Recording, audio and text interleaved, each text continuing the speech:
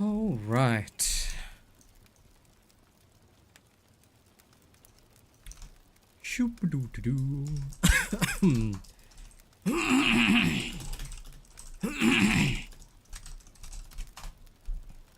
I'm on a good bit earlier than expected, so...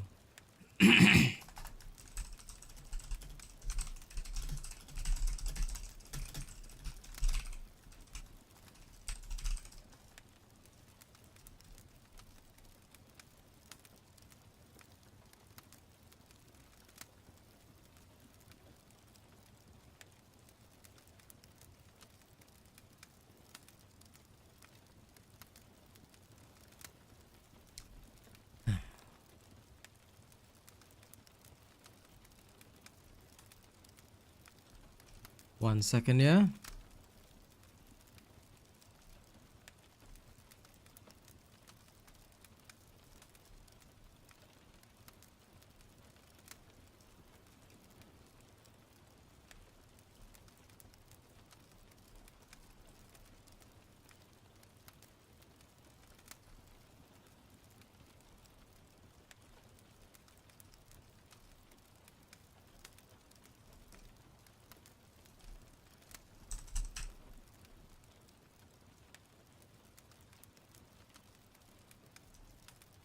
Now, before we begin, just give me a moment. Tweeting and all that junk. Okay, all of that's done. Mike, Bobby, Kaz, welcome everybody.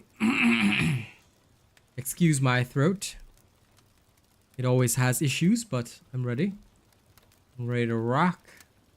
I hope everybody's doing well, yeah? I've got my little fireplace ambiance in the background going. And I'm ready to show you the Necro. Now, we are wearing the skin that newbie got for us, because after all, it is the coolest Necromancer skin there, yeah? Good evening to you from Australia, Mike. And my lovely Kaz today, she is resting, so she will not be joining me, but she will be relaxing in the background and hopefully having a good time. I'll just chuck this in here. Alright. I hope everybody enjoys the show. I'm just going to bum around and do what I should do, i.e. that is to say, I'm going to absolutely shred things with the Necro.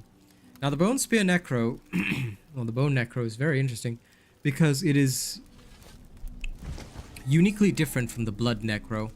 You have no sustain whatsoever, but it can still work because you are literally trying to turn yourself into walking artillery. That's the plan, anyway.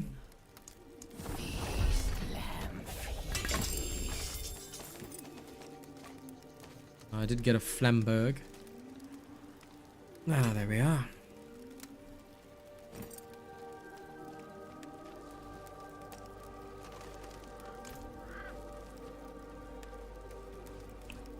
The other thing about the Bone Necro is that it is unique in the sense that it doesn't... It's the only class, I believe, in the game that doesn't naturally have a debuff. It has no natural debuffs at all. Okay, you can only it can only provide a debuff via the corpse tendril skill. But obviously this isn't the ideal way to play, so yes, I just wanted to discover this area, so that's why I did that. Whew, survived. But as you will see in my video releasing at midnight, sorry, I have to clear this road before beginning, but it's getting better. What you see in the video that I'll be showcasing later at midnight, is that it has the coolest animation for using the sword. I don't know what it is about it, but the way that you swing the sword with this is pretty cool. So I enjoyed that thoroughly. Now let me go up my potions. Oop. Oh, light. Cleanse these both through my skin, and I promise to become your most devoted. Right.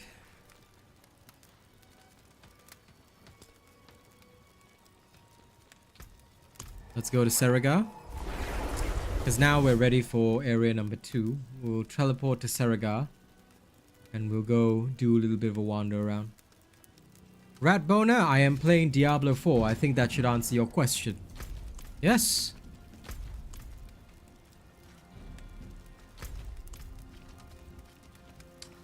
Well, a good evening to you from Australia, Tiago. Forgive me, I never knew you from Scotland. Because Tiago didn't strike me as a Scottish name, but that is lovely.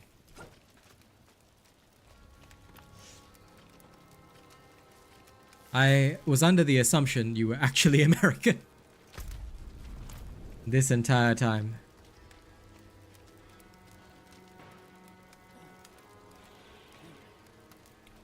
Okay, now, my ignorance aside, let me... Oh, wait, what? So you're just staying in Scotland? You're just staying in Scotland then? Okay. That's interesting.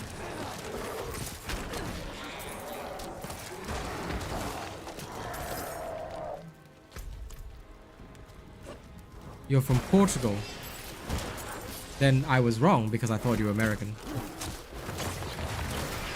But that's okay. I still love knowing people from all around the world. Forgive me attempting not to die. There we go. Hello MZ, Subingu, good to see you. Someday me and Kaz will go to Portugal. Someday. When I'm a much bigger streamer and can actually afford it. But now, still small time. That's okay. Slow and steady. Let me head this way.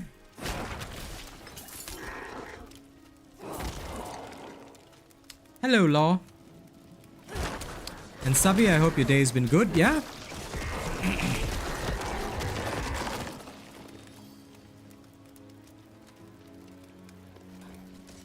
No problem, KCS. Happy to deliver. Like I said, it's mostly about gearing. Pretty much everything in this game is all gear. Once you have that, there's nothing and nobody that can stop you ever. Which is what is awesome about it. Now, I really... This one.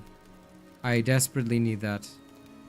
This one I don't care about, but this is the next...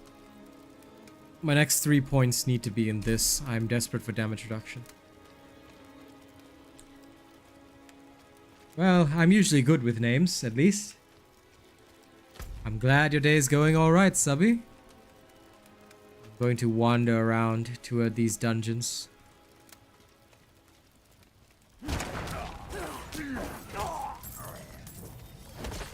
The thing I like most, I think, about the Bone Spear Necro is that you deal an unbelievable amount of damage.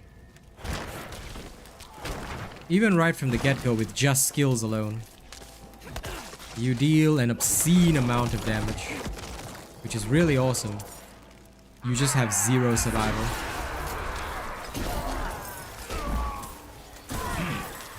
Because the Bone Necro is literally the only class in the game without any form of healing. Other than having to take something from the other tree, which is Blood Mist. But then again, Necros are always forced to take Blood Mist, because that's your only unstoppable anyway. So, regardless, you would be forced to take Blood Mist as a talent. But still, it's very interesting always whenever I see... whenever I play the Bone Necro, because I always worry almost like how I'm going to survive. But, my god, your attacks make you feel about as strong as a penetrating shot rogue. And of course, once you gather enough strength for the for frequent use of Corpse Tendril with cooldown reductions and whatnot, it gets a lot easier. Because I think you can get it to go down to a 7 or 8 second cooldown, which is pretty good. So you'll be spamming it in fights often.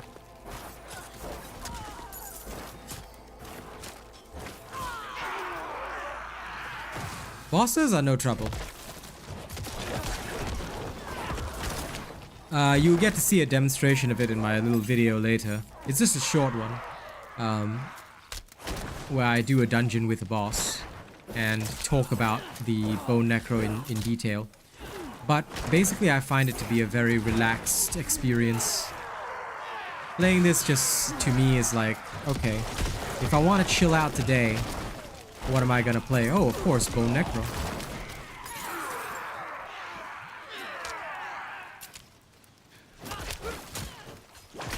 Just yank everything together and unleash unbearable amounts of hell on my opponents. Meanwhile, the Skellimans will usually handle most things on your behalf. Because early game and mid game, your Skellimans are ultra strong. They'll handle almost everything for you.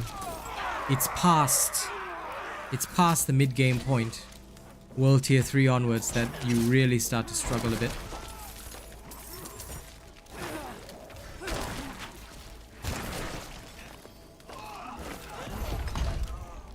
Because what people often forget is that the Skellies have the same stats you do.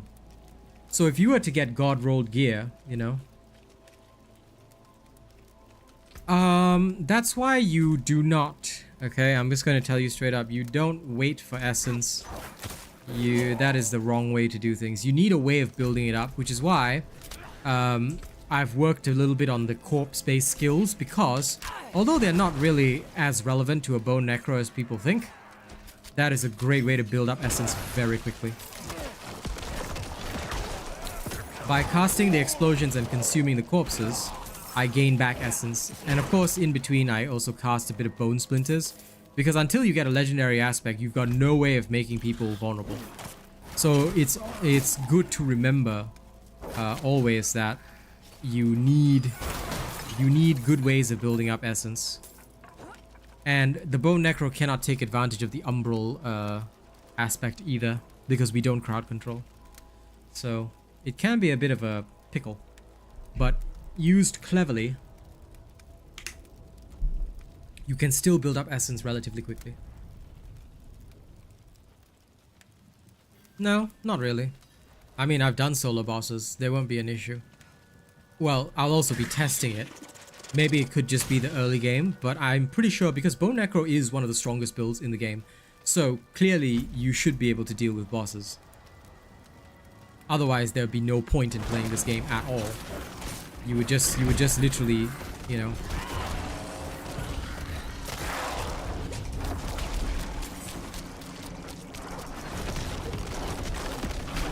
you would just literally die off, which probably isn't the wisest thing. Well, we shall see.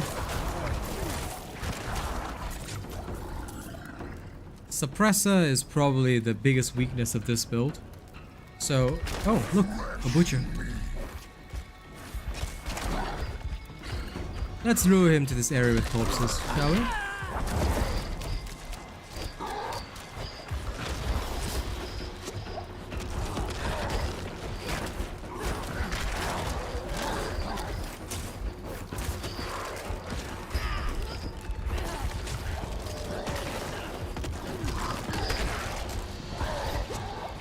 Probably without the vulnerability aspects, Butcher is probably going to be a headache.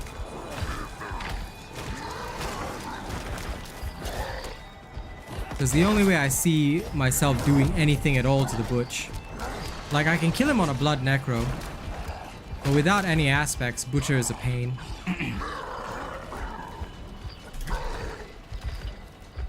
So I literally will have to either wait for my Skelly boys to do something, or yeah. So probably Butchers are going to be a pain for this one. Kind of similar to the Rogue, because when you don't have the gear, he's going to be a hard fight. Because we don't have any of the means of, like, really dealing with him. So I can survive, but that's about it.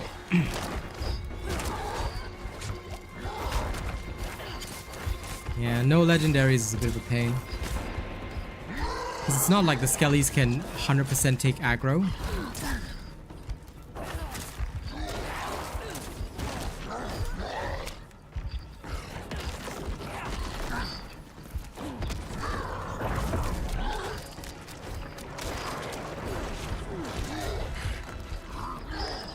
It's definitely a slow and annoying fight. Like, I could kill him if I kite forever, but that's a pain. Okay, time to die. Doable, but a pain in the ass. Like, you actually have to use the iframes around his attacks, which I'm not gonna do. Good night, Subby. Yeah, early game, it's probably a pain. But that's why I like thoroughly testing things like this. Like, you don't get to really see things in action until you get a good feeling for it. So sometimes when you test early game, you get a real idea of things far beyond, you know, just shifting into a late game build and then finding out that something is great. So one of the biggest things that I thought about was whether or not because I know Bone Spear is strong end game, but how does it fare leveling up? In general, I'd have to say that if you weren't a highly experienced player, you'd probably be better off leveling with like a normal build. Like, I would say the Blood Minion Necro, far superior for leveling, because you literally cannot go wrong with that. You've got sustain, full minions.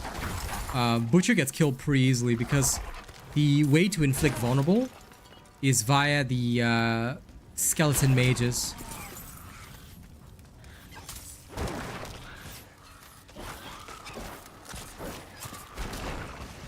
So now, I guess what I really need to try is, because I already sacrificed my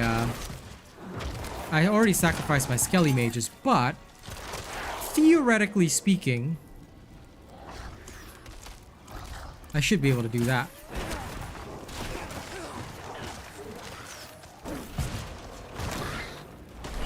So I would have like a consistent, I guess, way of inflicting vulnerable. And also a debilitating debuff, which might make a lot more sense. So basically I'd have to play like a mixed Necro early game, which is fine. That way I don't need this. I can literally go without. And I can move the other point into damage reduction. So let's try this methodology instead for a bit.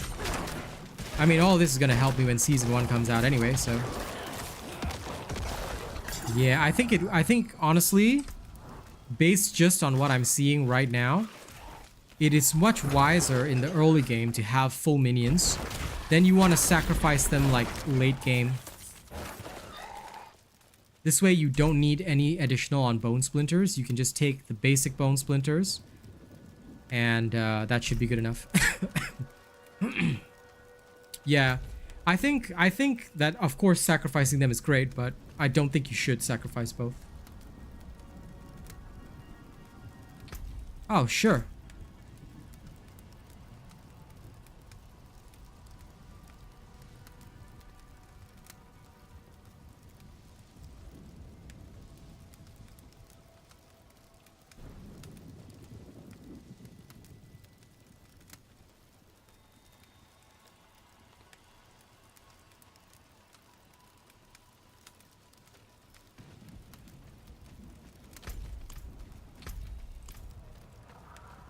Kazi, I saw your WhatsApp. All he has to do is just, all he has to do is literally just apply to the clan. I'll accept him straight away. No issue. Yep. So I'm going to try and avoid sacrificing during the leveling process, because I'm certainly not losing any efficiency, and I might actually do better against the Butchies.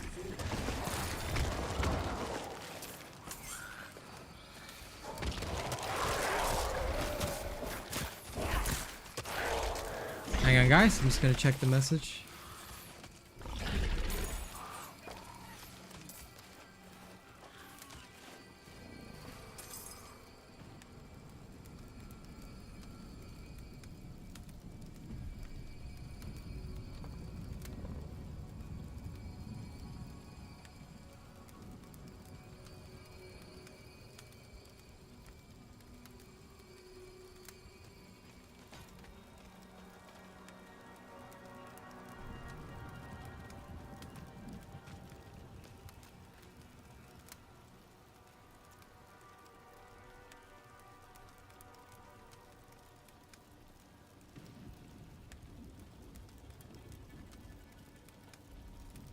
Okay, Kaz, I will. Sorry guys, doing a little bit of admin.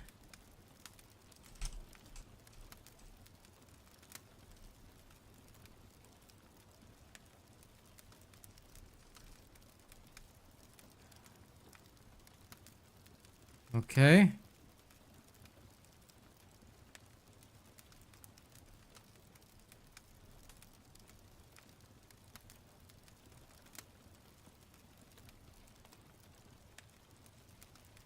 Okay, sorry about that.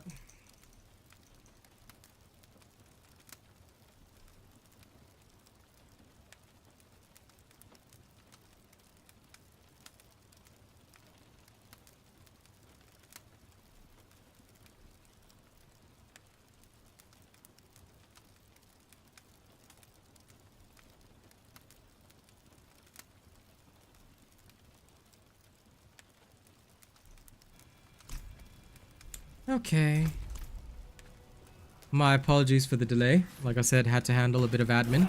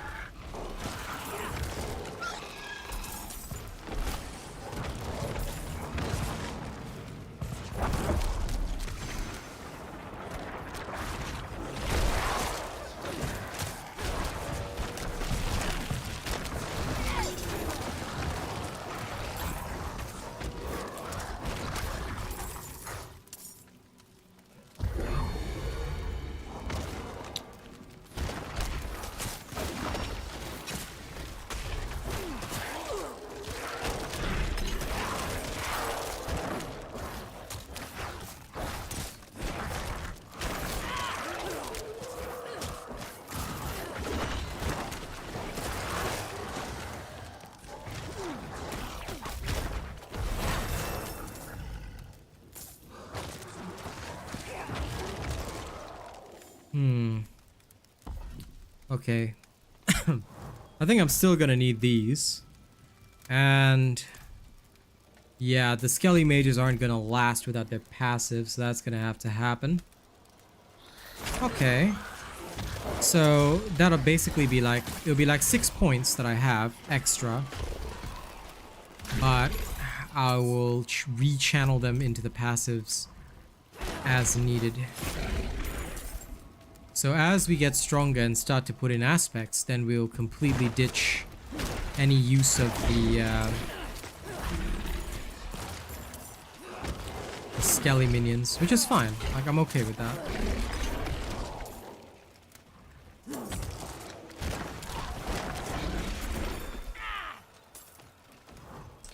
Okay, acknowledged. And thank you to everybody watching with the sound on. We appreciate you.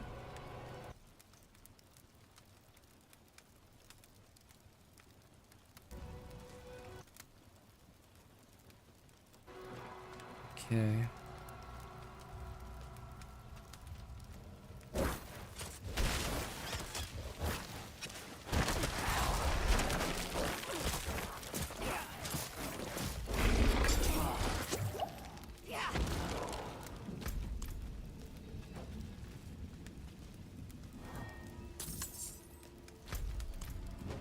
Nice slow leveling.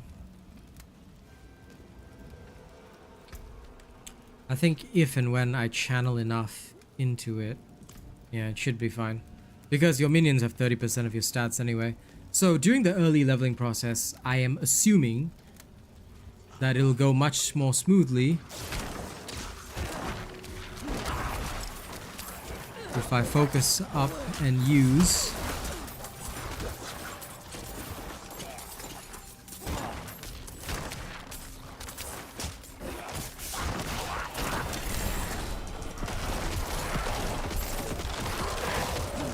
doing something like this probably be a better idea.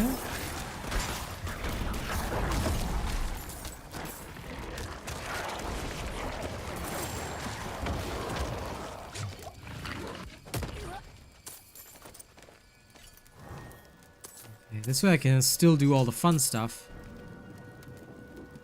But I'll just have to remember to remove the passives.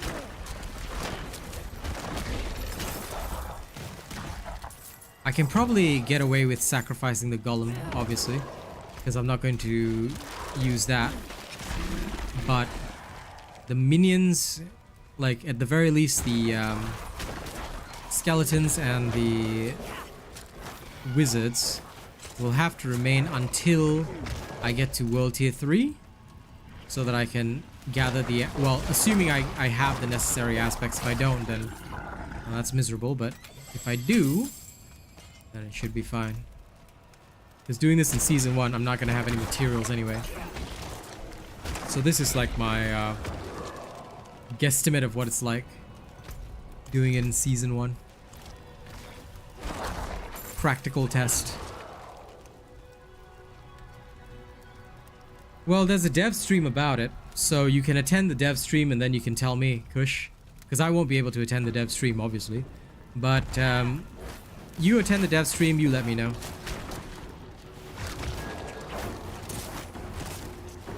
That way, at least if there's something good in there, I won't miss out.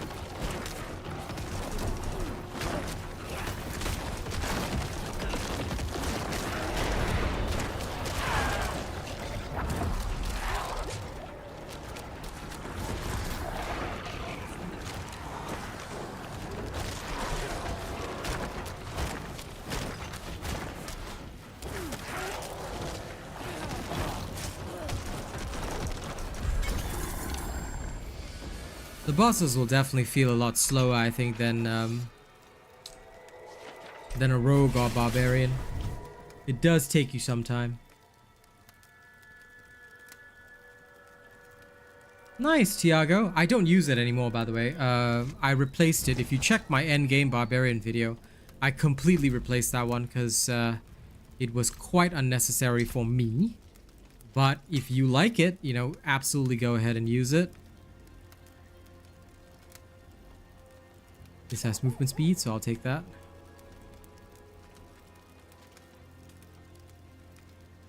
Slightly better armor.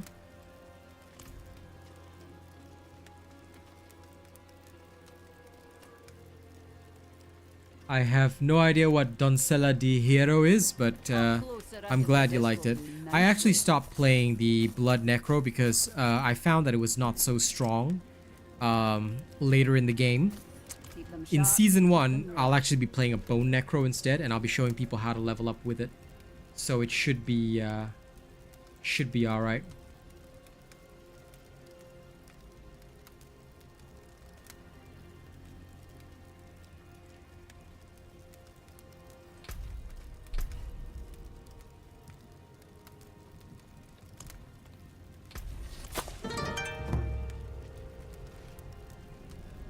Just doing a little bit of a check on something. Nope. Person still hasn't responded.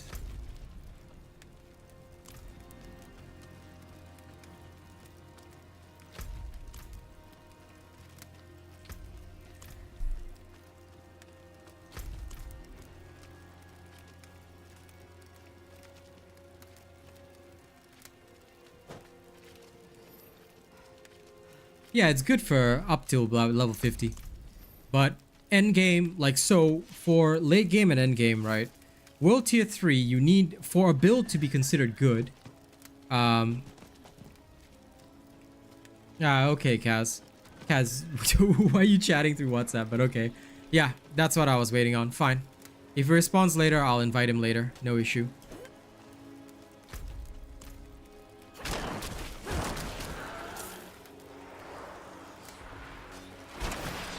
But after all this, he better attend my fucking streams.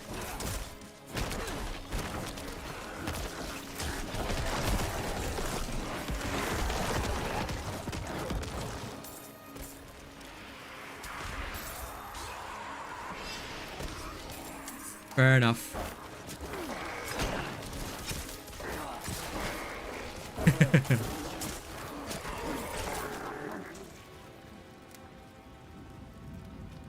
I'm messing. I don't expect him to attend my streams.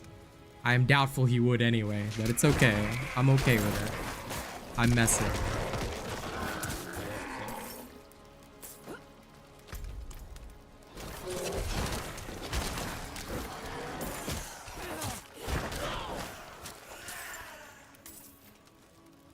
Anyway, answering Chris, no shockwave or trample aspect, not as effective. Not as effective. Because if you don't have those, your killing power is a lot lower. Your killing power is a lot lower. So I would recommend at least waiting on one of those, because the trample aspect with landslide is needed to clear the groups of enemies.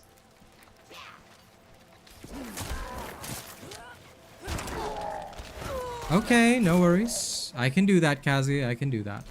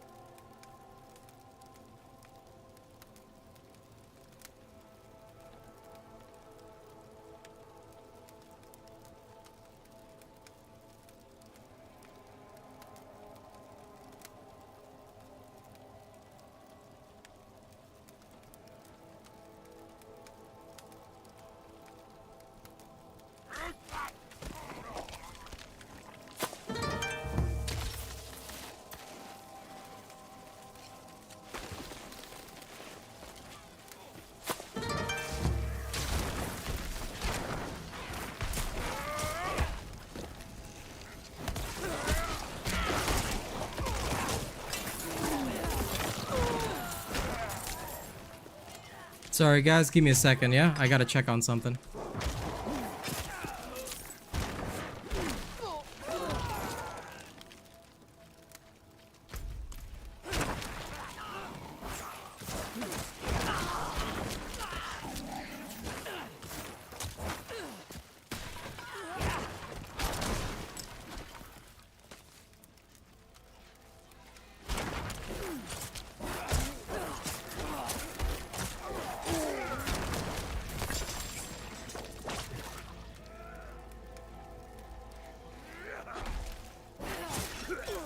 I'm just making sure everything's alright, because I just want to be sure about something.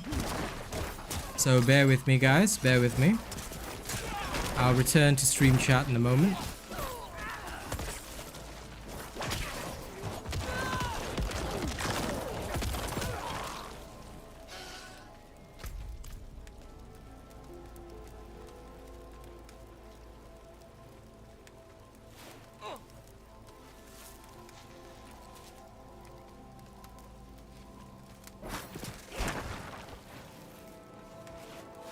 Thank you for subscribing, Jose Gonzalez and Kaylin Reynolds.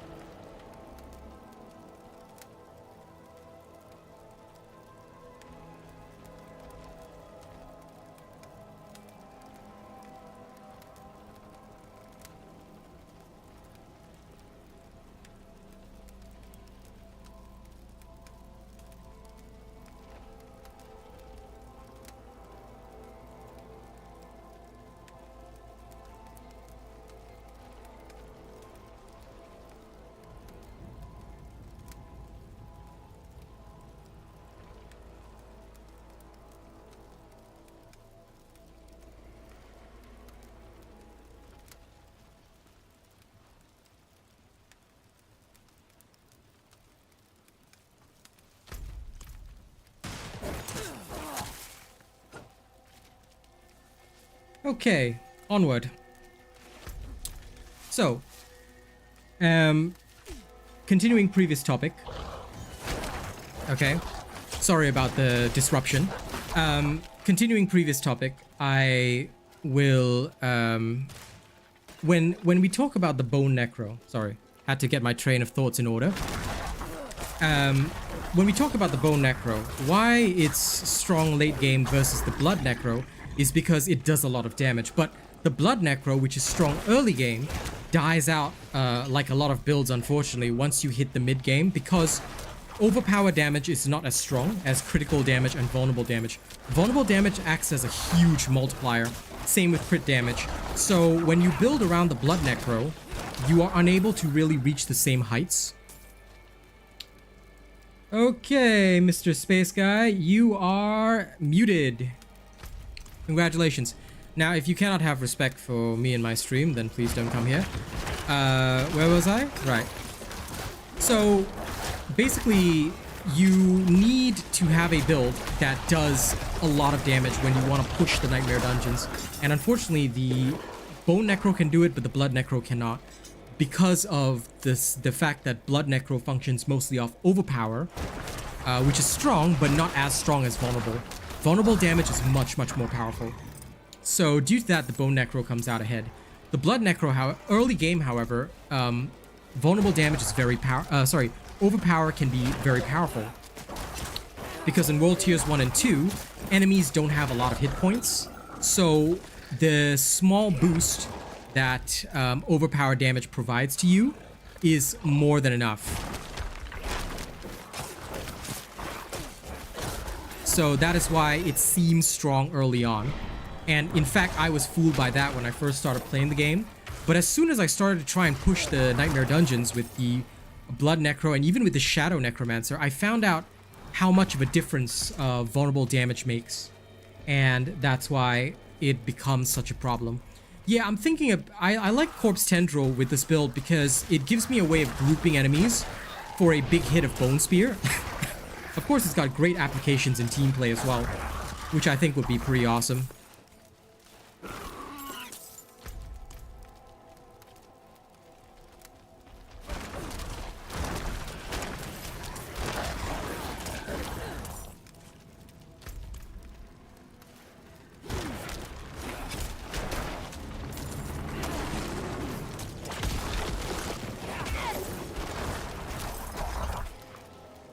So yeah, from that perspective, Corpse Tendril can be pretty good, which is why, like, I felt that it was a good addition for this build. Also, it gives me some much needed CC. But I definitely want to run both skeletons. As you know, my policy is always to avoid ultimates, like the Plague. I don't know if that'll hold true for the Bone Necro, but I'll experiment as we go. Because sacrifice bonuses are super awesome, but I can tell that I'm not getting a lot of value out of said sacrifice bonuses. At least early in the game, it would not even help me against a butcher, so I think if I have full minions early game, and maybe even mid game, then later on I switch out the skill points, it should be much better. At least that's what I'm thinking. Yeah, but it's an ultimate. Long cooldowns. I literally will try to avoid... Like, if I don't have to, I will literally avoid putting it... Oh my god, I hate the fact that... Sometimes, like, if you accidentally misclick, the entrance is so wide that you still end up going... Like, you end up, like, exiting again. They should have a cooldown on it. And in fact, this is one of the suggestions I made. They need a cooldown upon entry to a dungeon, right? Where you cannot click the exit. You cannot just immediately exit. There should be a cooldown of at least 5 seconds before you can do it. Solve a lot of problems. Anyway, I try to avoid ultimates like the Plague because any cooldown that is longer, like most fights you'll notice last less than 10 seconds. In fact, most fights last less than 5 seconds depending on the character class. So I try to avoid anything that has a longer cooldown that is not absolutely necessary. And ultimates would basically be up every 1 or 2 fights instead of up every single fight. And given the frequency of encountering elites in World Tier 4, I don't feel comfortable relying on an ultimate. Like, if I have to, I will. You know, I'm not against it entirely, but I try to avoid ultimates like the Plague if I can. Yeah, most builds need to avoid ultimates for that simple reason. Diablo 4, like, I get that they were going for, like, ultimates being absolutely epic skills, but the thing is that they're not, like... And, you know, I'm not gonna mention other games here, but there are some other games where ultimates are, like, literally world-ending skills, and then they have a fairly, like, they have a decently long cooldown.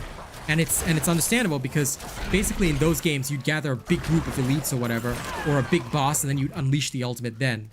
You see, so it warrants the longer cooldown. But here, where fights are more frequent, you know, it's a bit difficult to actually do that effectively.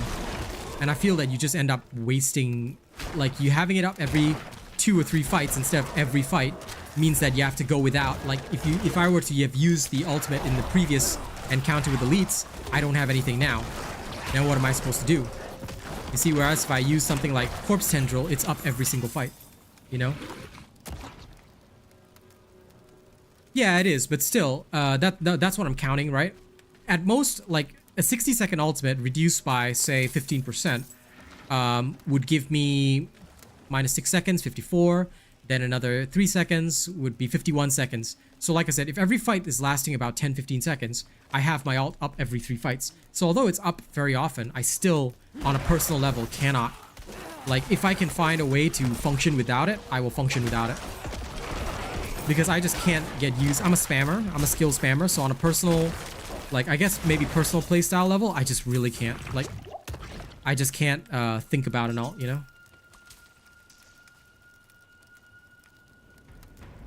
You know, I've pondered that as well. Like, we should be able to pick an ultimate. Like, it can be a longer cooldown, but it should be, like, in addition to the skills that we normally have, you know? I feel like that would be pretty cool. If it was, like, a separate skill button, like a dedicated ultimate button, that could be a pretty cool way of solving it. That way we always have an ult, and it's our decision when to truly use it. I could get behind that. Like, that would fit my playstyle more, because that way, you know, when it's really, really fucked up beyond reasonable doubt, then that's when I throw my ult out, you know? Like, I'd be okay with that. But now, because it occupies the same slot as a normal skill, I, like, the way my brain functions, I just cannot, like, if there's no particular need for it, I just cannot condone having an ult on that slot when I could, you know, put a skill on it instead. And the skill might be up more often. So yeah, that's just the way my brain thinks, you know?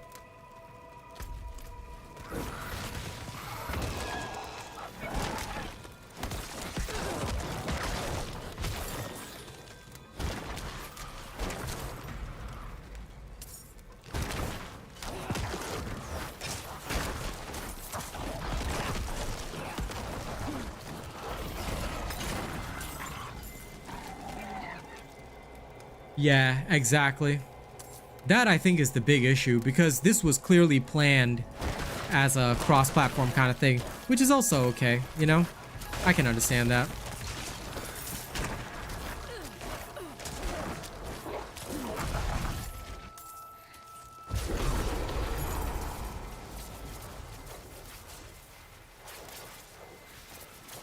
Because they do have to fit it on a controller. So if there, like, weren't enough buttons or targeting was difficult on a controller, I can understand that. Hey, my wife's a controller player. You control your mouth, Law, okay? We are an inclusive community. So you better control yourself, or else you see Kazmanta right there? You do realize she's got the wrench icon, Law. She got the right to literally slap the shit out of you. Well, they could also use a combo. They could also use a combo button press, couldn't they? Like, they could do the they could do it so that like, if you press 2 buttons at once, it'll trigger. Like that would work, wouldn't it, honey? I know nothing about controllers, so I asked her if I need to ask anything controller related. I'm just a keyboard and mouse guy till the bitter end.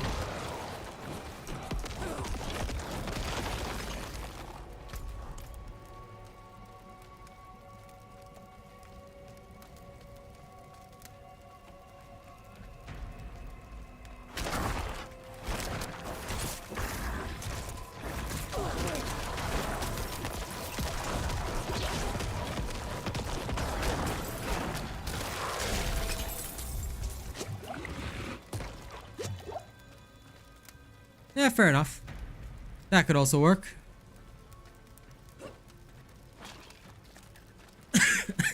Like if you have a button where you hold it down and okay, you unleash. That might be pretty cool. Thank you for subscribing, 523 Bean and Ben Zureb.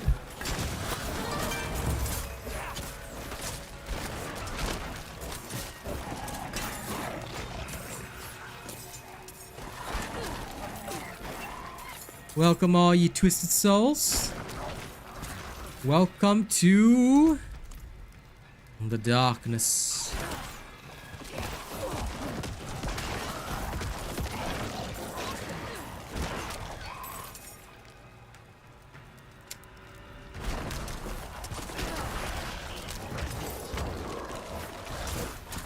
Well, you know, I gotta say, this is functioning better than intended. I think having the minions solves, you know, that big problem of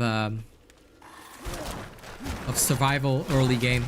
Because I mean, once you have your aspects and all that, it's not going to be a problem. But at the very least in the early game, when I don't have, you know, instantaneous destructive power, this is pretty alright.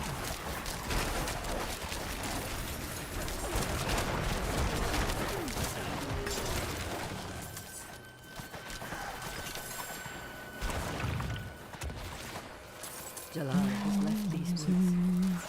The forest is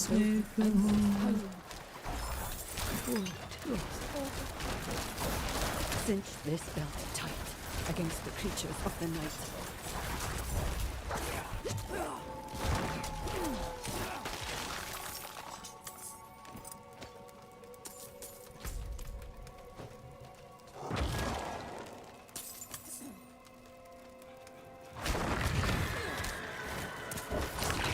I'd say that's just a skill issue at that point, Kalen. If companies are afraid of that, they probably shouldn't be designing games. Multi-use buttons, I would say, are totally fine. So I actually can get behind that idea, yep. Long press, short press, sounds perfectly reasonable to me. There is no reason why a big company like Blizzard can't design it that way. But I think that they also wanted, to an extent, these skills to be limited. Like they needed us to make a choice. But that's, I guess, why I chose the way I did. Don't get me wrong, I love a good ultimate, but can't find the space for it. You know what I'm saying?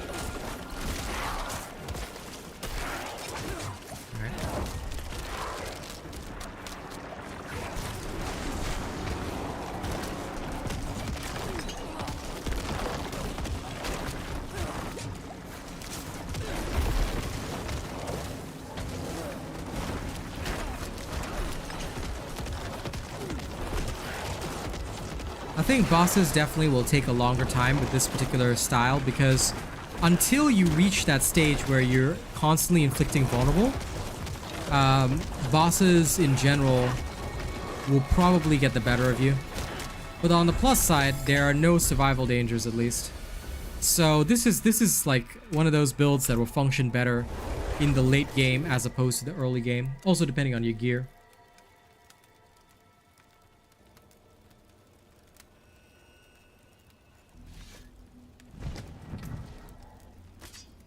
Because the more that I look at it, the more that I see it in action, the more I'm like, this works, but it's definitely a late game build.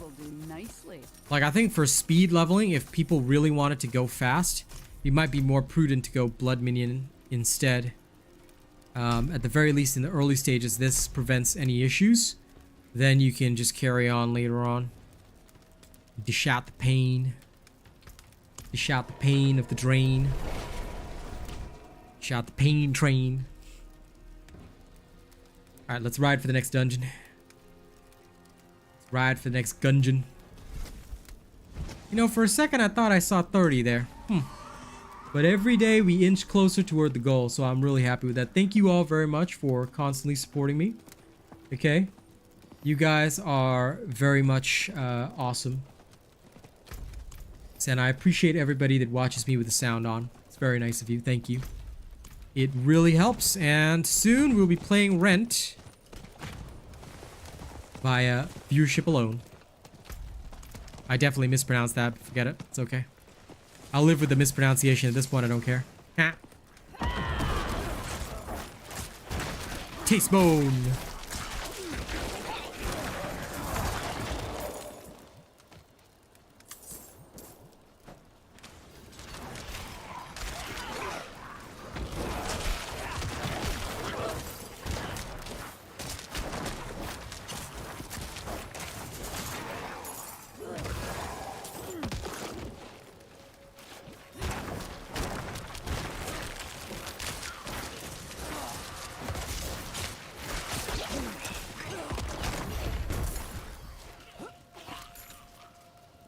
This guy trying to go ice shards early game as well. Oh. Yes, he must be testing stuff. Good sir, I wish you well, but ice shards sucks ass.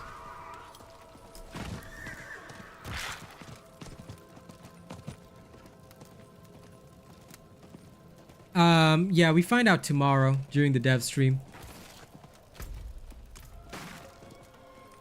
Well, I mean, you know how it is, River Archer. If you didn't hear it here, it's probably fake news. Ice shards are great. Not early game though. Definitely not early game. I've tried and tested them early game and they suck ass. In my opinion, Chain Lightning is way superior for leveling because you get dungeons done at really high speeds. Like I was literally blowing through those dungeons super fast. But I guess also personal preference takes, you know, personal preference is part of it. If you like it, you know, don't let me stop you from using it. But late game, definitely it is the superior build right now. So, next season, assuming they do not buff Sorcerer, well, I'll probably run an Ice Shards one. Because that's the only really viable endgame build right now.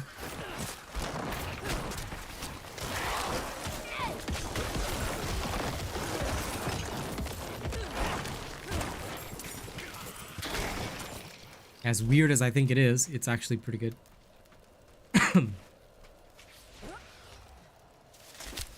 Yeah, Chain Lightning is great in the early game. Early and mid game. Because it's just useful when you're in World Tier 2.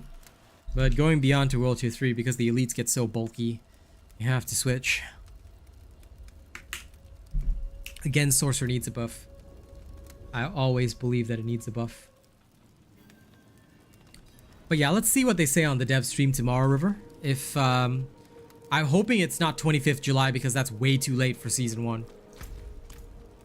I would very much prefer them to do it like mid-July like they said they would.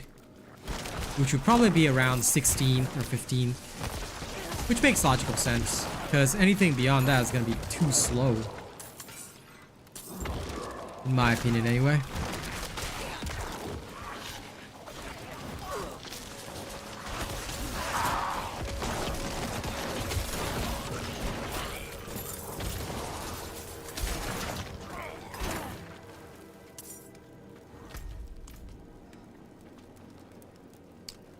Okay, just have to kill 2 vanguards.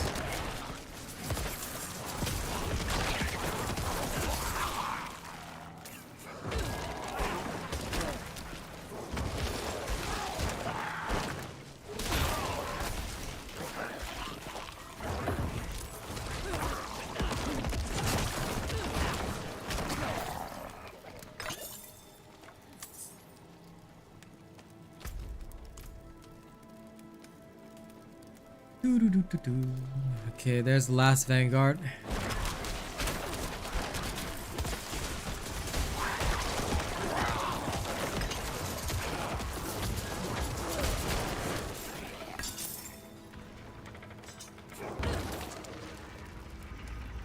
Doors open.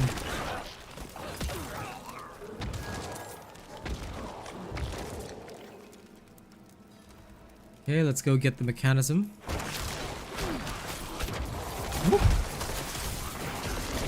Yoink!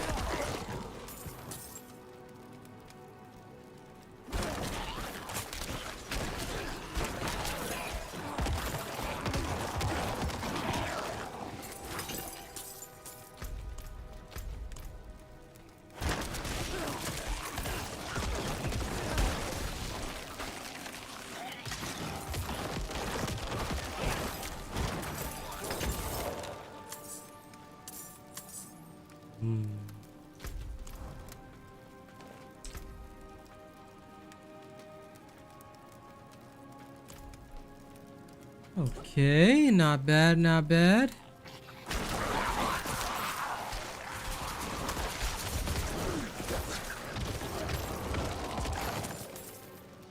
This is doing all right. Thank you to everybody watching with the sound on. Okay, major appreciation to all of you. Yeah. Keep it up, keep it up.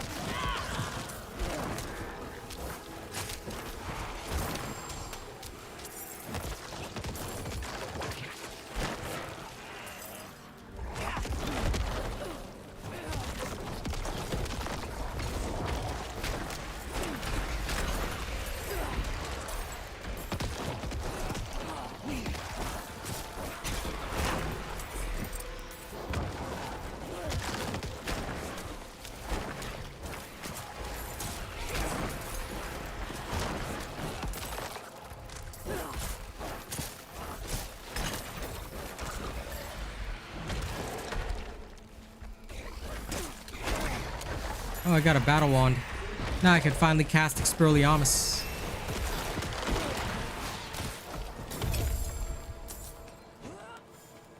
I can finally cast Expelliarmus. Okay, I got my lethal shrine. And now ossified essence. This drives the power of Bone Spear way, way up.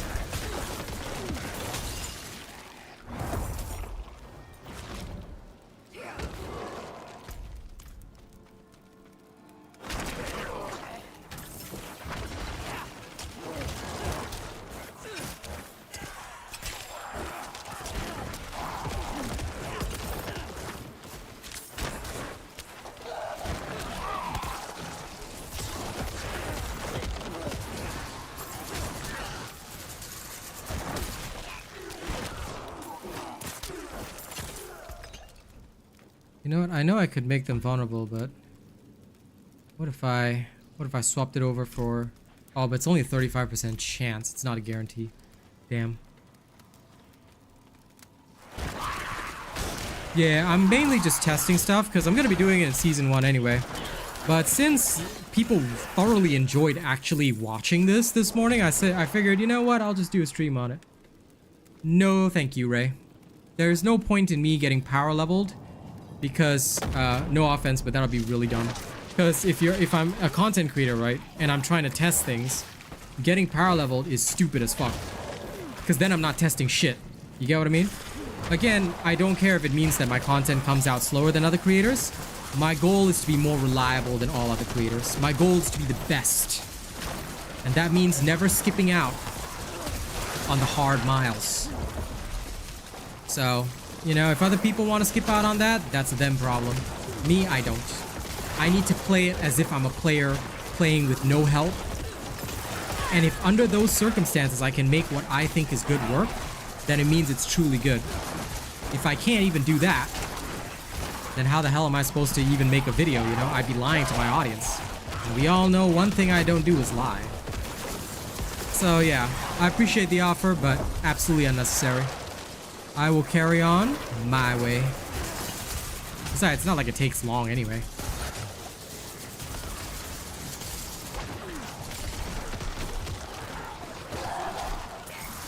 Might require a bit of effort, but it's good learning.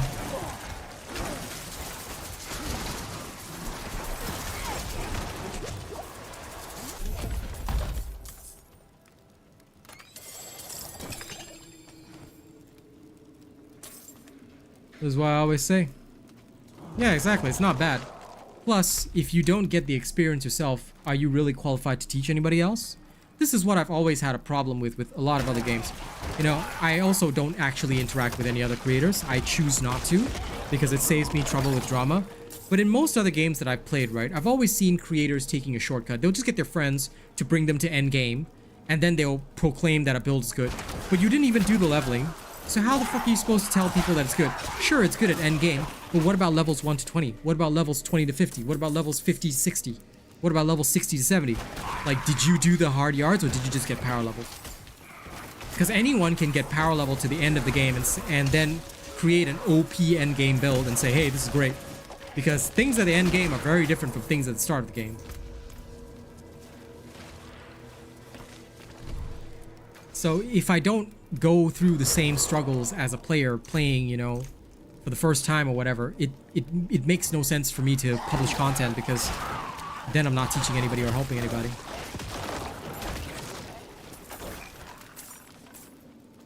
Oh, I don't need them early game. The levels go by very fast. I'm more interested in properly understanding specifically how this is supposed to operate. So that's why I don't consume any potions. Because either way, early game for a first timer, you're not going to have any potions. You start getting them a lot in World Tier 3 onwards. But yeah, the early levels fly by, so... I'm already level 25. Like, it will not be an issue. The levels go by so fast. So I'm just more concerned with making sure that, you know, I get the process of this right. So that in case somebody wants to use this and ends up like actually playing it right from the get-go, my advice will be accurate for them. After you beat the campaign for the first time, do you switch to Tier 3? Yes, absolutely. You should get into World Tier 3 as soon as possible, because Helltides are your friend.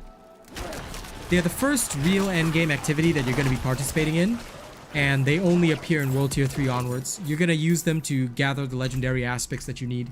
So that is my answer, Iconic. Definitely get into World Tier 3 and go do your Helltides. And that'll help you tremendously, because that way you can farm legendary aspects, gear, all the good stuff. Yeah, that is unfortunately how it is, Chris, and I do understand the pain. That's also partially why I got frustrated with the Druid. Actually, Marcel, I played, like, this build will not be published until Season 1. I'm just...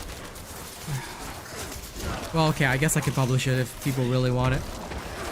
How can I deny people when they're hyped for it? But yeah, okay, if it works out, I'll just drop this one as well, in case people want to see it. But I don't know if I'll be able to bring it to the end of Season 1. We'll see. So, sorry, to the end of the preseason, because we'll find out tomorrow when the preseason ends and when Season 1 begins. If I have enough time, I'll at least publish the basics of this.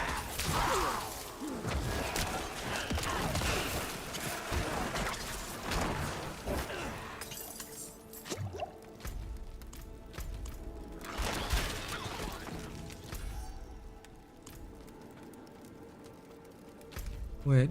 I thought to myself, where's the box? I didn't collect it. But make sure, Iconic, that you also focus on your renown. So while you're in World Tier 3, right, you don't have to do the Nightmare Dungeons yet. Focus on finishing your renown bonuses, because that's absolutely crucial. You need your renown bonuses so that you can experience the full game properly. I only focus on opening the mystery chest, Law. Don't open any other chests in the Helltide. I'll give you the Helltide Tracker tool. This is the Helltide Tracker tool. You go there. Whenever the Helltide's active, it'll show you where the chests are. You just go and pick up the mystery chests. Don't touch any of the other chests. Yeah, slow and steady, cats. Like, anytime, like, if you, or maybe if you just want help with the renown, I'll assist you on it. The next time you feel like playing. And we can just, like, basically, I'll teach you how to see which dungeons you need. And then you can go from there. Because we have to do the normal dungeons, not the nightmare ones, to get the renown.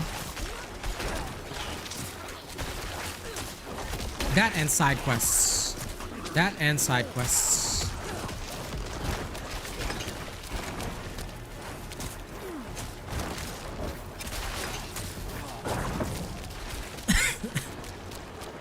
Yeah, no problem.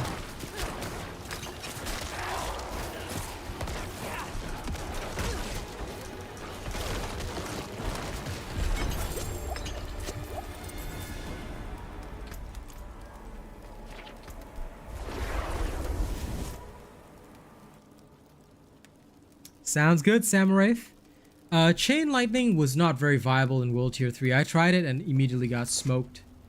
So that wasn't really a smart decision, because you realize that once you go up to World Tier 3, your opponents are going to be very, very tough.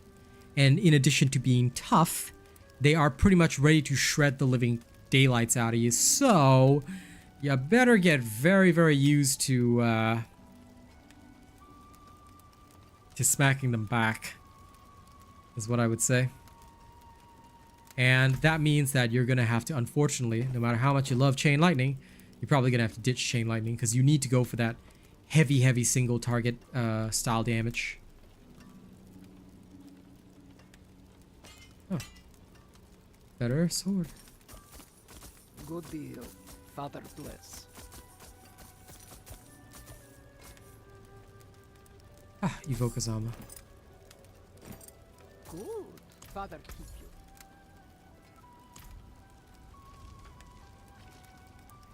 Complete campaign while doing just do some side quests along the way if you need to level up while completing the campaign. So for example, while you're going through the campaign, if you find that the enemies are too strong for you, you can go do some side quests, some dungeons to level up and get gear. Then rush the campaign as much as you possibly can. That is my advice to you, Benji. So I hope that helps. Well, Upheaval can be pretty good in campaign. I'm not gonna say no. I plan on playing a Whirlwind Barb for Season 1. Just to give it a try. I think that'll be very interesting to do.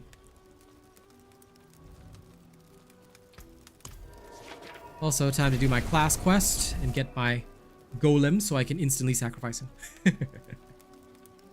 Hey, did we just go over 30 active viewers? Thank you guys for keeping the sound on. Very pleasant, very pleasant. Every day I see more and more people tuning in, which is really great, You know, thank you guys very much. If not for you guys, I will not be paying rent doing what I love. So thank you very much. I am actually one of the few streamers, thankfully, due to the way my revenue is structured, I'm actually one of the few streamers that can actually, you know, pay rent solely off viewership. So it's really awesome, and I'm very thankful to YouTube for the opportunity, because it's so nice that, like, you know, I mean, of course, donations are always appreciated, but as long as people are tuning in and watching, I can survive. So it's very nice that people are supportive of that. They're always watching with the sound on. It's really good to see. Very encouraging. Thank you guys very much.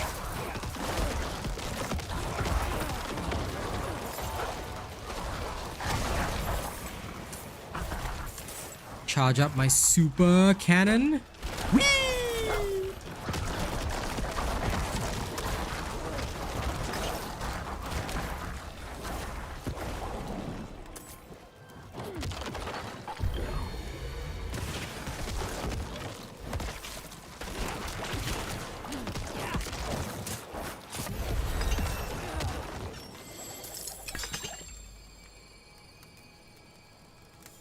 The tier doesn't really matter, so they give the same amount of renown regardless of the world tier cast. So you could actually just go do side quests on world tier 1 and you'd still get all the renown bonuses. Same with the dungeons, you get the same renown whatever world tier you do them at.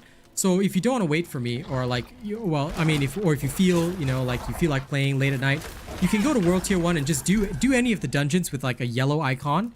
It means you haven't done them on that character, and they'll give you renown. So either the yellow icon or the treasure chest, you can go do those dungeons, or dungeons that say like, yeah, basically, if you see the orange dot or the treasure chest on it, the yellow treasure chest icon, you can get renown from that dungeon, because it means you haven't done it before.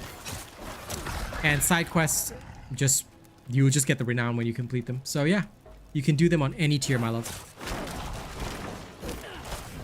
Yeah, go for it, It'll be very good if you do. Because those extra Paragon points and the extra skill points are all beautiful. So very, very helpful overall. Okay. Bone Spirit I don't need. Alright, now we can start to really play. Okay, this is good. I have my Ossified Essence Key passive.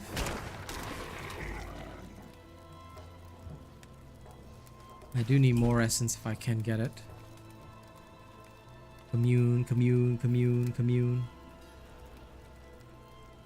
I've waited for you. Well, Mr. Simon Jarek, that means that this is probably not the game for you. You should probably try and find a different kind of game. Maybe an FPS or something, because, yeah, if you're already bored, then, well, this is clearly not the kind of game for you, buddy. If you do not take pleasure in the style of Diablo, it's probably best to find a different game. There's a huge variety out. So, you know, go enjoy yourself. There are many choices in life.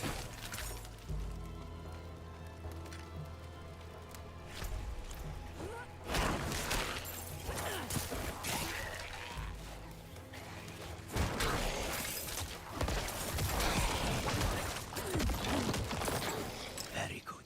These will do. You'll need the essence of life, a spirit to transform your golem. There is a vile artifact buried in a hillside not far from here.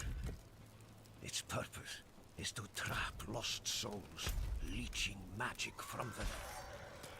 Free those souls, and perhaps they'll help you in return. La la la la la la la la.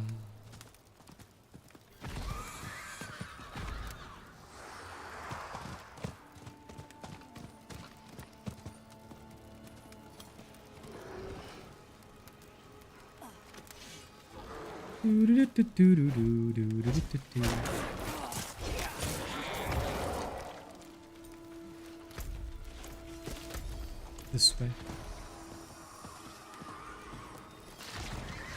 There is a lot to do in this game, but you have to really enjoy it. Like, some people, I guess they just don't enjoy the grind, you know, which is fine. If that's not what they're into, then this is the wrong game for them. But there's plenty out there that people can play, so I'm sure they'll find something suitable, eh? Aha! The Bitter Cave, let's go. Yeah, I'm probably gonna go, like, Hammer of the Ancient's Barb is really, really awesome. Like, that is a chop stamp proven build, Autobot. But, I'm gonna try a Whirlwind Barb to at least give it a fair go, because, you know, I've always judged it as totally worthless, but, you know, some people swear by it, so I want to see, you know, whether or not it's worth it.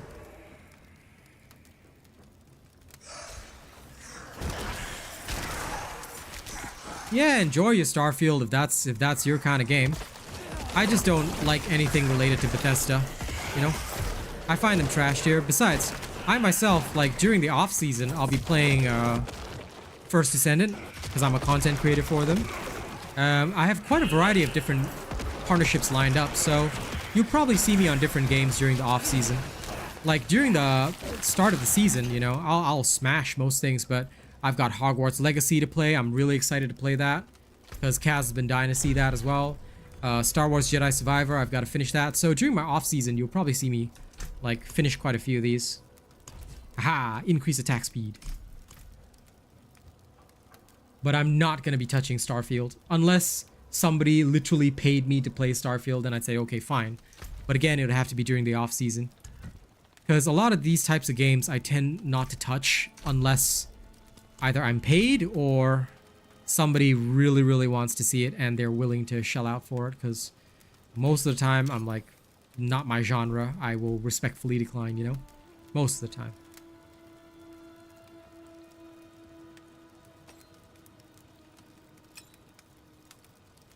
I appreciate the vulnerable damage, but this needs to be better. To be honest, early game, you can pretty much do anything on the barb. I used the Ground Stomp Leap together with Call of the Ancients, and that basically carried the early game because, and I'm planning on doing the same thing even though I'm going Whirlwind style, because the shouts are not viable early game at all. They require cooldowns to be effective, so, you know, I'm definitely going to run that for my Whirlwind Barb. Then once I get into World Tier 3, and I've got some cooldown gear, and I'm actually ready to, you know, ready to go ham, that's when I'll bust out the shouts for the Whirlwind build.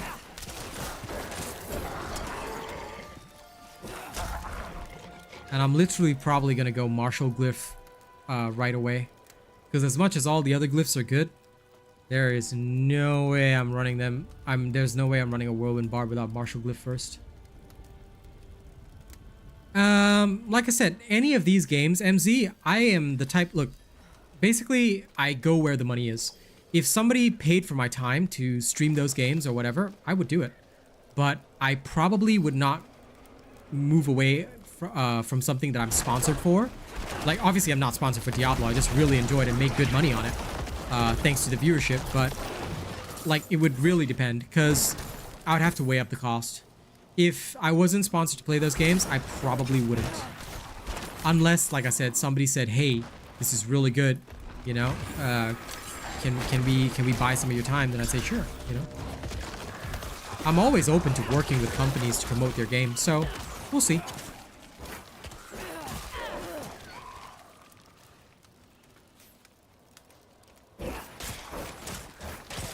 Paragon board doesn't usually solve your Fury problems. Fury problems are solved from the shouts, which is why shout barbs are the only way to play endgame. Because you literally cannot function without shouts.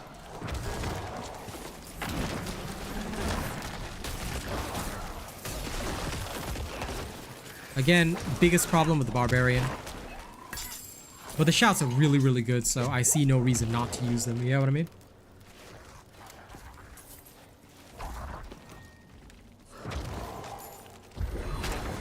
But I do think that if we were to, like, I would actually like to see the barbarian get a slightly different mechanic. But I have a feeling that the reason they designed it that way is because every class roughly has two characters that have kind of the same mechanic. You know? Rogue and Sorcerer share the same. Necro and Druid are kind of the same, although Druid, I guess, has a bit more similarities to Barb, except that Druid doesn't lose their spirit. But yeah, because of that, right? I feel that it'll be, you know, better if like the Barb's mechanic was more like the Druid's at least.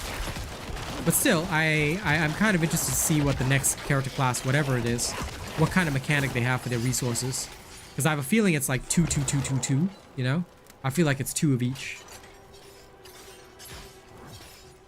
I mean, Rallying Cry is always used on almost every build. So that is true. I'll be using Rallying Cry, Ground Stomp, and Leap on my Whirlwind Barbs regardless.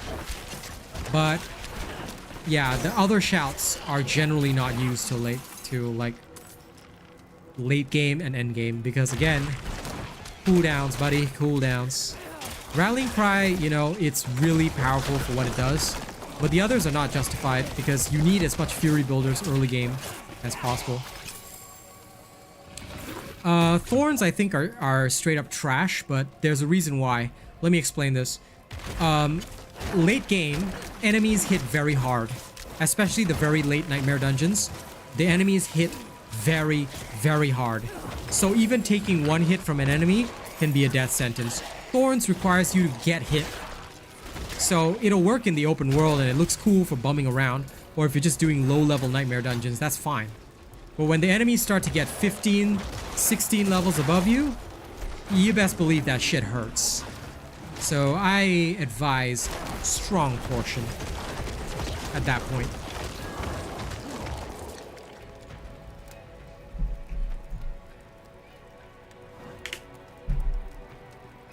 I mean, they could drop an aspect in future that makes it, you know, pull enemies in. But here it's the whirlwind that pulls enemies in. The stomp itself gives you fury. So, yeah. But it will not be viable late game. Because late game, you literally desperately need the, whatchamacallit? The War Cries to even survive. Especially if you're pushing above your level. Exo Vanquish, I don't know if you know this, but I have to tell you straight up. We do not allow mention of Dauntless on this channel. Reason why is because Dauntless devs support racism toward the Asian people. They do this through their partner. Funnily enough, Iconic, the racist partner's name used to be Captain Maelstrom. I don't know what it is now, or if he's still around or a partner or whatever, but I never received an apology. Here's the proof, Exo Vanquish. If you like Dauntless, that's absolutely up to you. I wish you well. I hope you enjoy the game, but we do not allow mention of it here, and we certainly do not support it any further.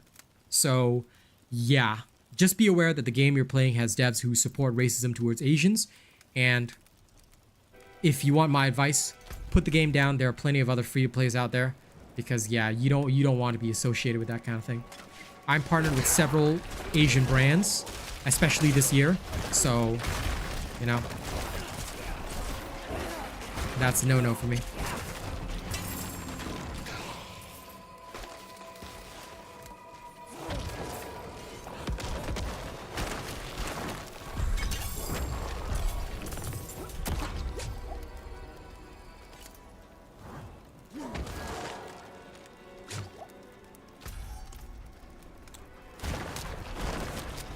How do you know Barb will be getting another nerf?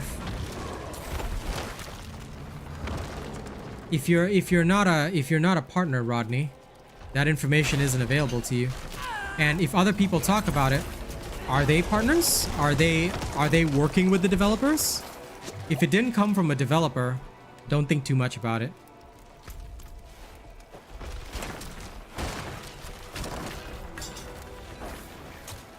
That's okay, Exo Vanquish. I'm sure you didn't know. But like I said, the evidence is out there in the public if you want to see it, and yeah, that's the reason we no longer do that content. I don't think anything needs a nerf. I think things need buffs. What do I think about Rupture? Rupture is trashed here. I laugh at Rupture barbs. I've seen Rupture barbs, and I've killed them. I laugh at them because I find them very amusing. Well, if you miss Elden Ring, then you can get it on Steam and load it straight up. But welcome to Diablo regardless. If this is not the game for you, it's okay. Like Mary Raymond, you can do whatever you want. You know, ain't nobody holding a gun to your head telling you you need to play Diablo. If you miss Elden Ring, play Elden Ring. Why play Diablo? If you miss the game, you should play the game rather than talking about missing it. Kind of weird. But hey, you do you.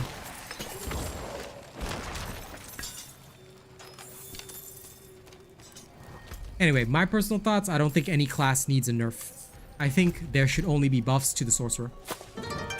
And that's all. As long as there are buffs to the sorcerer, I'm satisfied. RB, thank you so much for subscribing. Welcome.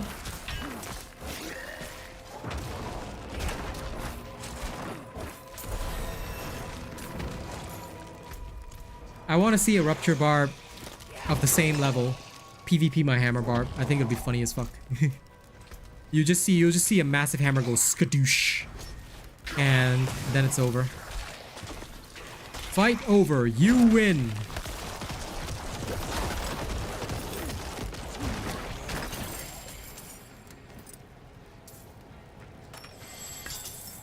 It was in the early stages. But now it's pretty low tier. Or well, I guess I could say it's considered low tier.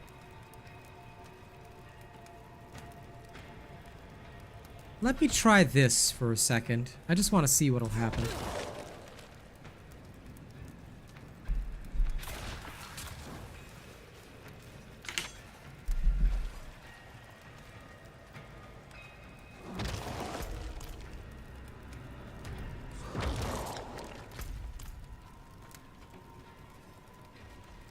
No, I haven't, but I have heard about it. So, some builds are better in PvP than others.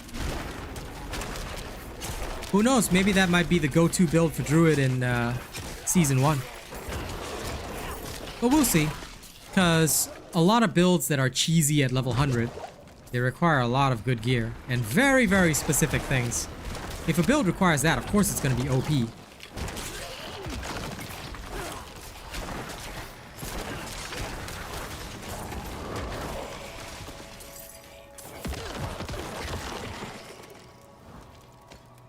Yeah, that's great. I'm happy for them. I'm sure that requires very specific gear, though.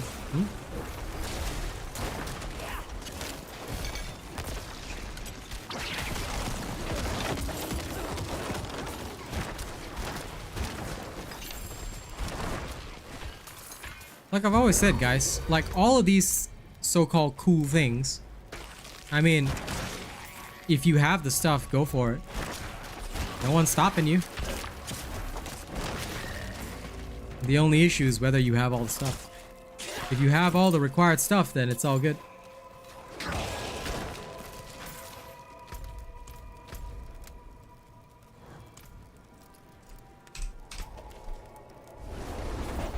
If you meant it as fun, that's totally okay. All I'm suggesting is that, I mean, if you don't enjoy Diablo, go play Elden Ring, you know? CC affix? Yeah, what's CC affix? Can you be more specific with the whole name of the affix? If you're a bit more specific, I think I can help you, but I got furs, please, skins, and steel. can you specify what CC affix you're talking about? Because there's more than one. Take it. Father keep you. Hey Alpha, how you going?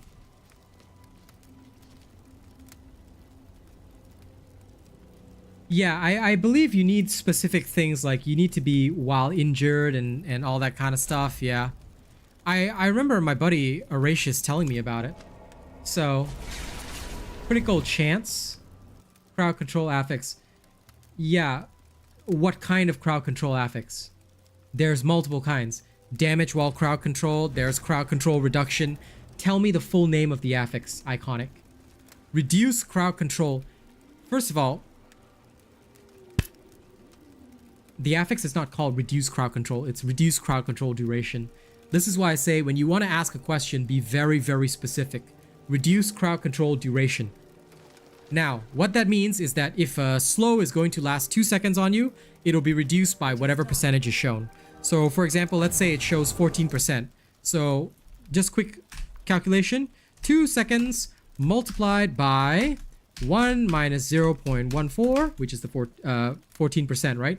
So basically, a 2 second slow will last 1.72 seconds instead. That's all it does. It just basically reduced. No, there's only reduced crowd control duration. Reduce damage crowd control. What?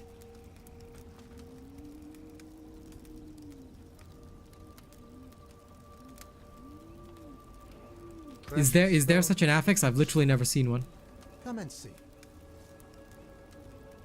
That's why I have to ask people, please be very specific with your questions. You know? Yeah, you asked me some half-ass question, I cannot answer you. Yeah, he might be talking about the aspect, but he didn't mention an aspect, so again, confusion. I am very confusion here. Y'all gotta help me help you, okay? I want to help you guys, but you gotta help me help you. Okay? You gotta tell me. This is why, you know, go to the game, read the affix, copy the name exactly, and type it into chat. I will be able to help you. Tell me the percentage on it or any numbers on it as well, because that will help me. That will help me help you. But you don't give me the full specifics, I cannot help you. Because language, wording, very important. Very important. No language and wording. I can't do shit for you. Hey, Jacob Brown. And if you're gonna get Diablo 4 soon, Alpha, then I'm happy for you, man. Do it. It's a great game. I am enjoying it quite a bit.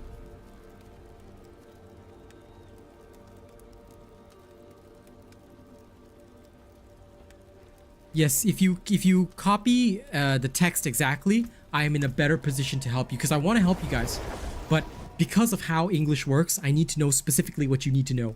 Therefore, like if you want an explanation, you need to tell me, okay, so this affix says exactly this. For example, I'll give you an example. Take a look at this, right?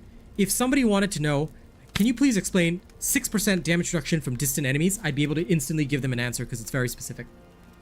How good is Fire Sorcerer? Trash tier. Anything other than Ice Shard Sorcerer is literally trash tier right now. The Arc Lash Sorcerer is okay, but it cannot push Nightmare Dungeons as hard as the Ice Shard Sorcerer. And again, this is inclusive of the leveling up phase. I don't just take into account the last endgame builds, because once you get to the endgame, like they've been talking about in there, right? The Bulwark spam build is also very popular right now, and it does pretty much explode, you know, a lot. So that one is pretty cool. You just have to stay injured and whatever. So it requires very specific stats, but it's doable. Fire Sorcerer is fun for leveling up. As soon as you hit World Tier 3, trash. That's why Sorcerer needs buffs. Also, a lot of playstyles unfortunately just cannot keep up once you hit World Tier 3.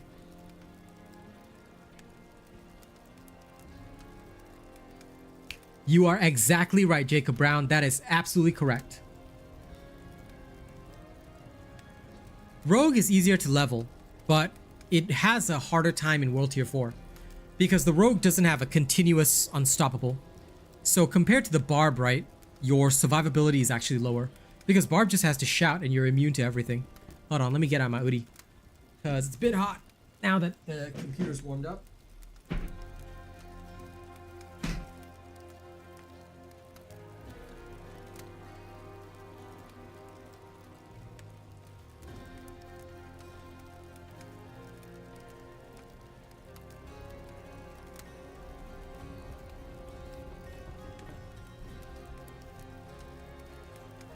Usually once I've warmed up, I switch over to my normal jacket. No problemo, Jacob. Happy to help. That is what I'm here to do.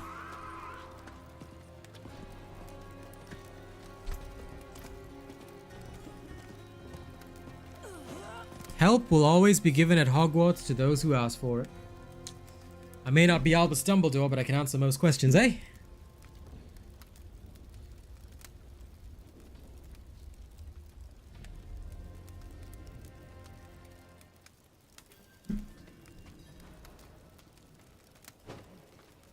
You're planning to buy Diablo again to help level up characters. What? Why would you need to buy Diablo again to help level up characters? If you want to help your friends level up characters, you can just literally power level them with your high level character. Why would you need to buy Diablo again? That is weird and makes no sense. Are you okay, good sir?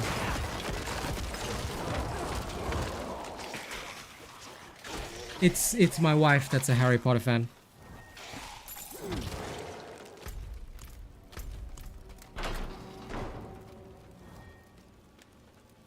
I am not sure. What is this multi-boxing thing? I might be a streamer, but I'm a total tech newbie, so if it's something technologically new that I don't know about, okay, please forgive me. I will have no knowledge of it. Because that's just the way I am.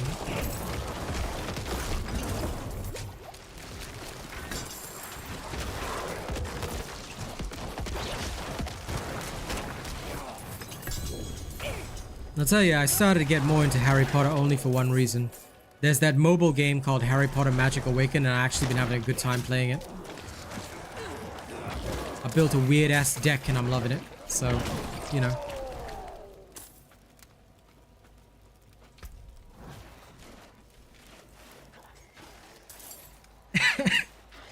You get the launcher to launch 2 games on the same PC. That's pretty swanky-danky.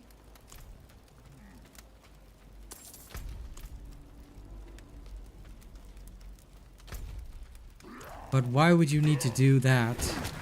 I mean, early levels go by pretty fast, and I'm sure you could get your friends to power level you if you really wanted to. I mean, you really want a multi-box, then hey, far be it from me to stop you. As long as you don't do anything illegal.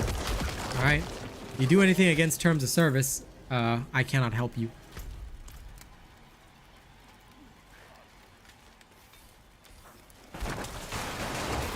The Necro build published on my channel is a Blood Minion Necro. It's not this one.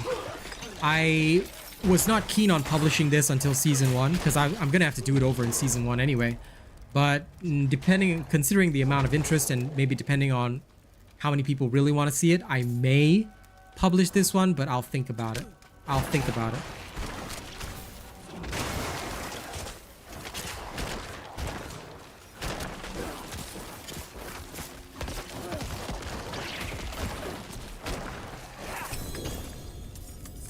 Oh, well then there you go. So, in which case, thank you for informing me. Please do not discuss multi-boxing here anymore.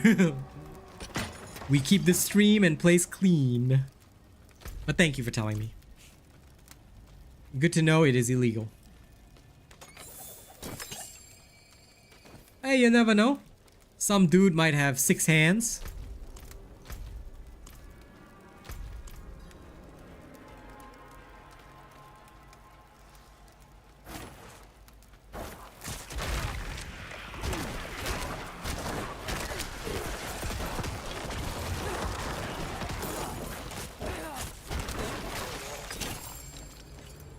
Now, I did get a legendary sword. Got myself the sword of Godric Gryffindor over here.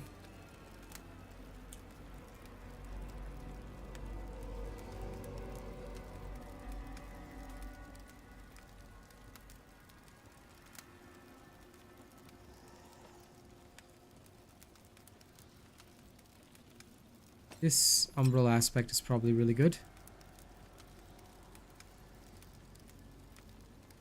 I think we use this. I think, at least.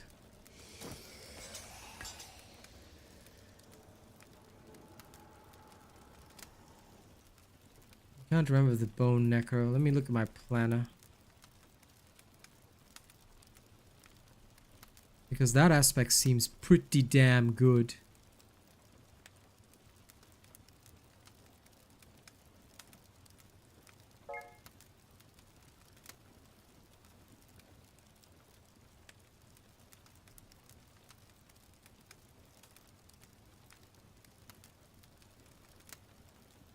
I heard something go blip, but I don't know what. Something went blip somewhere.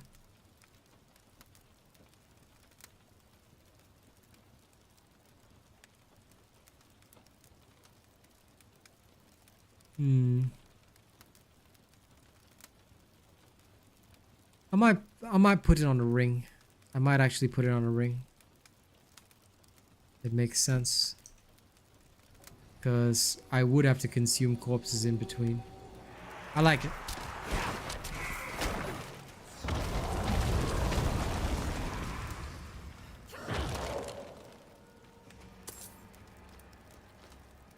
Oh.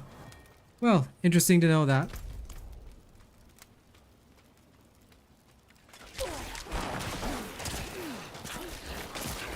But yeah, I suppose you could use 2 PCs, each one on a different account.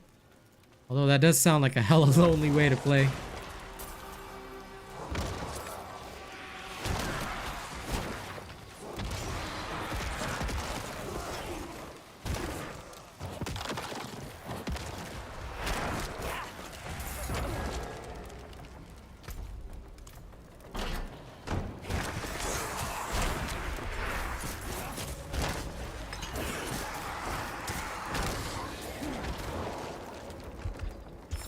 Hey, there's the butcher.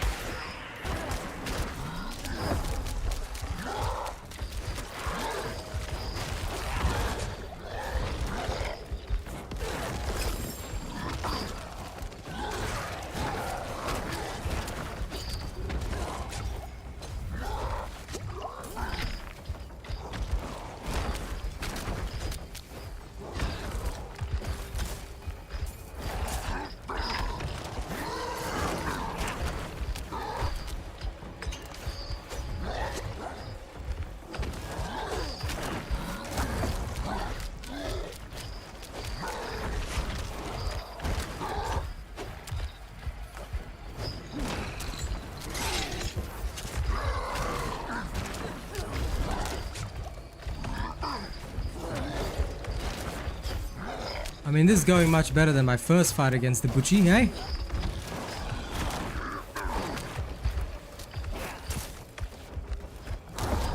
Come on, Butchie.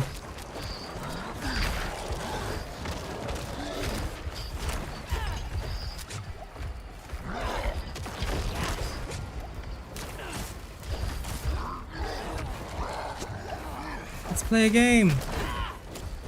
Lol, I tell you, this is the longest and slowest butcher fight I've ever had in my career.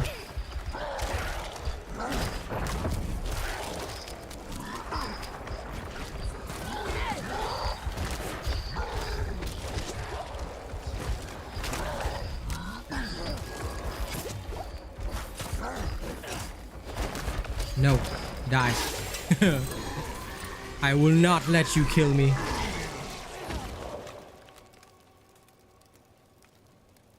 Lol, Hankit. I did play Druid, yeah. I play a pulverized werebear Druid. I mostly use it with my girl because it's easier. It allows me to make sure that she's safe. I will save this armor thing for a bit. Yeah, this is alright. I'll wait till this thing is much better. Let me see anything good? No. Okay. Now I'm finally starting to get legendaries. Yay!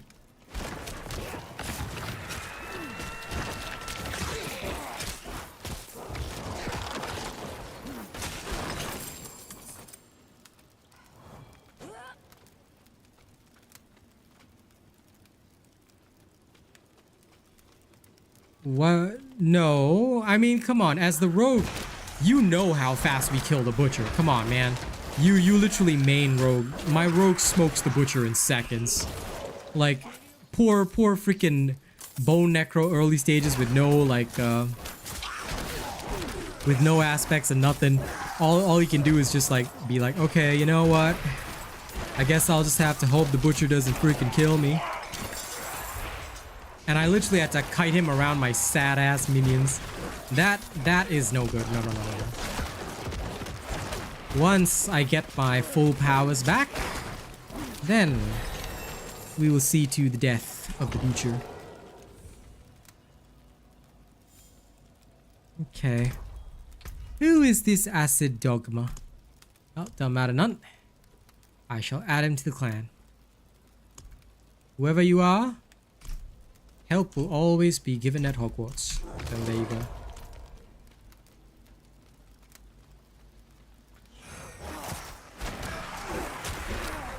Ah, well, fair enough. I mean, this particular Necro has encountered the Butcher way too often. But at least he died this time, so I knew it. Early and mid-game at least, right? You need your minions. They are your protectors.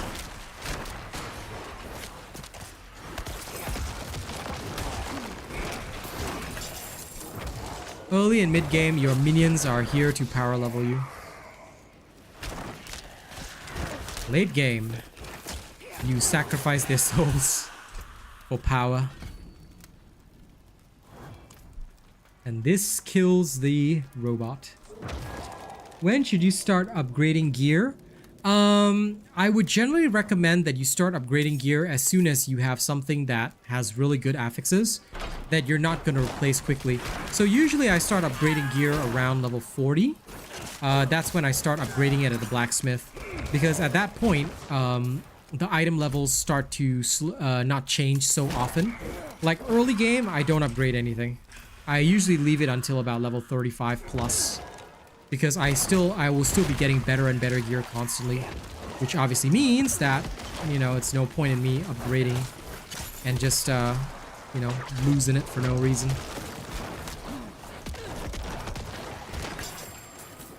I also need to get used to not spamming my bone spear. I need to think of it, although it has no cooldown, I need to think of it as a big skill. Because I need to cast it at max for max effort. Yeah, I mean, he means at the blacksmith.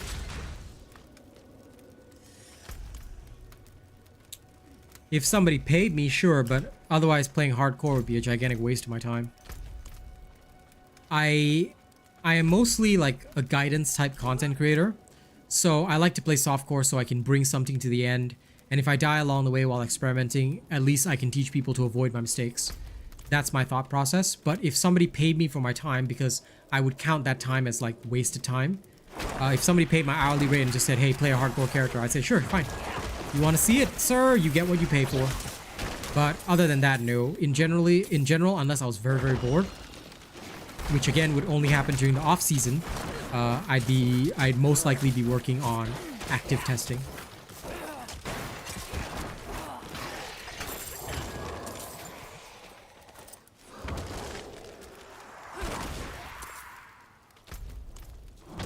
It's actually because it's an alt that I don't upgrade the gear all the time because I change so fast anyway.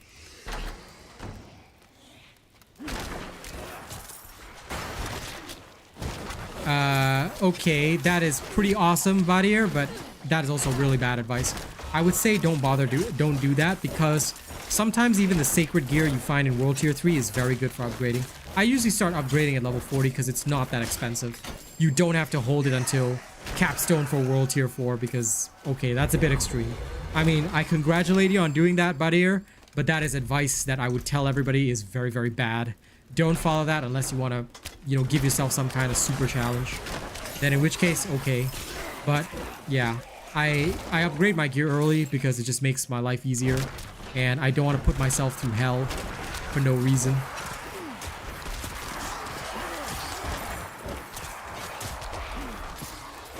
Because the upgrade materials are very cheap.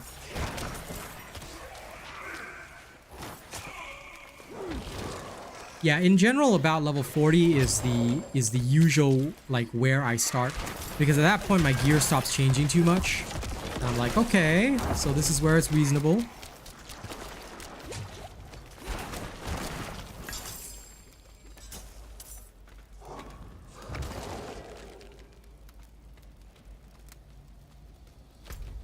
Yeah, like, for me, it just would be time wasted that I wouldn't get back. And my time is already very limited in between video creation, streaming, and all that. So I try to make sure that I don't have to waste a lot of my time.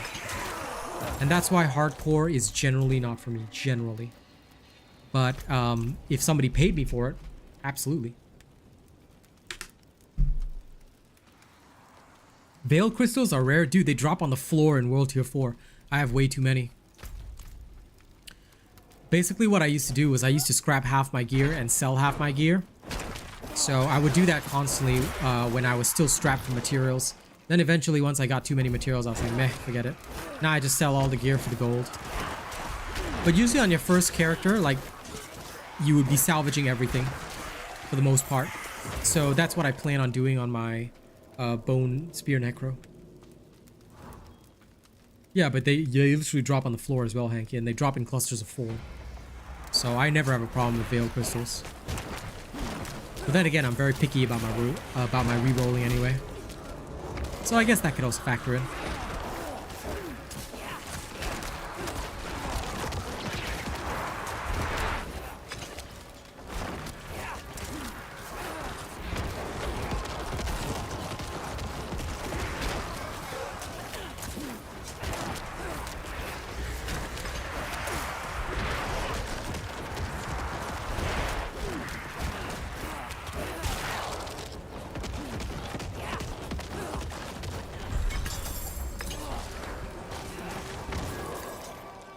Spamming is definitely a bad idea.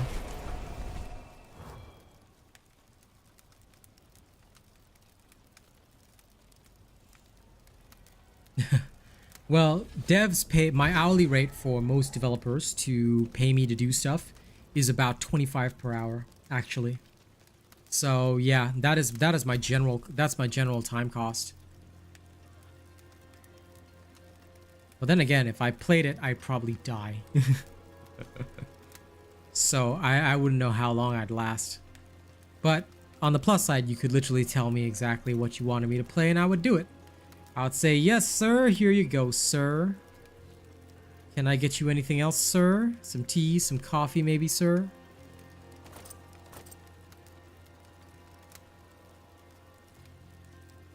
I need as much... I don't need attack speed. I need max essence and cooldowns. Understood. Maximum essence is crucial. I need maximum essence. Because that will be a direct damage increase.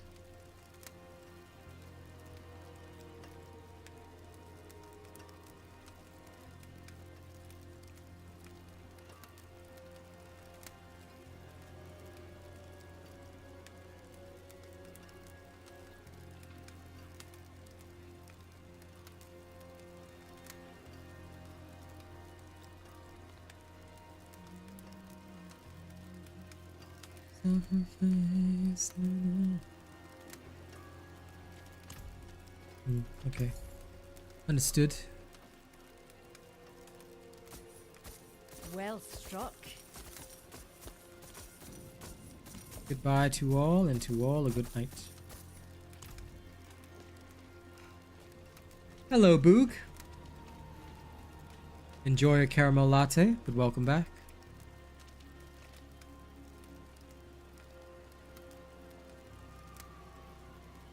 No I don't, because I am not insane. If you are, Hankit, you know, don't let me judge you. No, you do you, buddy. Filled with wonders. Okay, I'm happy for you. I wish you well. Here's a thumb for you.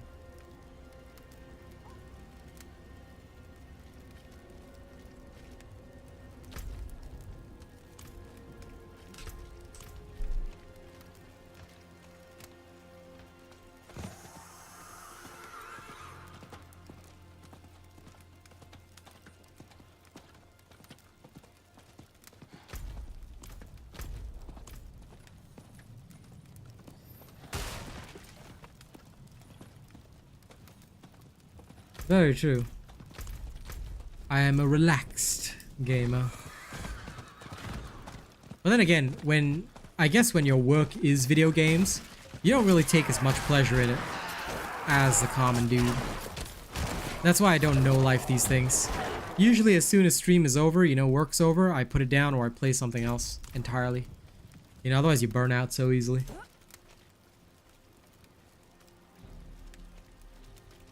I think, considering the fact that you've got 7k veiled crystals, I think you are crazier, Rodney.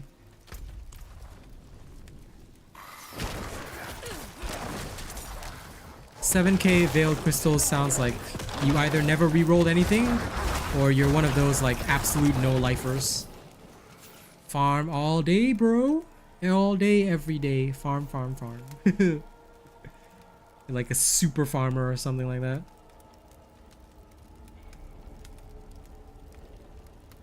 I think I've sunk just about the same, Hankit, because I cannot stop re-rolling. Oh, you get that as you go, trust me. I mean, almost every piece of rare gear gives you at least one, so... And you find them on the floor, like I said, in World Tier 4.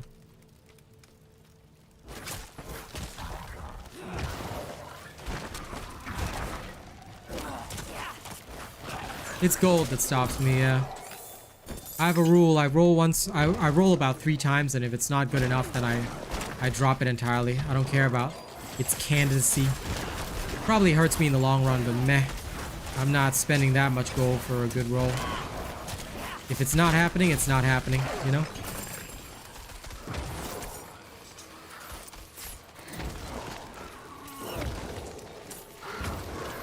Is it common in Diablo? No, we had like 36 earlier, so it was pretty good, Rena. We're slowly getting to that stage, you know? As long as we keep building up the numbers, I'm happy enough. Echo of Lilith? No. I'll beat that at level 100, but probably only in Season 1. Because in the pre-season, I'm more interested in testing. But depends on how long until Season 1 starts. Who knows? Maybe I'll get this Bone Spear Necro to 100. You get more storage space and character slots at all over time. Usually you'd have to buy it in the shop, but yes, there are ways to usually get it. But more or less, right? I'm going to be deleting most of my characters, most of them, when Season 1 starts. My Eternal Sorcerer will be the first to go. And I'll work on, like, this Bone Necro also will be gone. And then I'll immediately start working on the season Bone Necro. But yeah, it's very common to delete and, you know, carry on. Very, very normal. But I'm pretty sure we do need more character slots than 10. 10's not gonna be enough.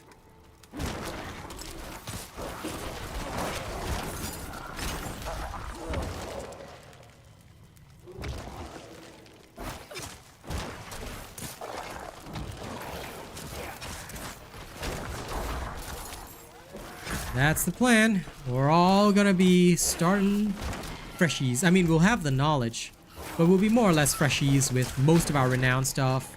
Altars. I'm gonna take, like, before the season ends, I'm gonna take my girl through all the altars on a nice little Sunday. We'll just ride around, Grab all the altars.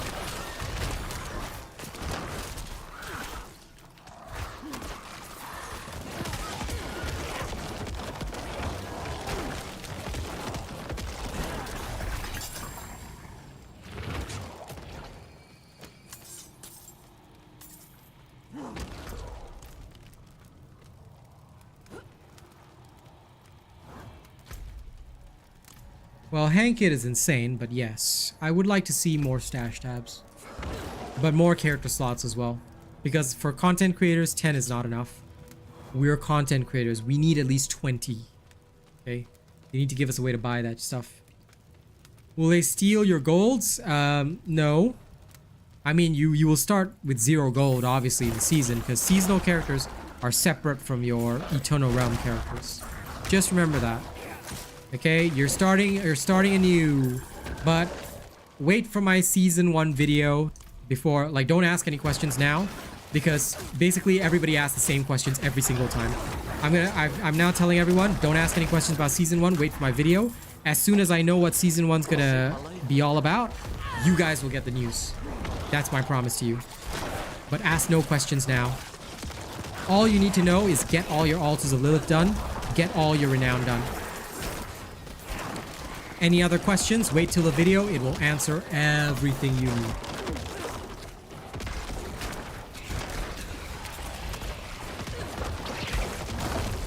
I will make sure you guys have all the good stuff.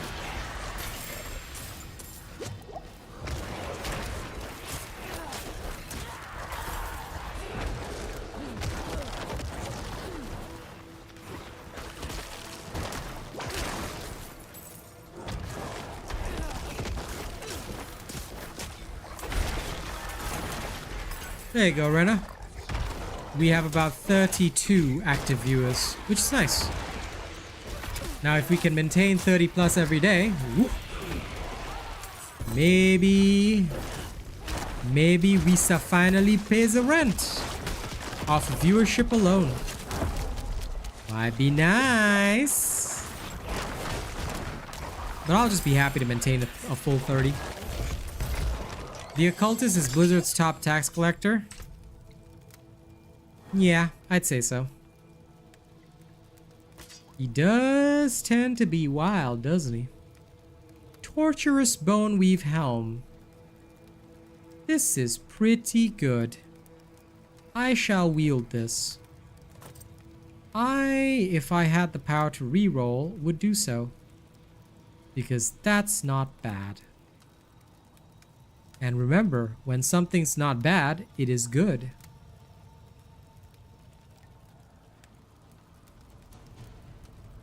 Okay, we're all right here. No problem, Badir. Thank you for hanging out, my friend. Enjoy your shower and sleep.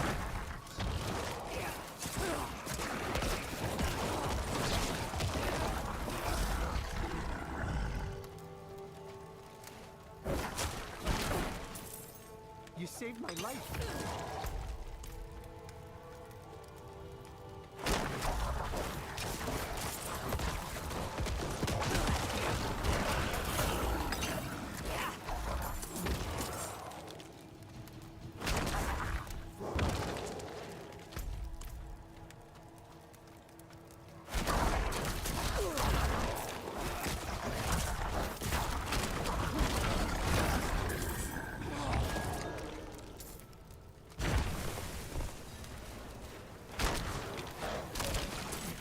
Well, this is true, my friend, but considering we're sitting around at level 28, I'm doubtful we're going to get anything better.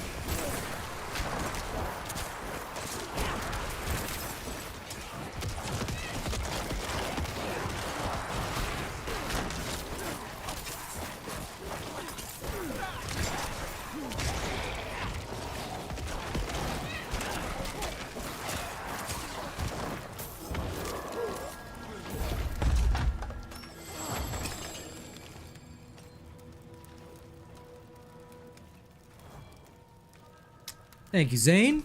I appreciate that. I'm glad you enjoyed the streams and content, my dude. And thank you to everybody who's keeping the sound on. Alright? Thanks to you guys, we shall make the rent this month. I appreciate it.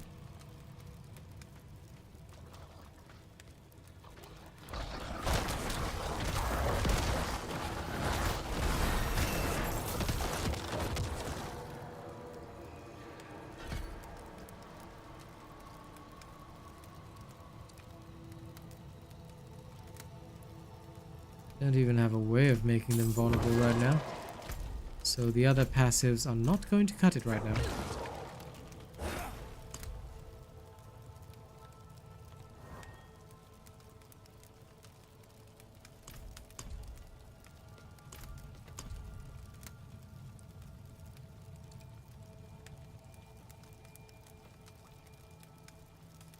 Yeah, 5% increased critical strike chance. It's not that worth it to sacri the Skelly Warriors. Then again, damage reductions. I'll have to decide the late game. Late game is where it's truly gonna be at. You saved my life.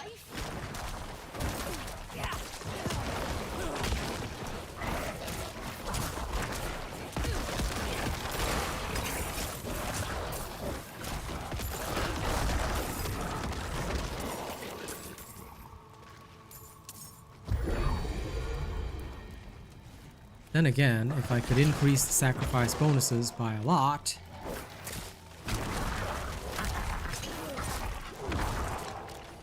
I could get like an 8% crit rate out of that. Plus damage reduction. And maybe room for an alt. Decisions. Many decisions.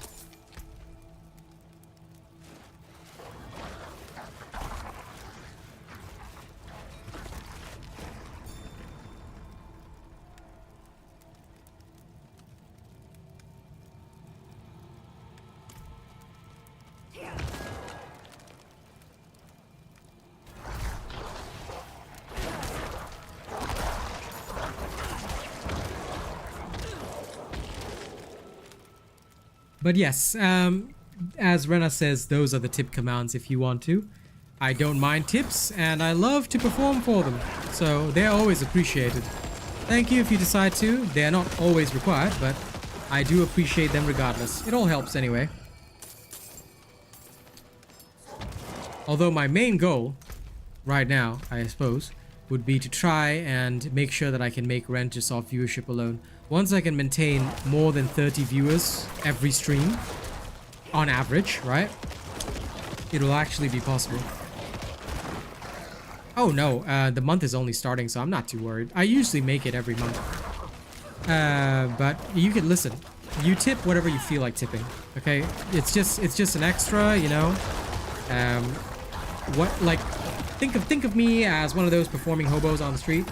All right, you can just put whatever you want into my hat. Regardless, you're still gonna get a sea shanty or rap of your choice, and it just goes a little extra toward the family. I'm not short a particular amount, nor would I disclose it live on stream either way. But yeah, I'm pretty all right, because usually my...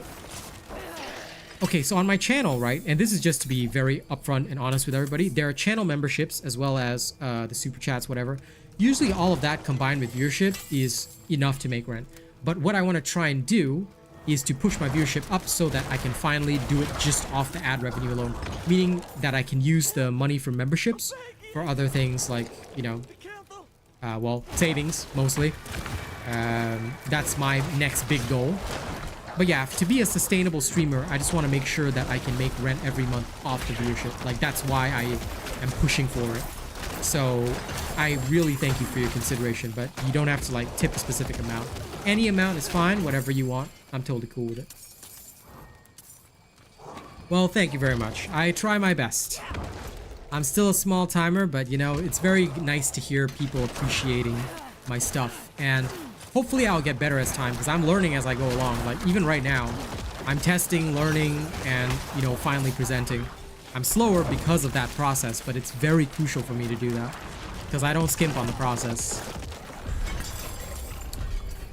But you know, I was telling everybody today, in fact, this is something that I felt was really positive. I was sharing it with the people on my Discord earlier today, that when I looked at last month's YouTube statement, because last month is when we started Diablo 4, it was very encouraging because YouTube told me and explained to me that the reason why I am getting better, like, I mean, look, most streamers have to get viewerships around 60 or 70 to even get anywhere close to where I'm at. But because my viewers are such high quality viewers, like they're super engaged with the content and the videos and everything, right? Each of you guys actually counts as 3 people. In case you know, if anyone in life ever told you you're worthless, you can now literally tell those people you are worth 3 people, because literally YouTube in the statement, now of course I'm not going to show you guys because I can't, it's personal finances, but in the statement it actually has a line there which I found so amusing this morning. It basically said that higher quality and better ads are playing on my channel solely due to the fact that the people who are engaged with my channel are such high quality viewers, and that amused me so much because I was like, yeah, okay, my people are pretty cool, you know, I dig that. So it was a very positive thing to hear and see. So I'm very proud of that. You know, all of you count as 3 people. You're worth 1,000 people. You know what? 110%, Rena. Yeah, I actually really enjoy that kind of thing, Zane. So, you know, at first I was kind of self-conscious about the fact that my videos were so long, because I kept seeing the 4, 5 minute, 8 minute build videos and stuff where they were claiming their stuff was the best, but I'm just not like that. Because for me, if I'm gonna teach somebody something, I'm gonna do it thoroughly and explain myself and also prove myself, you know. And then the streams are also where people can literally see it all happen. So I'm just really glad that actually people gave it a chance, you know, when nobody knew who I was anyway, and it really helped to the community here to start taking off. So that was really very positive and very encouraging. So, you know, ever since then I've been like, okay, you know what, this is the right way to do things. Yeah, because like I'm the same way. I just like to have it thoroughly explained myself. So like the same feelings that I get are what I assume that other people would feel too. So when I thought about it that way, I was like, there's no way I'm gonna like give some half-assed explanation, because I know if I do that, then I'm just gimping everybody, you know, and I'm just not that sort of person. So I was like, okay, you know what, I'm gonna try my best to explain myself and you know, explain it in the way that I think people would like to hear. So I'm just glad that, you know, that worked out well enough. But, you know, thank you guys regardless for always watching my content and giving it a chance. It means a lot. It does mean a lot.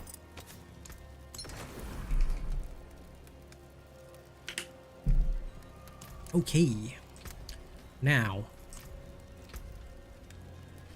Yeah, I'm gonna max this first because I really need the damage reduction. I already have ossified essence. I don't want anything from this tree. So first I'll max this. Then I'll max out this one, because I'm sure this will be, actually, this will be important eventually. Yeah, you know what? I think this one will be necessary. I can't do that. This one I'll do it last because I don't have a way of making them consistently vulnerable right now. This necrotic carapace could come in handy, but I'll work on that. I think I'll work on corpse tendril first. After I finish this one, I'm gonna go work on corpse tendril and death's reach for the high baseline damage. Let me think. Let me consult my planner. I have a skill planner where I put in everything so I can determine what's good. I did put points in here. Do I want to though? Essence cost 24. 24 plus 2.4, 26. 26 plus fury cost reduction. Should be okay. Yeah, okay, that's another 6 points I need in here. Reasonable. Reasonable. First this one, and then this and this, because it's directly related. Death's reach. Yeah, then this one. I'll get these two last.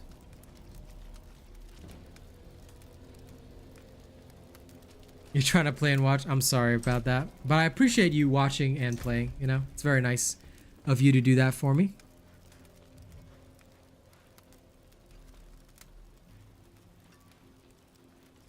I guess I'm just gonna leave in this direction. Try and find a dungeon outside. But, you know, I'm glad that this game, Diablo 4, Jacob, has brought in a lot of people from other genres. People who are mostly used to, like, different types of games. Like you said, COD, all that kind of stuff. Diablo 4 was really a unique one. I'm very surprised at how many people it brought in. But it really is very, very awesome. But yeah, substance always works, Hankit. And, you know, I think Darktide taught me a lot as well. You know, I have no regrets about the Darktide partnership. I just wish that they did a little better. You have received a tip. I'm not sure if I'm worth $200, but I thank you deeply for that. Well, I can't let this man go without a performance, so why don't we sit in town? This is a nice inn, isn't it? Is this an inn? Wait, oh shit, this is Firebreak Manor. Damn, we need a place to sit. Let's go to the stash in the wardrobe. I'll literally sit down. I can't let this man go without a performance, right? So, let me show you my other skill set. Content creation is one thing, but I do have other skills as well. But thank you very much. My family and I are very, very grateful for the tip, and I hope you'll continue to enjoy my content. Even if you never tip me again, that's completely fine. I just hope you keep watching and enjoying. So, it's time, ladies and gents. You know what's coming. Why don't we start with the sea shanties, authentic pirate songs in the background. I'm also really eager to do this because my wife is not 100% today, so she loves the sea shanties. Right? And I know she's listening to me in the background. So, I hope you will all enjoy this. These performances are for you, Mr. Zane. Thank you very much for everything. So, for those of you who are Black Flag fans, you'll definitely know and like this one. Y'all ready? I thought I heard the old man say, leave her, Johnny, leave her. Tomorrow ye will get your pay, and it's time for us to leave her. Leave her, Johnny, leave her. Oh, leave her, Johnny, leave her. For the voyage is long and the winds don't blow, and it's time for us to leave her. Oh, the wind was foul and the sea ran high. Leave her, Johnny, leave her. She shipped it green and none went by, and it's time for us to leave her. Leave her, Johnny, leave her. Oh, leave her, Johnny, leave her. For the voyage is long and the winds don't blow, and it's time for us to leave her. I hate to sail on this rotten tub. Leave her, Johnny, leave her. No grog allowed and rotten grub, and it's time for us to leave her. Leave her, Johnny, leave her. Oh, leave her, Johnny, leave her. For the voyage is long and the winds don't blow, and it's time for us to leave her. We swear by rote for want of more. Leave her, Johnny, leave her. But now we're through, so we'll go on shore, and it's time for us to leave her. Leave her, Johnny, leave her. Oh, leave her, Johnny, leave her. For the voyage is long and the winds don't blow, and it's time for us to leave her. Well, listen, y'all are getting more than one because, I mean, if you're gonna tip that much, I gotta perform.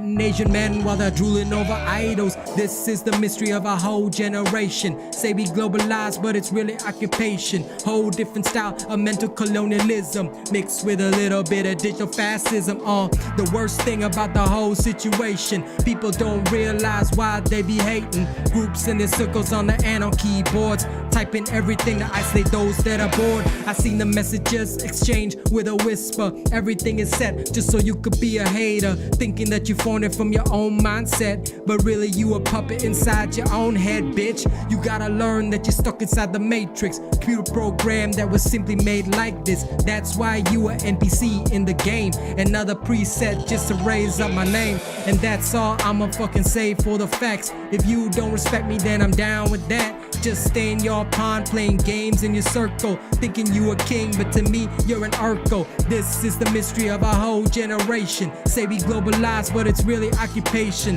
Whole different style of mental colonialism mixed with a little bit of digital fascism. I'm done with all the systemic bullshit. All the places I encounter got me having fits like a seizure, aneurysm straight to my brain, trying to get out of the ghetto like these bricks of cocaine. Smuggling myself on a simple image that's righteous, just like my grandfather crossing over oceans for a life of hard labor, hoping for a better generation. 80 years later in the poor population. This is the mystery of a whole generation. Say we globalized, but it's really occupation. Whole different state of mental colonialism mixed with a little bit of digital fascism.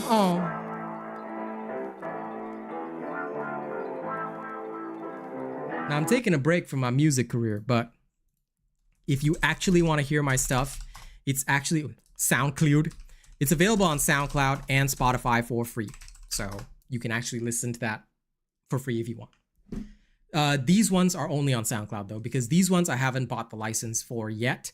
I was actually planning on buying them like just before Diablo 4 dropped, but when Diablo 4 dropped, all my time went into this game, so I am sticking with this for now. Kazzy! That's my girl, in case you don't know. That's Kaz right there. She was one of my first viewers on, back when I was a 1-viewer streamer. That's her right there. So yeah, thank you very much, and I hope you enjoyed the performances. This is my other skill set. Yeah, when I first started rapping hearing Eminem, Tupac, so I'm not into the whole mumble rap thing. Like, listening to their stories about, like, a lot of people think that the old school gangster rap was about crime, drugs, and money, but actually they were just telling the real stories that they lived through. And, you know, now I guess hip-hop culture has been more subverted into party culture, I guess. It's more about, like, how much money I'm making, you know, who's got the biggest, fastest car and whatnot, but the original story of hip-hop and the original state of hip-hop was always about, you know, the struggle, what you're going through and stuff like that. So that's why I actually still do that style of rap. And, you know, maybe it won't be popular, but, you know, once I'm, you know, more established on Diablo and I got a little bit of time, I'm gonna be working on my music again, because I do love to perform, and, you know, music is just my therapy to get stuff out of my soul. So I really do like it. And of course I really love being able to talk about things that I wouldn't probably talk about in normal conversation. But yeah, that's hip-hop for me. So for those that didn't know about my other skill set, today you got a chance to see it. Not just the sea shanties, I got the rap vibe too. And Rena's favorite song is indeed She Told Me. Thank you for the hype, my Kazzy. To be honest, I mostly used to perform raps for people, but people like the sea shanty so much. Now my mom hates... Today, she said to me, why are you all... You know, so for those that don't know, I'm half Chinese, half Indian. So although my mom doesn't have an Indian accent, I always give her one whenever I'm, you know, talking about what she tells me. She's like, why do you always perform the pirate songs? Huh? And she said in her own language, they're like so not nice. And I was like, well, that's because people love sea shanties, Mom. So what am I supposed to do? They like it, and then am I just supposed to not do it? So my mom doesn't like the sea shanties. She doesn't mind my rapping, but she definitely doesn't like the sea shanties. She calls it pirate music. I'm like, lol. But it is fun.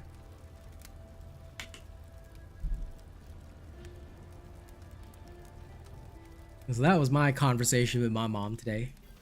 Like, why do you always sing the pirate songs? Namaste to you too, Astro.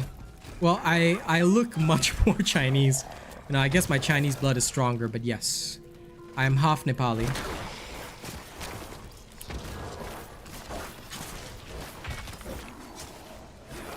Yep. Yes, I am. My relatives are my mom is Nepali, but one of my relatives is Gujarati. So he's a really awesome dude. He's my uncle. So I see him every weekend. Very, very good dude.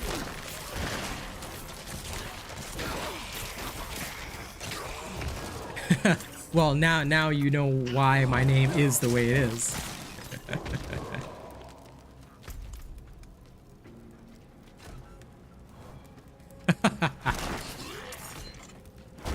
A little bit, y'all getting to know the real me. But either way, I'm Buddhist, so, you know, I'm named after Siddhartha Buddha. So my name actually isn't an Indian origin. It's actually because my dad is Buddhist. He's Chinese but Buddhist. So that's why my name is, that's why I'm named after the Buddha. Because he's a staunch Buddhist. Siddharth is the, like, South? I think, like, I'm so sorry, I'm not so familiar with the Indian culture because I didn't really grow up with it. But I think it's the South Indian pronunciation, Siddharth. So that's why you'll see some Sri Lankans called Siddharth. Siddhartha Gautama, yes, that is Siddhartha Buddha. That is the more famous Buddha, the one that everyone usually knows.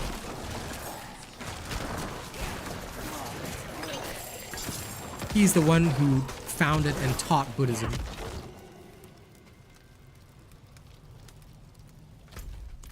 Because, I mean, Siddhartha was a Hindu prince.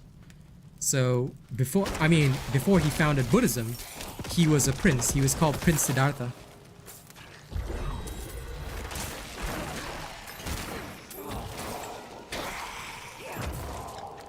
And then he gave all that up to become a monk. After he saw the suffering of the people. And through that, he gained enlightenment and spread his teachings. In a twisted way, I guess I'm kind of following my namesake. You know, I play games and I teach. There's power in names.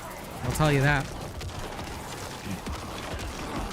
Anybody who's spiritual will always tell you there's power in names.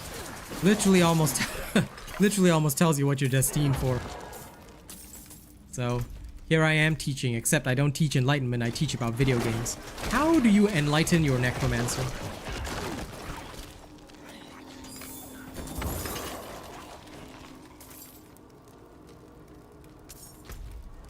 Okay. Now, let's see how far I can progress this dude. No critical chance, do not want. All junk. You're named after a rock, then it is your duty to be stoic in the face of conflict. A rock, after all, may weather, but only with the ages. So be a rock, stable and steady. You were named after a song, My Little Kazimanta? Yes.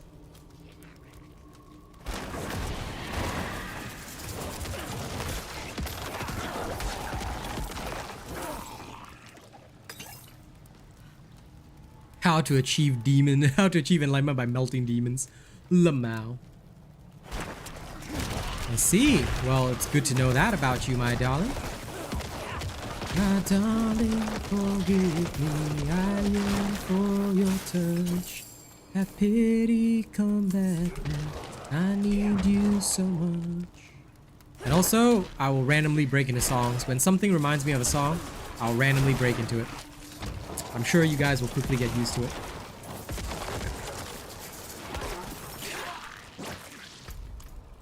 And as always, thank you to everybody who kept the sound on and stuck with all the performances and stuff. Appreciate y'all. It always amuses me. Sometimes people, they tune out or they mute whenever I'm performing. And it always just amuses me. Like, maybe they're only interested in the Diablo 4 content. I don't blame them for that. But the true supporters always stick around. And it's very nice to see 20 plus always remaining after that. You know? Not too long ago, we wouldn't have had that, so thank you to those who are truly supportive of Diablo 4, the content, and of course the streamer as well. I mean, I'm happy enough with the fair weather people. I don't mind them because every situation in life will always have those sorts. But the true supporters are always even more awesome. So thank you all for those of you being true supporters.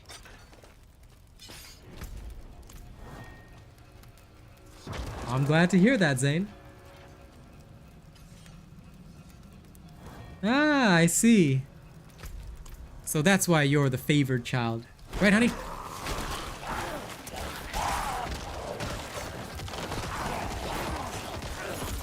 But I'm so sorry. Whenever I think of your name, my darling, I think of Breathe Carolina, which is a band that I actually liked for a short while.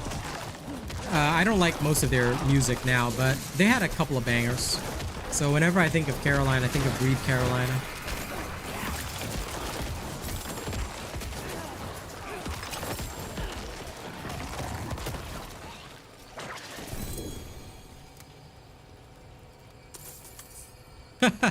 Mind freak, lol, Chris Angel. Nothing wrong with being Chris Angel, okay? You now, you know, like, you now own his name. Steal it, and become the real Chris Angel.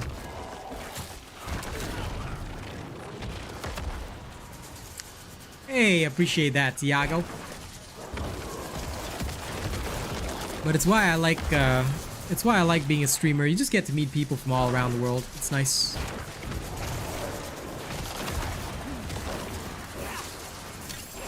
Oh, Kaz, you know what?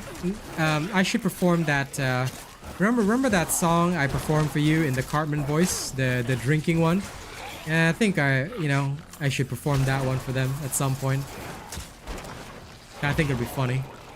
We are here to drink your beer and steal your rum at the point of a gun. Next time I should give them all that one. Now, I'm gonna give you guys a little something. My girl has a very specific preference, right? She likes it when I do songs, but in the voice of Cartman. It makes her laugh every single time. So if she's having a bad day, I bust out the Cartman singing voice, you know? We always do it with the Pokemon theme song.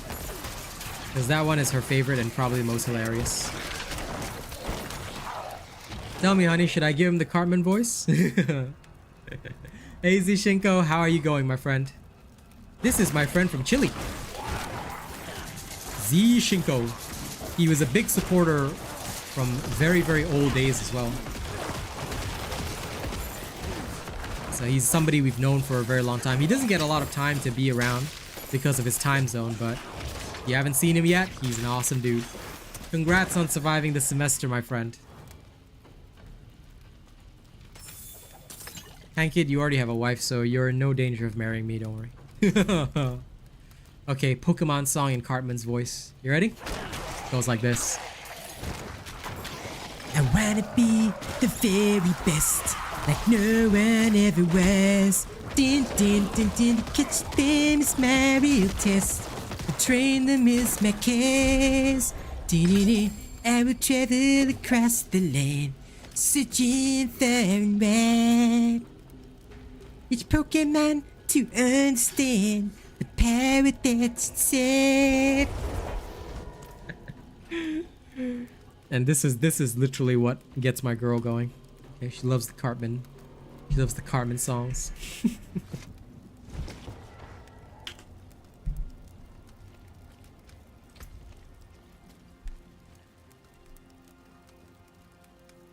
This is not good enough. Although... tempted. Meh, I'll put it on. How bad could it be? This is better armor. Okay, what have I got in my pocket? No good.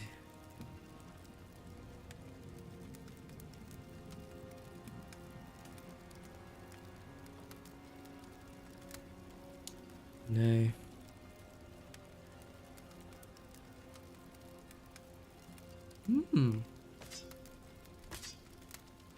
An even more deadly scythe. I'll take that.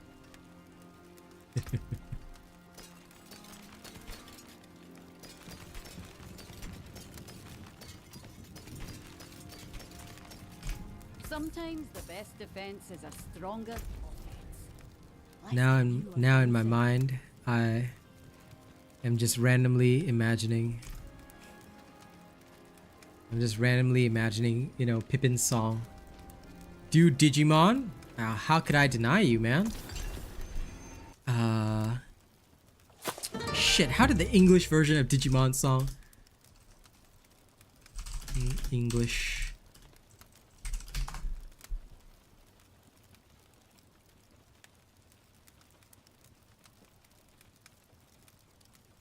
Oh, right. Now I remember. Okay, wait. Okay, I remember. Don't worry, Zishinko, I got you. First, Cartman accent, and then... Here we go. Digimon, digital monsters, Digimon are the champions. Digimon, digital monsters, Digimon are the champions. Change into digital champions to save the digital world. There you go. Authentic. Cartman level singing. Okay, there you go. You got your Digimon song.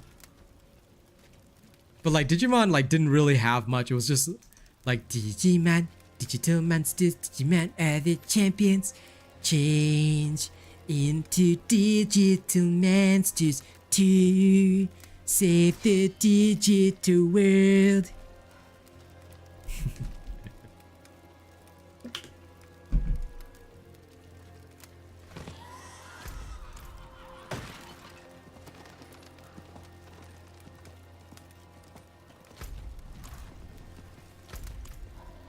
and randomly the song that popped into my head was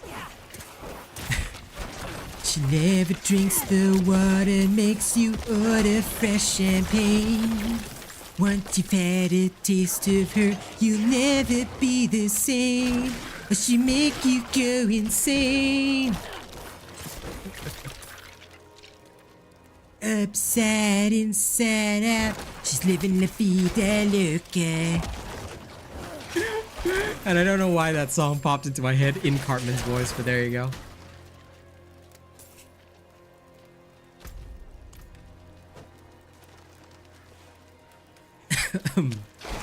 Japanese versions of most of the theme songs were a lot cooler, I gotta admit that.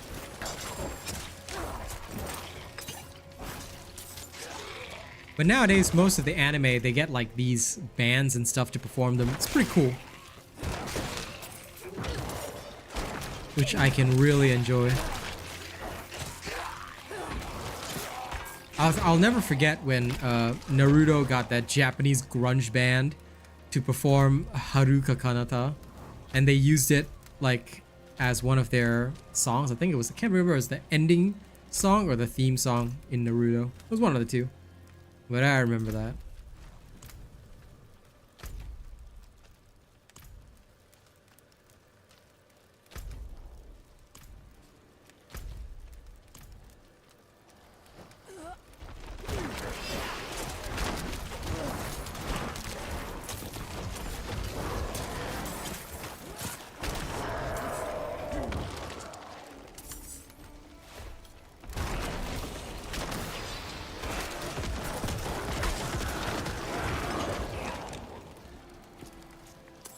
Now, I need to find a dungeon.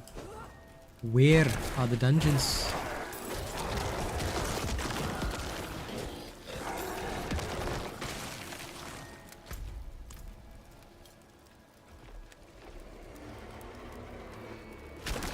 I realized that it's just based on the weapons affix. So the gold ones just mean sacred. The blue ones are ancestral. As far as I know, that's what it refers to. It has nothing to do with anything else. It's just gold, sacred, blue, ancestral. Or at least that's what it seems to be to me. If I'm wrong, feel free to correct me, but that's how I perceive them.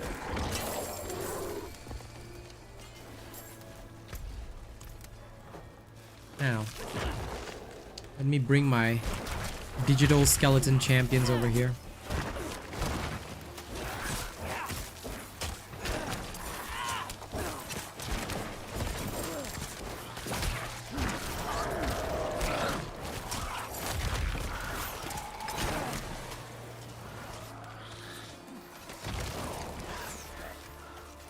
What is going on here? Oh, it's a jar of souls. Okay, doable.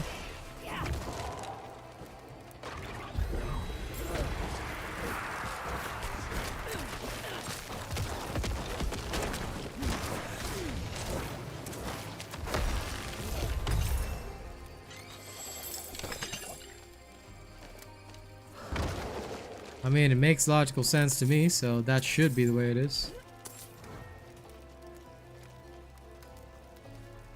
Roll crit damage and crit damage of imbued skills on the same ring, yes. But usually one of them would have to be native. So, meaning like one of them would have had to already roll, and then the other one will roll, will have a higher chance of rolling. So yeah, it is possible to roll both.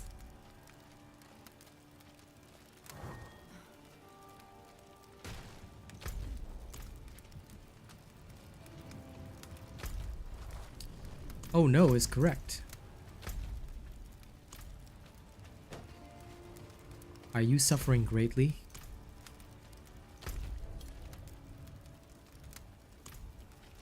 Has to be a dungeon around here. Someplace. Well, let's charge around.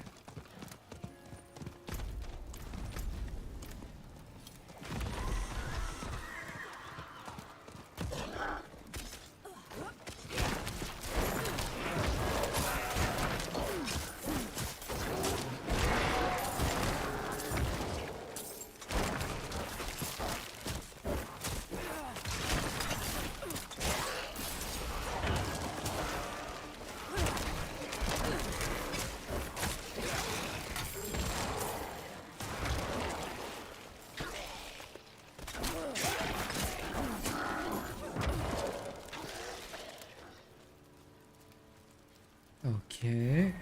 Is someone there? And I found a random world event too. Please. Sick. I need your help. I can't see.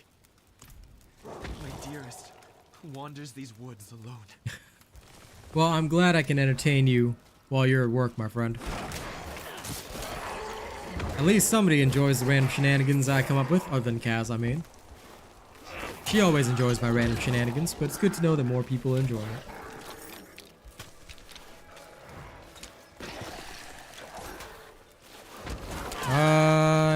No. Because, well, I mean, yes, technically.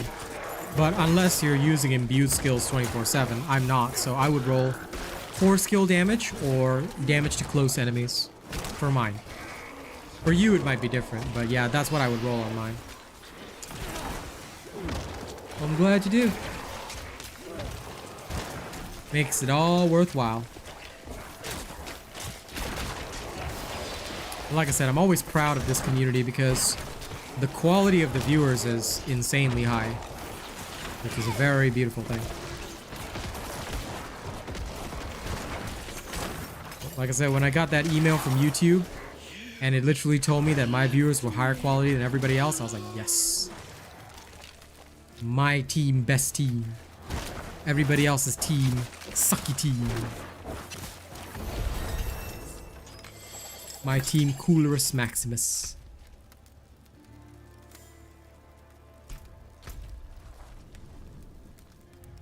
You know what, I just realized I should go back to Kyovashad and do all the strongholds, which I literally have not touched.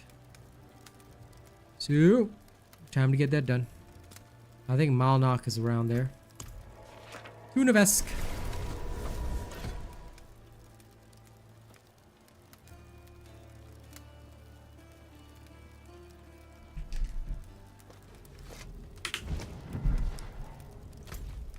This Hankit trying to get the craziest possible.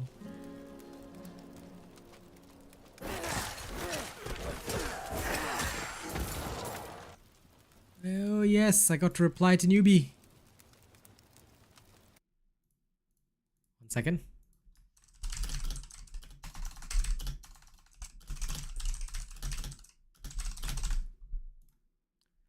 Do do do do do.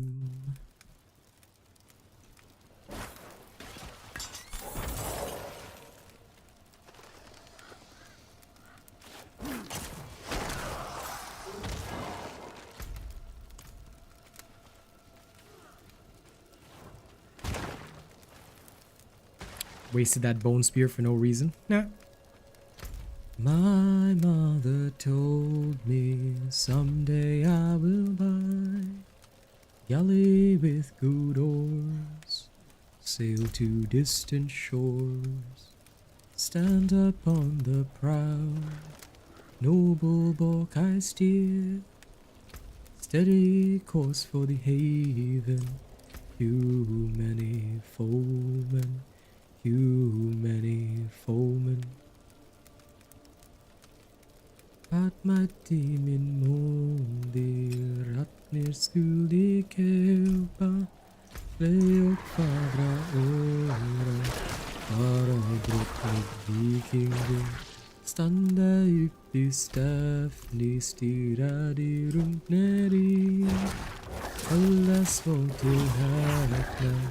Högvannan och fan, högvannan och fan.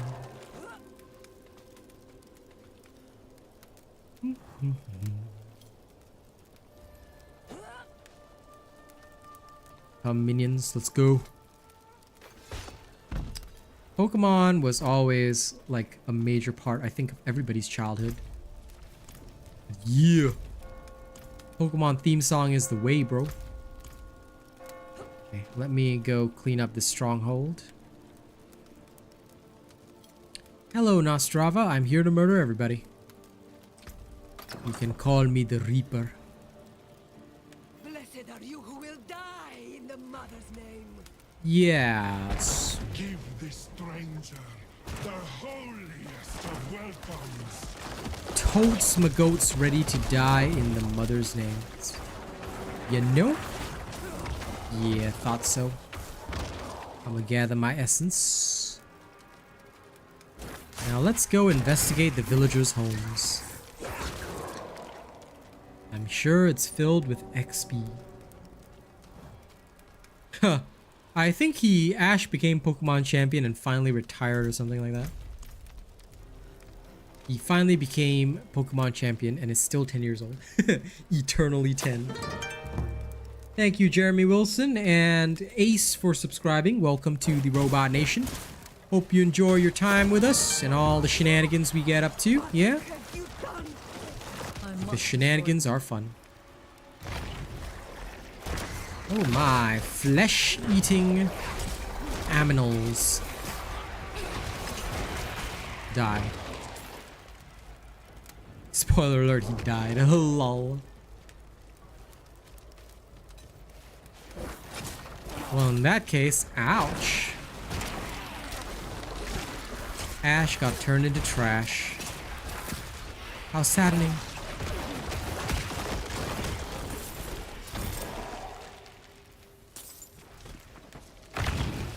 Lol. Nice one, Darkblade.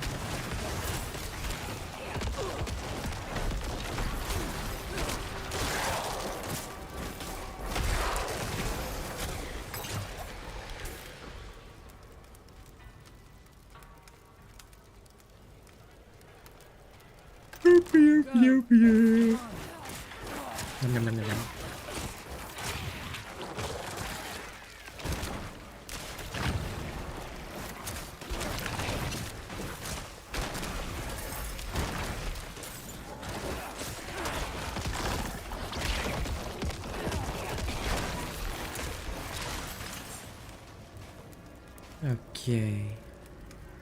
Another run for the sacrifice.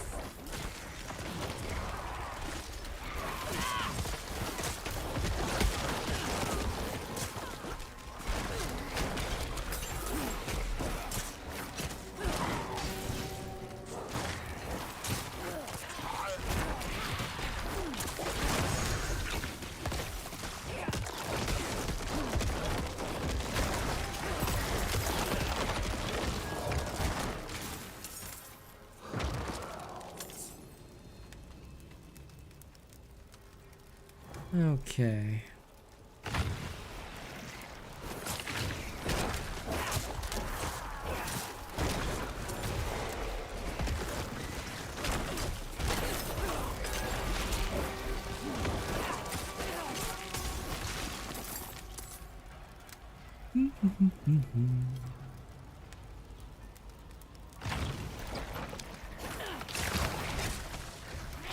Break the succubus.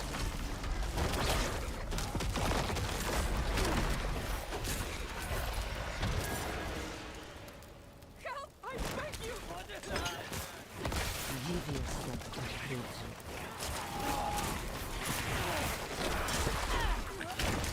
I'm totally gonna help you, random citizen. As soon as I clear this entire area, you shall be helped.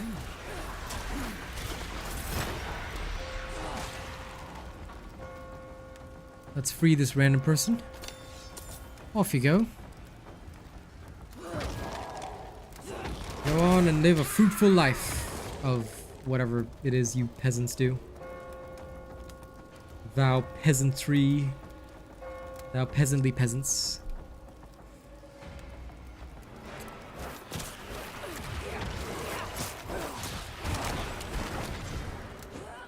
Oh no.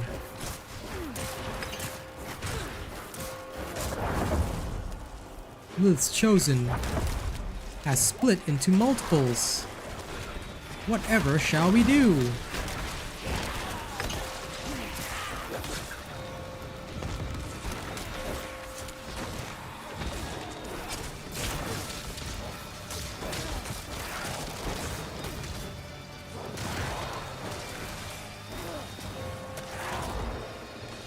Now, would you guys kindly not teleport all over the place, yeah? Very grateful if you didn't.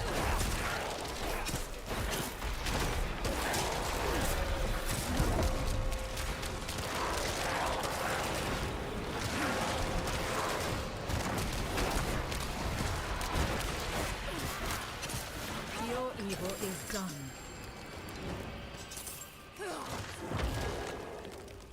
Your evil is done, random succubus. Now you hold no power over these hapless poor peasants. They can now go back to leading their peasantry lives. Back. Ring the bell. And there we go. Now Malnok is somewhere. There. Let's go conquer Malnok.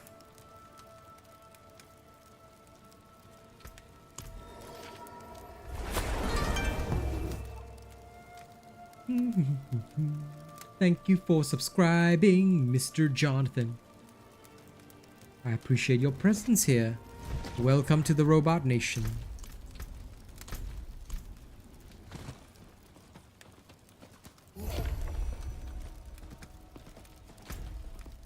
Mostrava is mine. Now let me isekai slow life my way over to Malnok. Ride, horse, ride. I'm gonna take my horse to the old town road. I'm gonna ride till I can't no more. I'm gonna take my horse to the old town road. I'm gonna ride till I can't no more.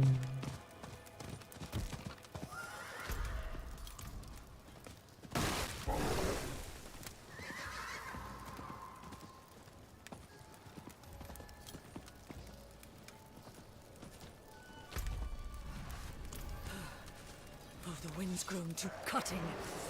Hey, newbie, what's up? It's going good. I'm just literally stabbing Into this creature. these things with my Necro. Since people want to see it, may as well play it. Right?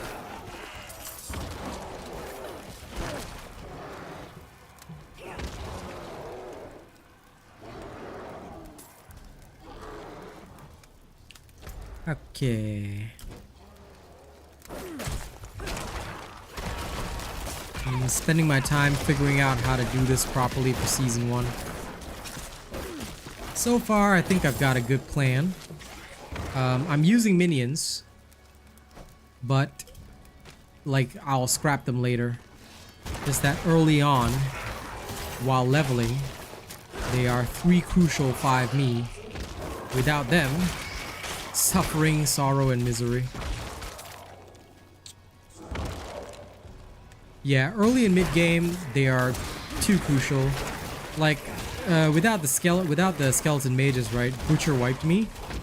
But with them, although I have to kite him around a lot, I was actually able to survive rather easily, which made all the difference to me. I was like, okay, straight up, this tells me that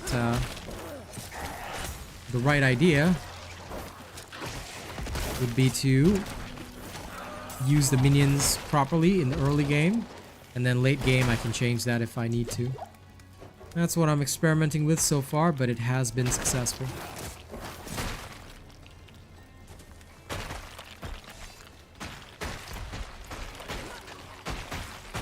It has been sensible and successful.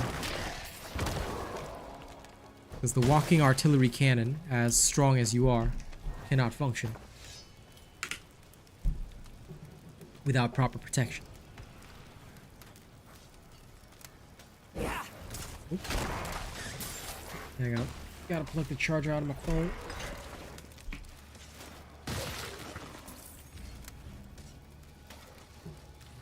Tuning in back to my own stream again. Okay.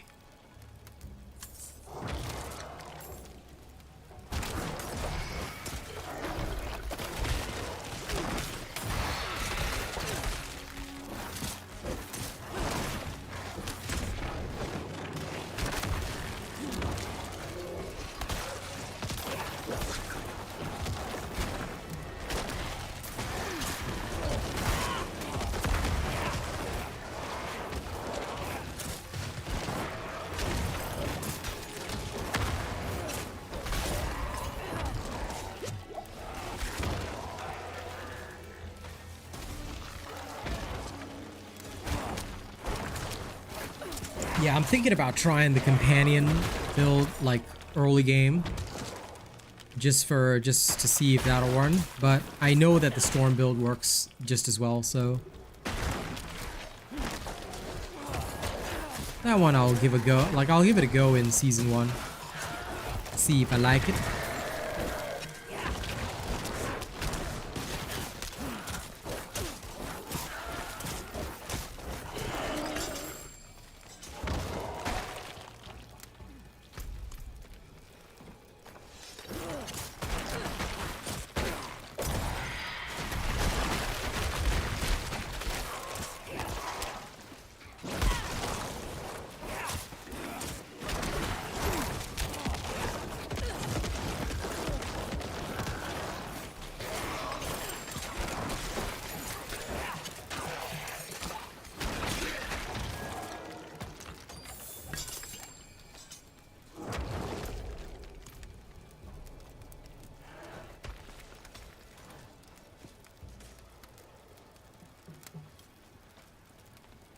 Across.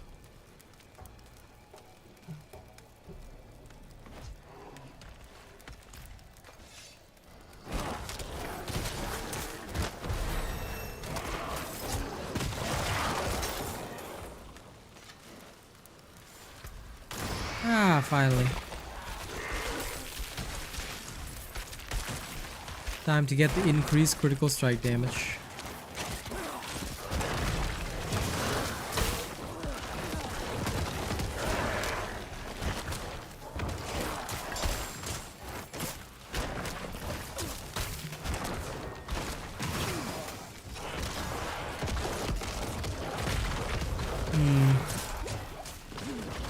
Maybe that's not so wise early game. Nope. The increased attack speed's probably better early game. Well, I still don't have full attack speed bonuses.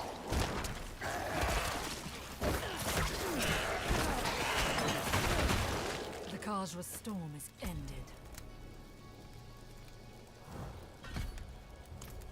I'll go for the heavier stuff at a later time.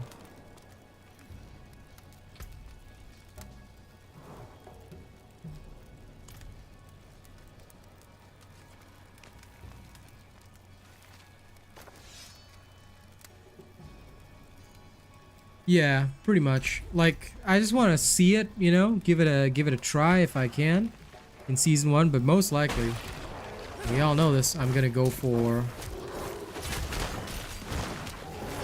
either, like, I'm gonna definitely try either a Storm Wolf or a Pulverized Werebear again. It'll be one or the other, that's for sure.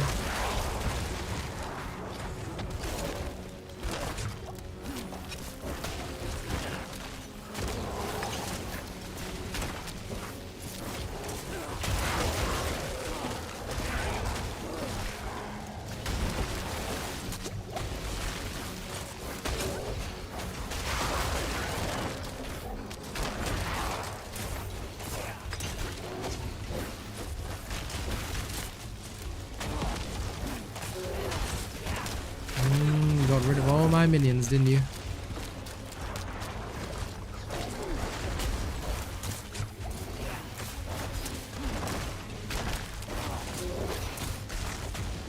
Just you wait, they're all going to get sacrificed. Eventually, when I don't need them anymore. Because these poor things literally can't last. But they're a good distraction for now.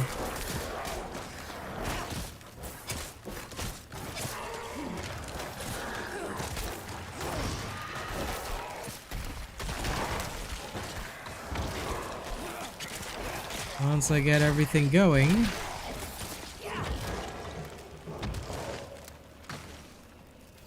I have all the points I need. I won't need this anymore.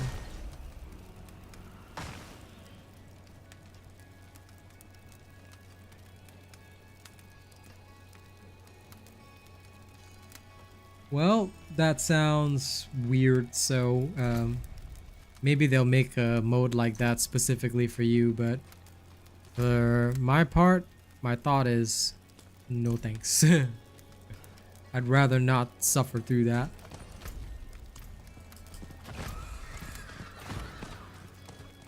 That just sounds like a painful way to play.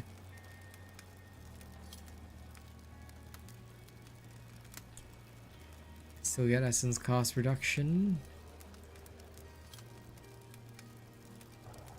But the innate sucks, so let's avoid that. I see the bear tribe.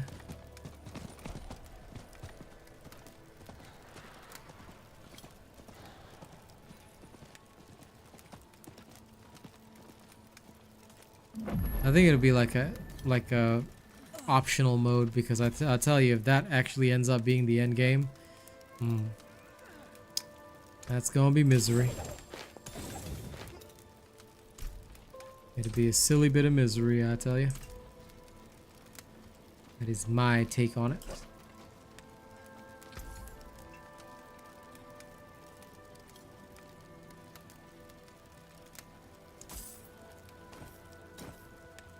It is a deal.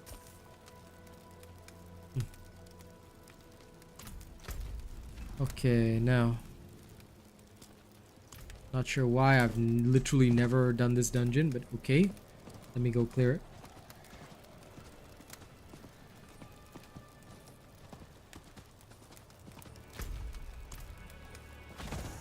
it.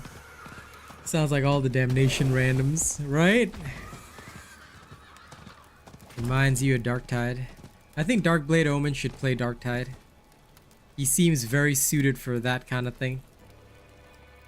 He should play high intensity shock trooper damnation runs.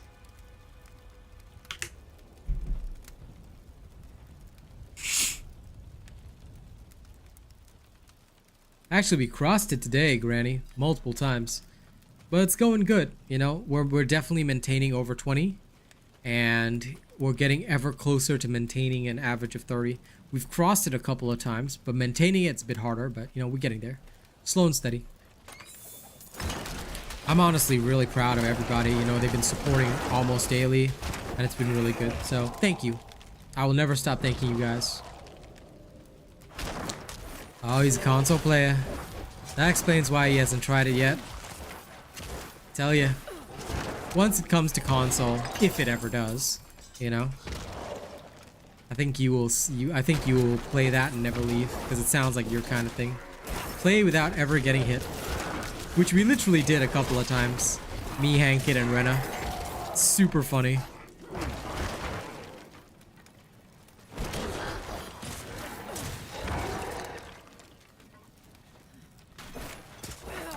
We also did like challenges where we played with like unupgraded weapons and stuff just to give ourselves an additional challenge. It was quite fun though.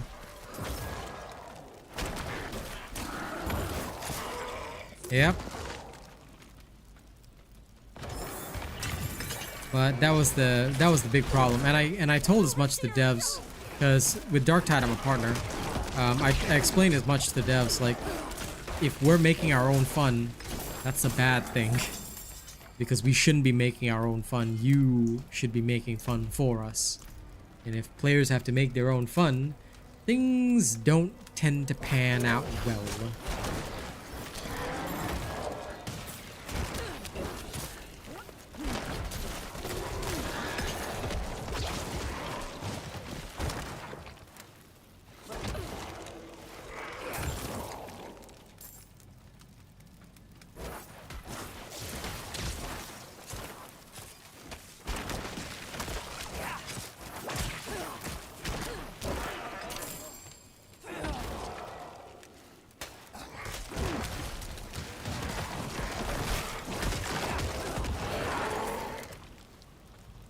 Yep, it's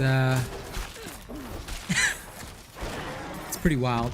But I think because they are a European studio, they seem to value like personal freedoms and stuff like that quite a lot. All the devs just went on holiday, like I think for the summer or whatever.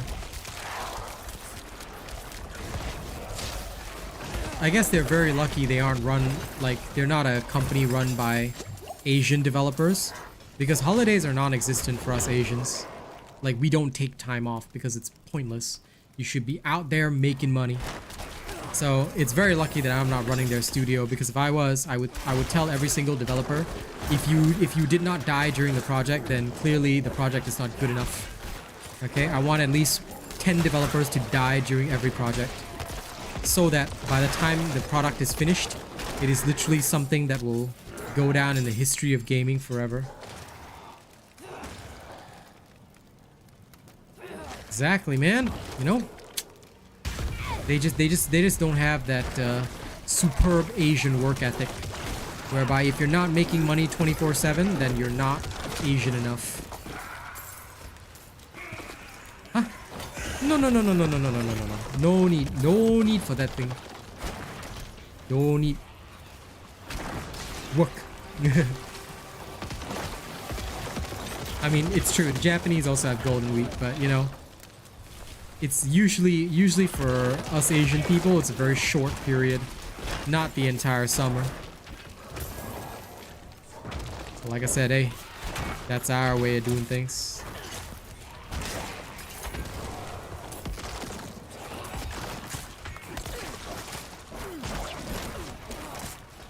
Sometimes seeing the work cultures in other part of the world was a bit of a culture shock for me. Because I was like, wow, you guys get time off? Right, Hankit? 3 Asian, 5 me.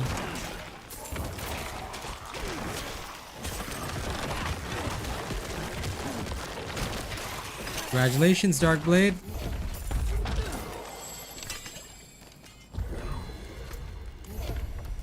Homie here really no-lifes this game. Respect, though. Respect. You got the Asian work ethic, but for gaming. And there's nothing wrong with that. Asian work ethic is awesome. Well, of course, it kind of means that you implode at some point, but, you know, well. Cost of business.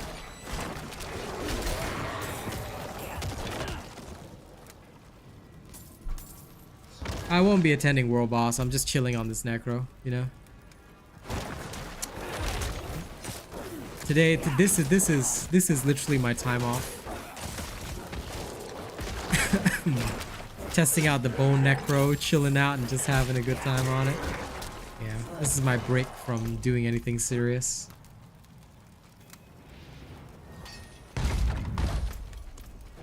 Yeah, pretty much. But I cannot afford to burn out since video games are my life, so are my work, so I pace myself. That's why I was really glad that there was a lot of interest in the Necro. I was like, you know what? I'll take some time off from my mains to play this for a bit. You know, have some fun. Although I'm gonna have to do it all again at the start of season 1.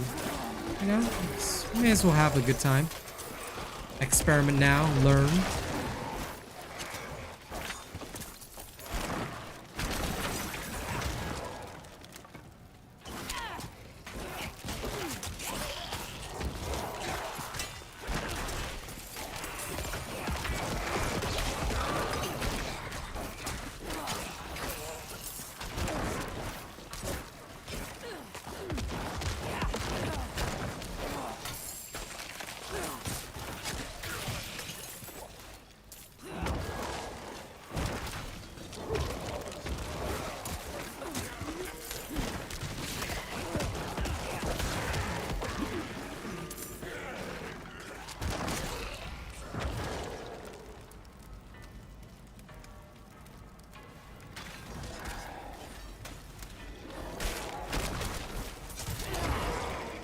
Who's gonna implement the armory?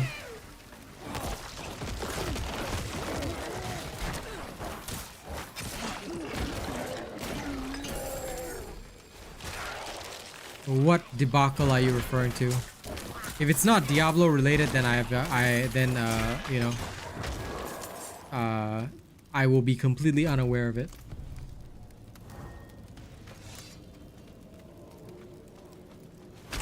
What is this armory then?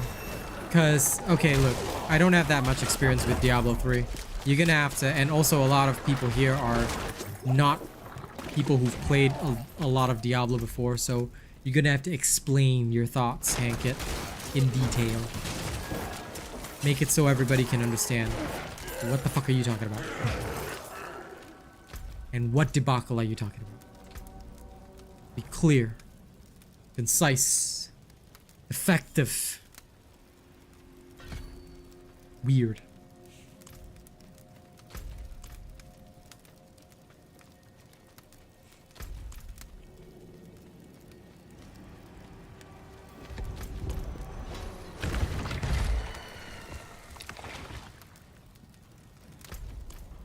Oh, like a loadout slot. Well, they should. I would like to see that. Excuse me.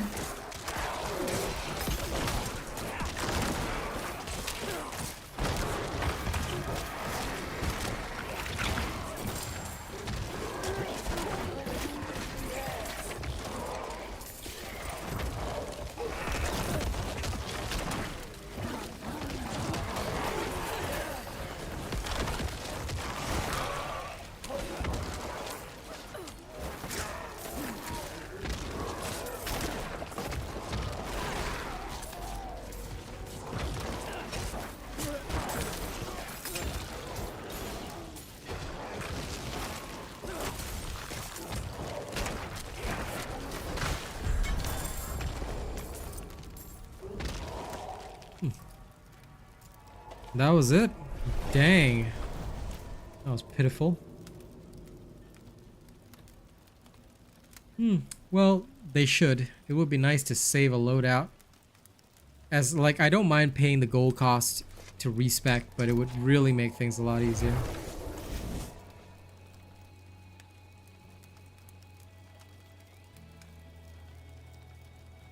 Yeah, not having to spend 30 minutes would make you know, planning and showcasing builds and everything a lot easier. Because, yeah, I agree with that. It is fragilicky annoying.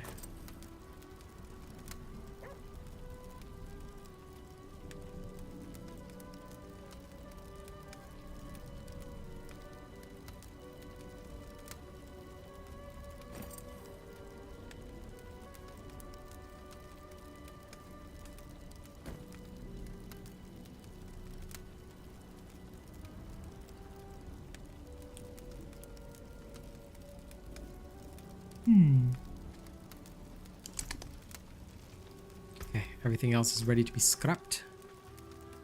So all the rares, all the magics. These two. The forge is hot. Too bad we hardly knew ye legendaries. Now, cleared this stronghold next. So let's go to Dragon.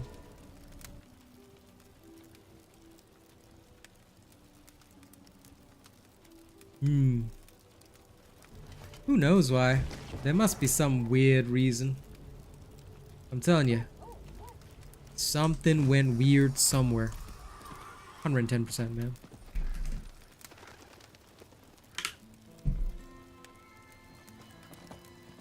But then again, this is very common. What is the biggest gripe of Vermintide 2 players? Using Darktide as an example. Why don't we have red weapons? Why don't we have many of the features that we already had in Vermintide not implemented into Darktide? It's like, are they okay? Exactly.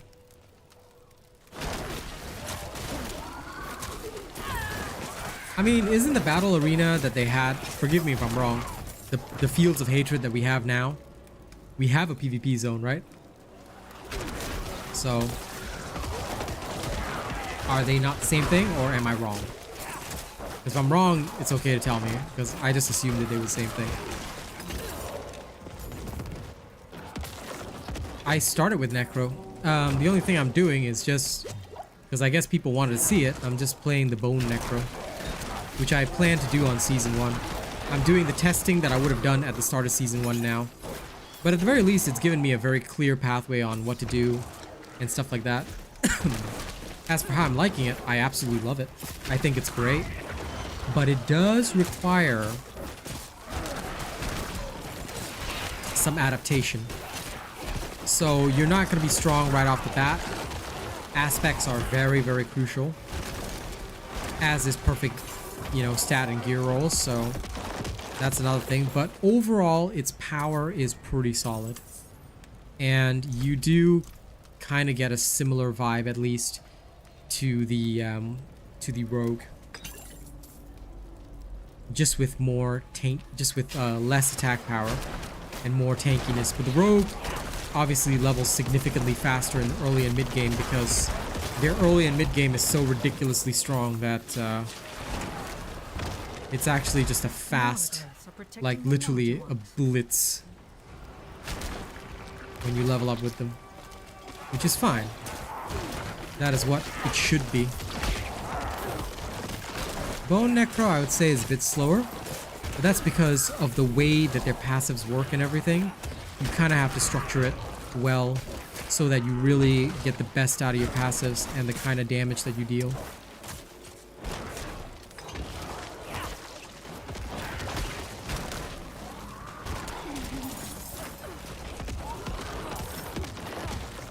Because of this one, maintaining that,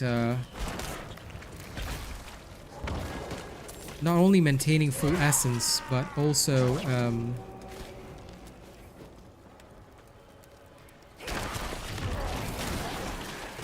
on, slight bit of concentration.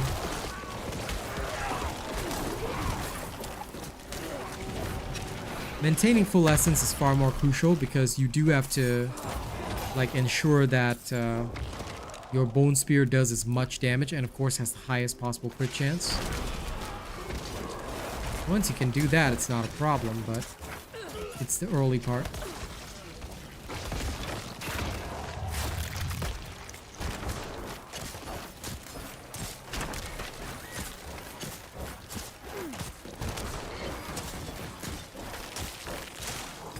The light did not protect these knights from the vampires.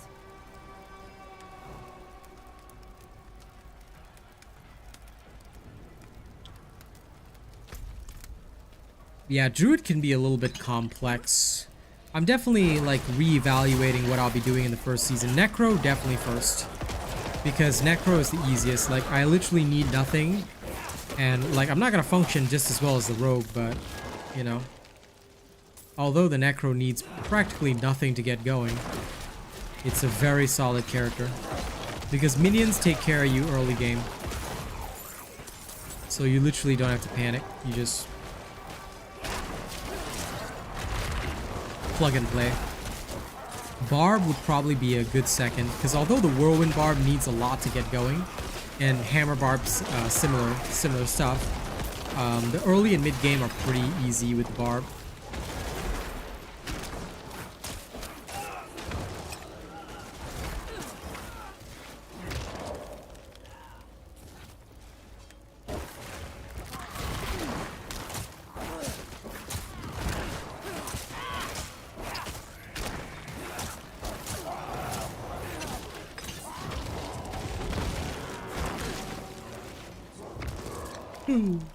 But I gotta tell you, for some weird reason, I don't know why, okay? People keep telling me that the Sorcerer is S class. I'm like, it's S tier. I'm like, don't know who came up with that tier list for you, bud, but the Sorcerer? Are you guys okay? Like, if they're not okay, then fine, you know? I can respect that. I can respect someone who's not okay.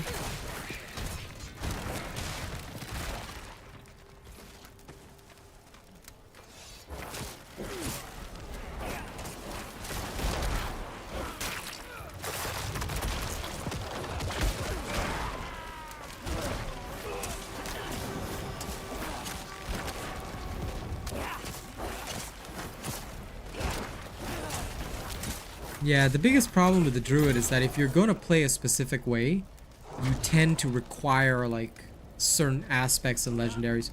Don't get me wrong, it's absolutely a fun time, and you know, there's nothing more awesome than that, but I think during season 1, one of the biggest things I want to do is find a different way to play the Druid.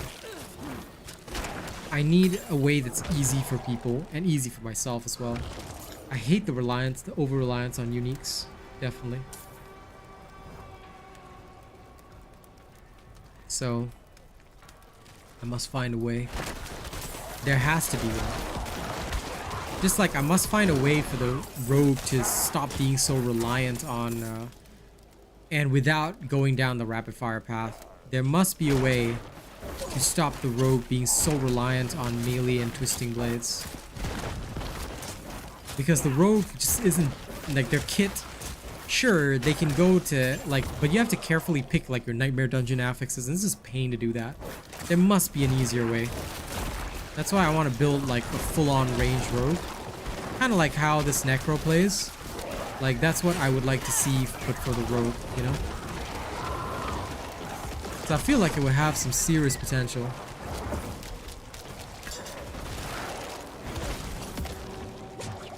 If they were willing.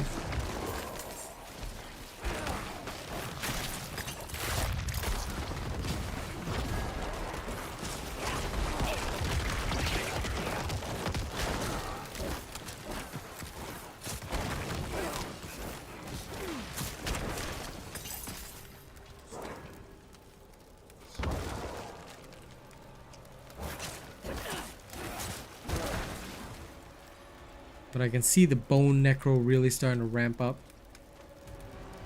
I understand, Zshinko. It can be painful.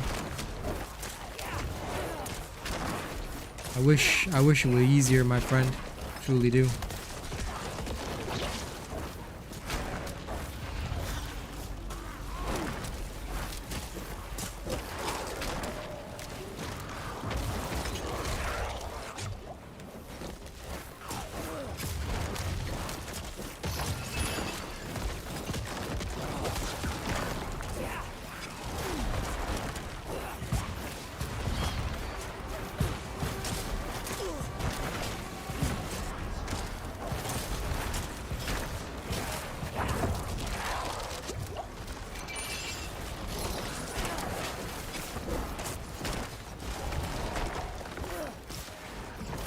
where's Nilka?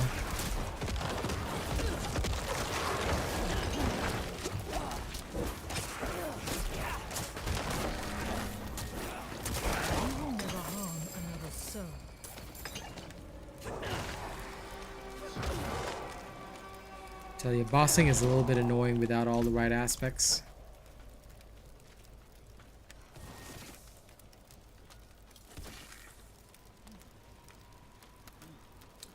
Yeah, no, that's okay. Yeah, that's the biggest gripe that I have with the druid. It's just hard to play it without uniques. And that in itself is a pain.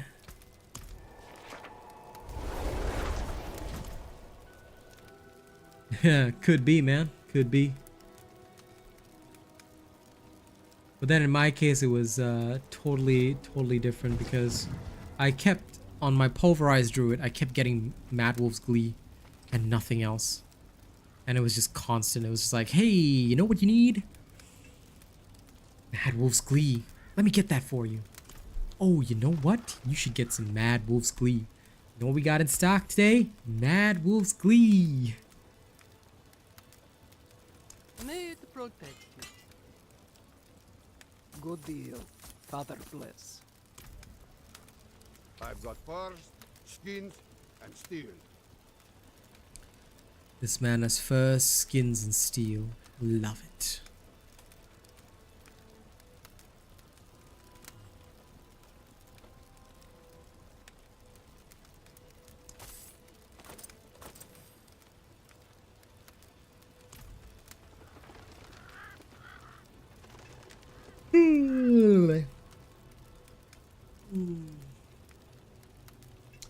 Actually, you can just send it to me on social media because YouTube doesn't allow links to post. So if you tag me on Twitter, my Twitter handle is the same, @RealAsianRobot.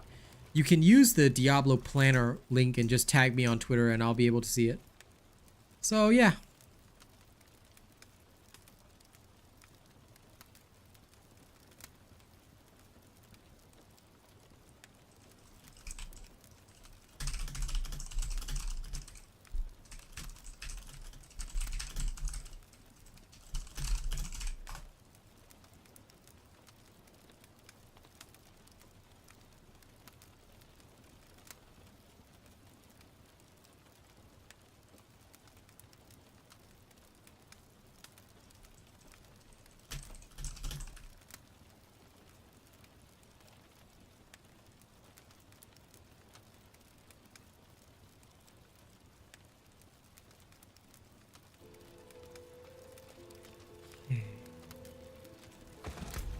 That's just because you are a weirdo.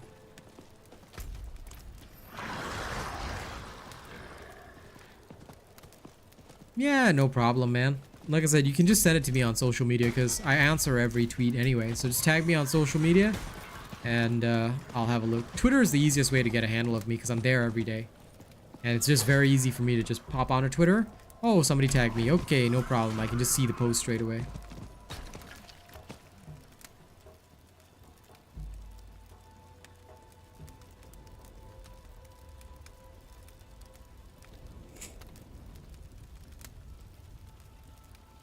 But yeah, I definitely need to find a way with Druid that just, you know, just doesn't rely on anything. Like, I don't know if that'll be possible, but yeah. Because I hate relying on uniques. Aspects are not too bad, because eventually you're going to roll perfect aspects, so that's good enough.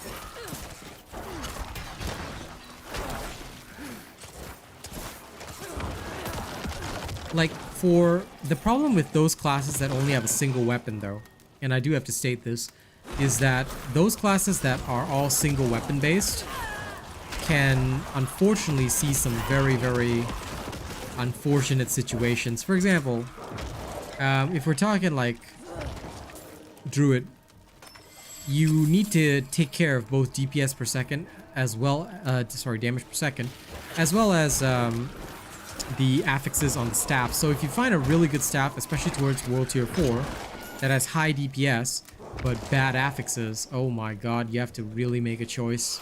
And sometimes it can be pretty bad. So That's what I hate for single weapon type characters.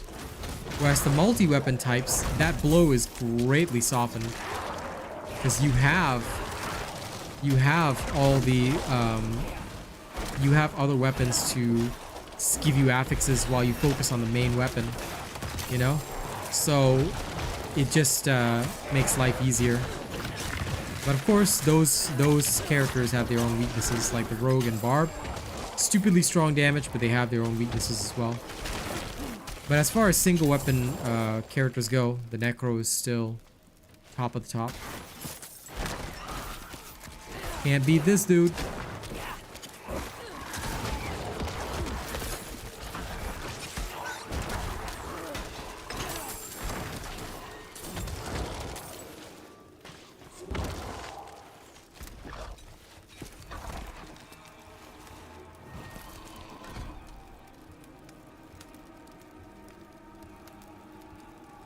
Okay, I'm gonna build this next.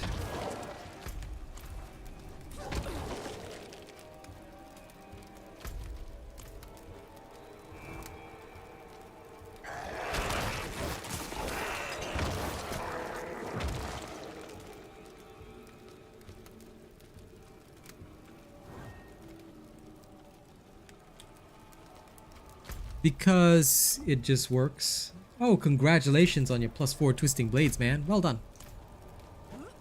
But yeah, I guess it's because, like, if they didn't... I mean, Necros are still top of the table. Even without all that, so...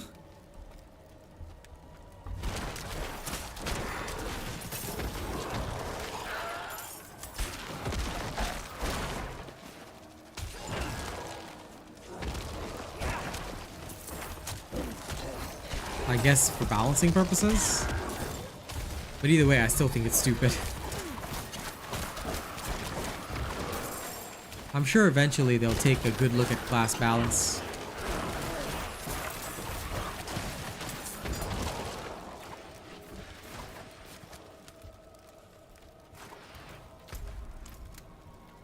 But they also can't take that away because it's one of the big advantages of playing the Barb in the first place. If they take that away, the Barb is just some angry dude who yells at people.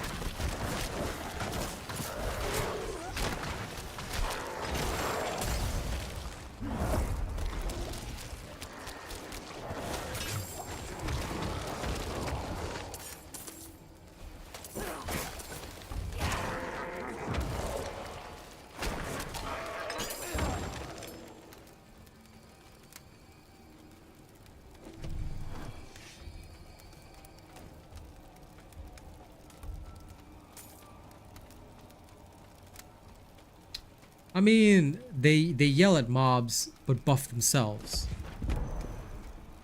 Challenging Shout technically yells at mobs. And with that passive that reduces the damage that enemies deal, you're technically yelling at the mobs, not at, you know, not at yourself.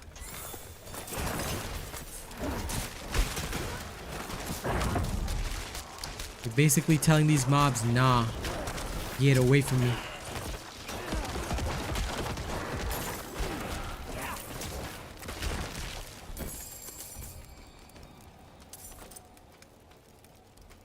I mean, even in PvP, you're yelling at other players, basically.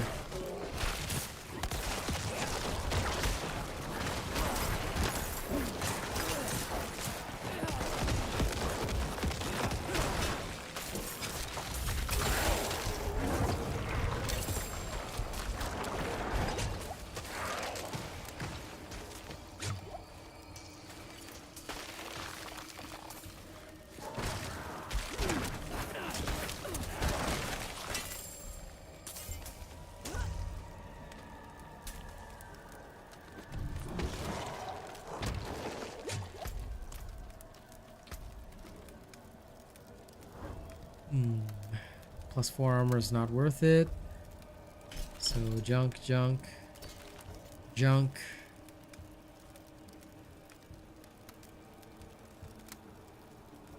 Very junk.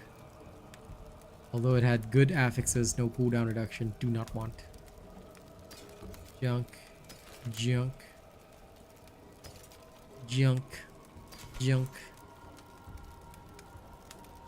Big chungus. Still junk.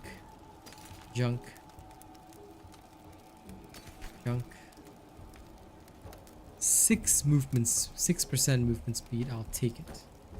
Anything to move slightly faster than this shenanigans that we have right now. Shenanigans, I tell you. More crit strike chance, I'll take it. And then junk.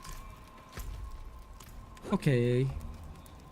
Yeah, in PvP we yell at Vasco. Poor fella.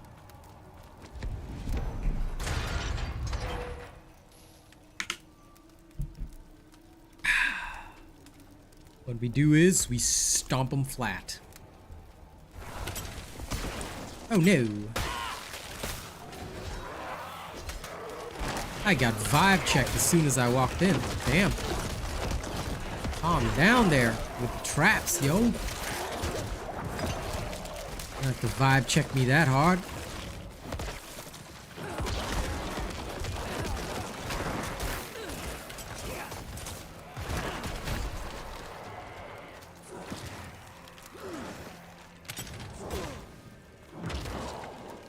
These pitiful traps all vibe checking me. Who's Vasco? Some bone spear necro. He was level 69. My barb was 59, hammer barb, and he tried to challenge me in PvP and lost like 15 bajillion times. He just kept coming at me while me and Kaz were chilling in the PvP zone. I just smoked him every single time. And he even changed from bone to blood because he was so desperate to try and survive me, but let's just say it did not go well. He probably thought that his like 40 extra Paragon points would help him. They did not. And that's why nobody challenges a hammer barb in PvP. Because it usually doesn't end well for you. For the most part.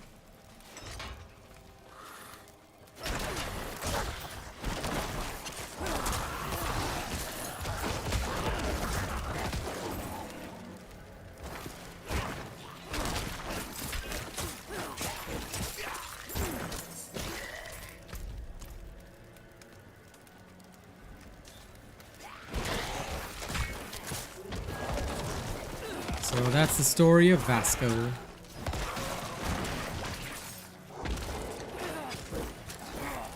And after that one night, he is now immortalized on our channel as the eternal meme. He was despo as fuck and just kept dying.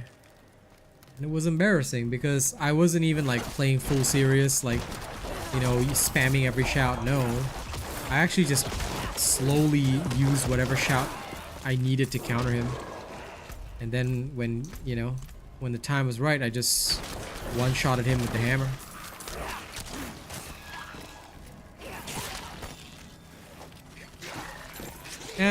Like I said, social media, dude. Just tag me on Twitter, because that's where everybody gets to me. You can send me a DM on Twitter. You can tag me in public on Twitter, just at RealAsianRobot. My Twitter tag will forever be the same as my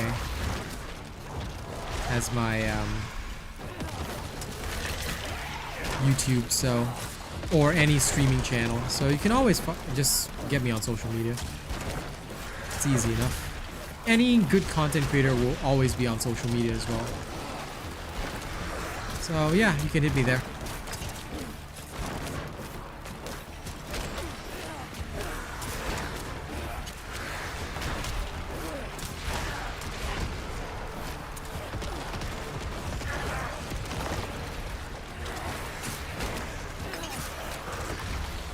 Yeah. You will see that I have the same profile picture on both. So it's very easy to identify me in general.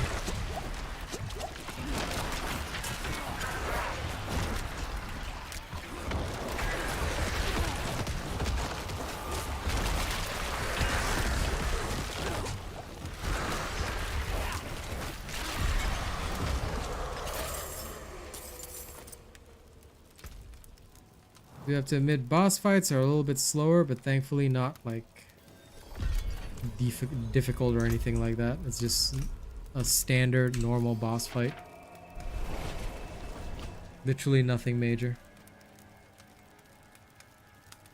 But yeah, Twitter is absolutely fine. You can just get me there at Real Asian Robot. You know, whatever you want me to take a look at, I'll take a look at it when I can. So it may not be super soon. Maybe tomorrow if I have time. But yeah, that's basically it. Just hit me up there. And usually it's not too difficult. Usually.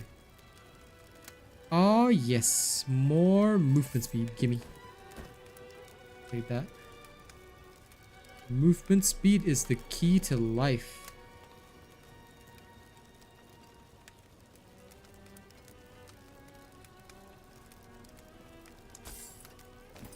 I'll wear these pants. Arms for the light.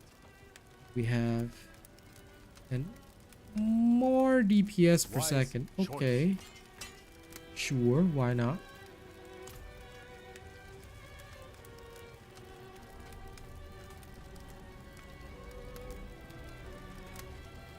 Yeah, sure. I'll take a look at it if nothing else. Might give me some ideas for season 1. So I do not mind. These kinds of things can always be helpful.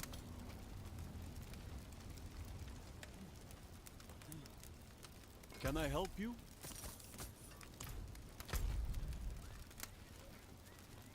Like I said, I myself, I don't know when I'll be able to take a look at it, but I will as soon as I can, usually.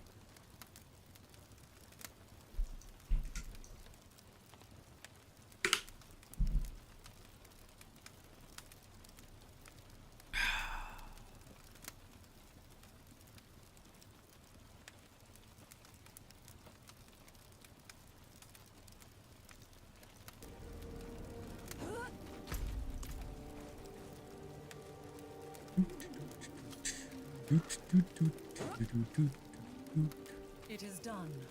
Tree of Whispers. He's back. Yeah, give me some good stuff. Legendary pantaloons. What does this have? Actually pretty decent. I will take that.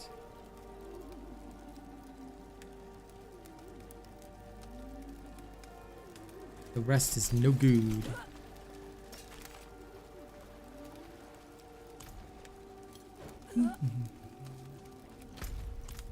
Yep, no worries. I carry the best shards of the heavens. May the light keep you.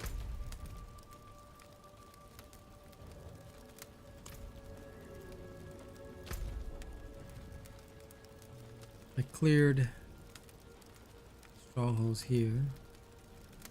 Now I'll need to clear strongholds in Hoaglund. I cannot remember where they are, but they're sure to be somewhere around. We'll figure it out.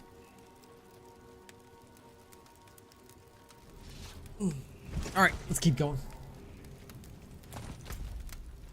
I say we look here first.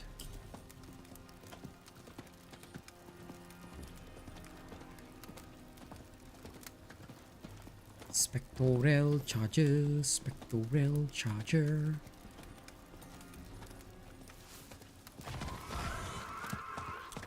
Do do do do. Death will ride a pale steed. Oh yeah.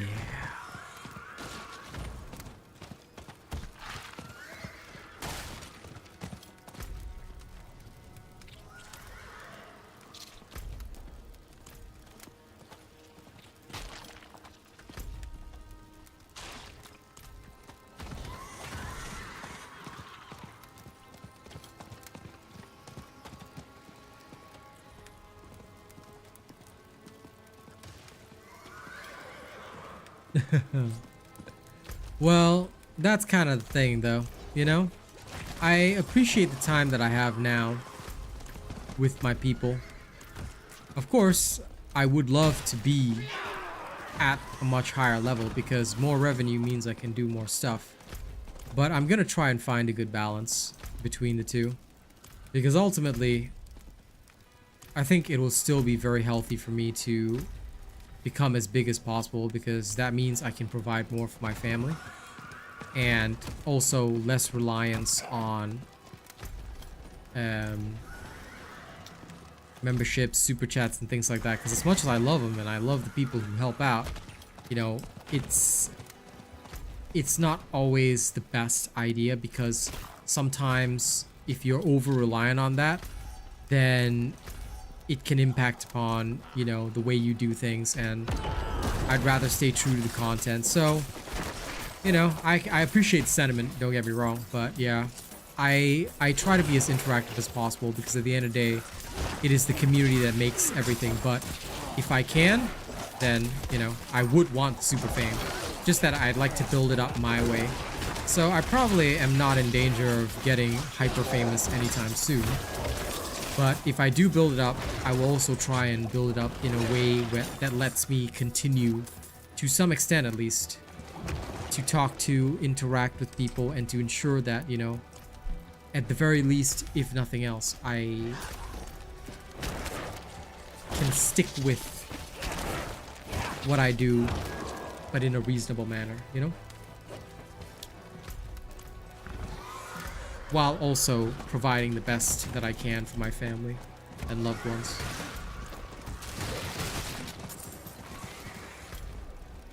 I don't think I see myself as being like XQC or whatever, like, you know, 20,000 people watching me.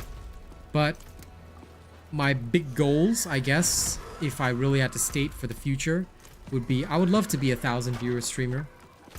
I still think it would be reasonable at that point to interact with people and also still be making a very good amount of money, so I could give back to the community via giveaways, things like that, all that kind of stuff. Thankfully, I'm not heavily greedy on wealth, but making a good living would be nice. I mean, at the end of the day, you know, it also depends on like people who stick around long enough, either way, they get invited to the family Discord. And unlike one thing which I can promise is that the family Discord, for those people who are, you know, long supporters of Robot Nation, big supporters of Robot Nation, we all bring them in there because it's therefore easier to interact with them. And also, you know, for those people, they can keep up with me or talk to me outside of my streams and stuff, you know, and that's ultimately what I want to do. I want to make sure that, you know, those people that are really down, we bring them in there, so that no matter how big I grow, that Discord will grow very much more slowly. In fact, there's barely any activity in there. It's just a great way of me being able to talk to the people who are closest to me, you know. And that's one difference, because I'm not going to make like a big public Discord, because that way then it's as bad as the streams and you don't get any interaction. So for me, my Discord is where I'm going to be trying to maintain that close relationship with my closest supporters and stuff like that. Whereas streams will, you know, as high as they can go, I'll be happy with that. But yeah, I do also understand that the higher you go, the more that you lose a bit of that personal touch with people. So I guess I'm going to try and enjoy it now as much as I can. And Wavesy, pretty much exactly what Rena said. If you take a look at the late game build for the Rogue, and you listen to what I say about the gear stats, I actually tell you, you're not looking at the attack power or whatever, you're looking at the actual stats on the gear, the affixes. Yeah. So the late game video covers up to level 60, but it does have a gear section. If you pay attention to what I say in that gear section, it'll help you tremendously, because don't focus on attack power, stuff like that. Look for the affixes, as mentioned in the video itself. If you focus on the affixes for the gear and you search for the right stuff, then no matter what, you will always do well. If you always search for the right affixes, then This attack power stat, nobody cares about this because that's just a calculated stat. It's almost like a dummy variable. It has no actual impact on what you're doing. Stat power, affixes, these are what really contributes to your damage, which is why in those videos I explained that. So make sure you, for all the build videos, especially the late game ones, I don't talk about it so much early and mid game because it's less relevant, but I guess I'll refer to it more in season 1. But the late game videos always have a gear section which talks in detail about the stats to seek. No problem. Like I said, you want to do well, just pay close attention to that and you won't go wrong.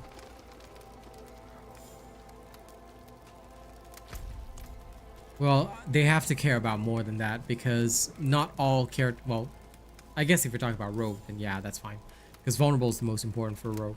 But for other classes, they may not have a consistent way of inflicting vulnerables, so just be careful of that. Alright, so pay attention to the individual video for the class that you're listening to, because some classes have minor differences.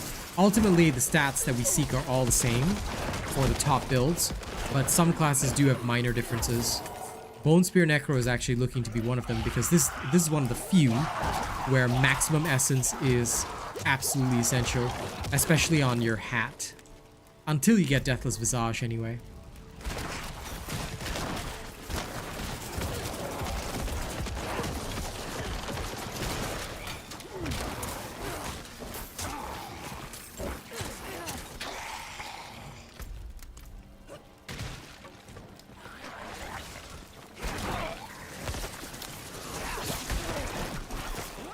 But anyway, back to the previous topic. Don't worry, Zane. I at least promise that nothing much will change. Not with the way I run things, anyhow. So take some comfort in that.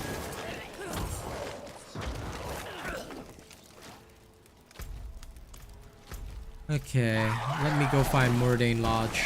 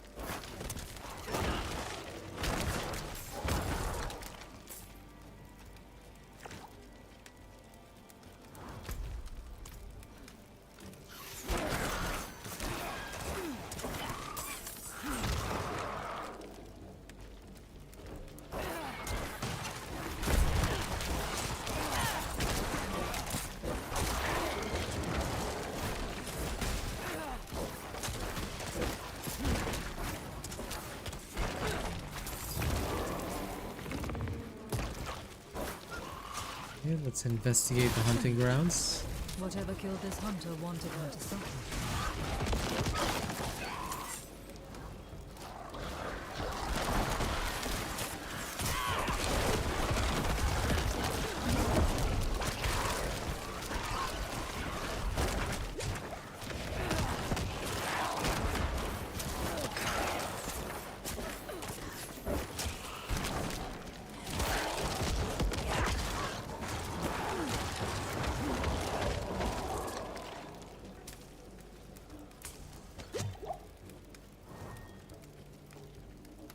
Game never gave my rogue a single piece of aspect of might. Lol. That is weird. I have multiple 6 seconds, so that's RNG for you.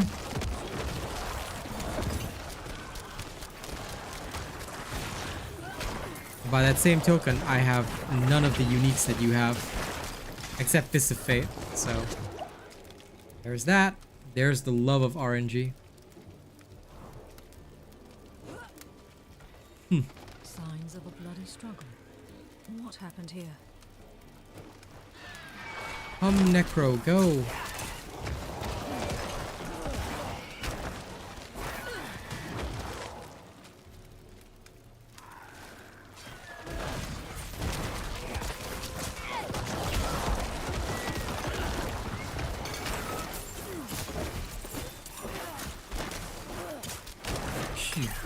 Okay. Oh, my first few potions. Yay.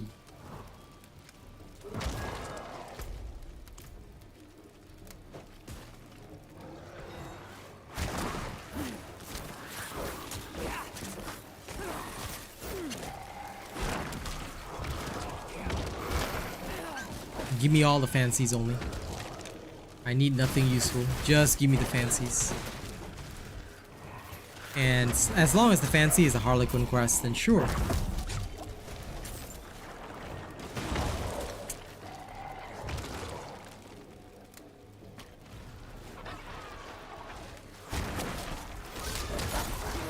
Condemnation's not too bad.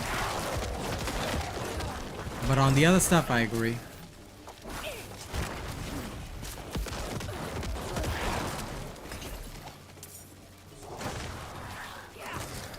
No problem, Tiago. You have a good one. Thank you for hanging out today. I appreciate that. And thank you to all of you hanging out.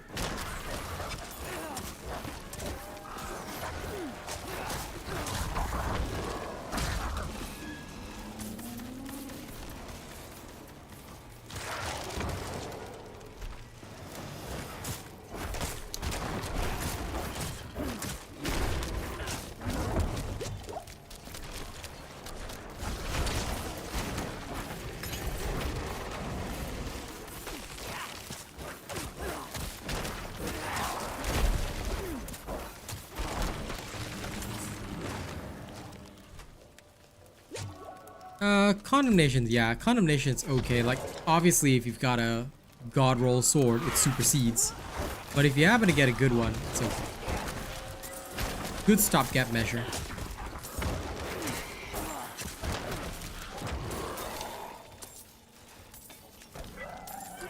But unfortunately, DPS and a damn strong sword would supersede. Because you literally are reliant on that. I think the last one is here, isn't it? There.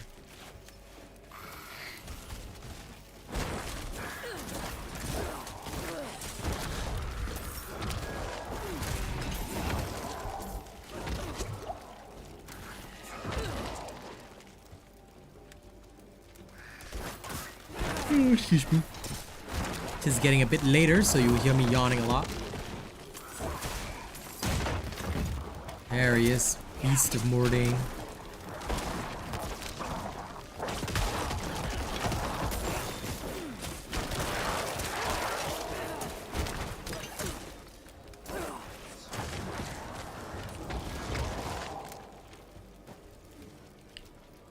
Let's go chase down the beast. Come, Skellymans. Let's go wipe it out. Mad me, beastie boy.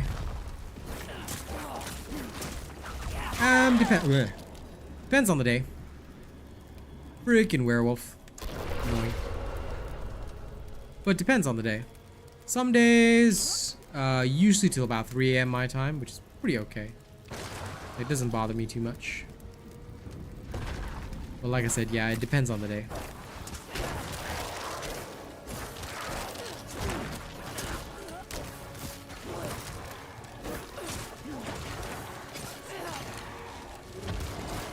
Cannot be tamed. You're all fools to try.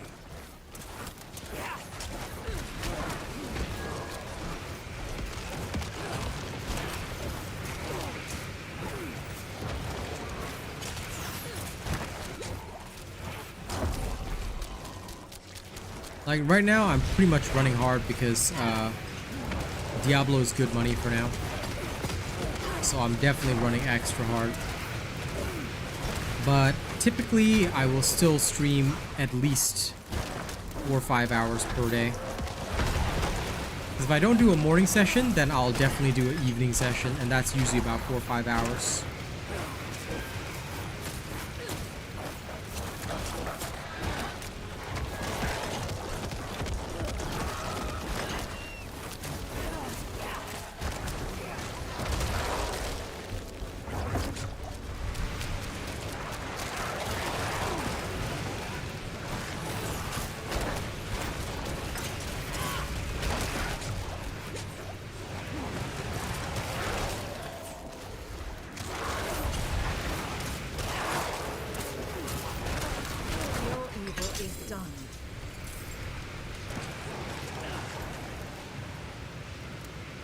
You know, I'm definitely thinking it. It's gonna be so much easier to level when with the blood minion Necro.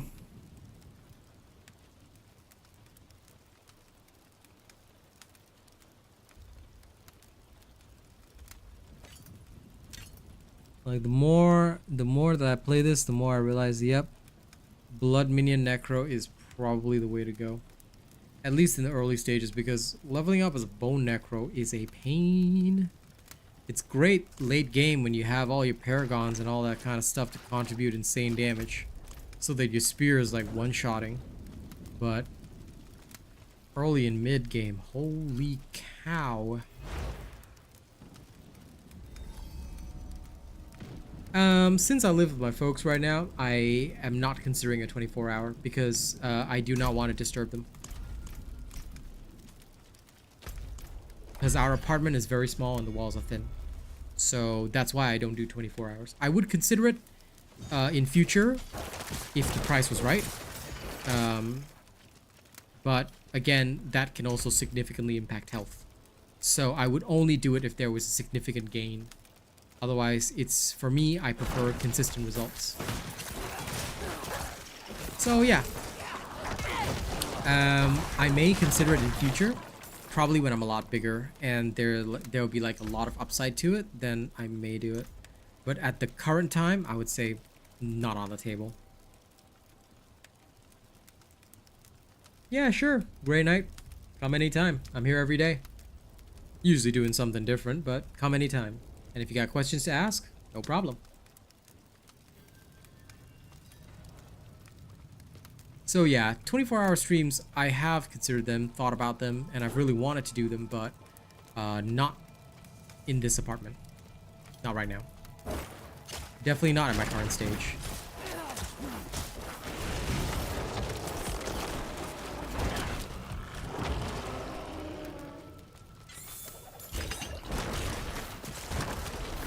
But when I'm of a much more significant size, let's say I was 100 or 200 viewer streamer, I would definitely consider it.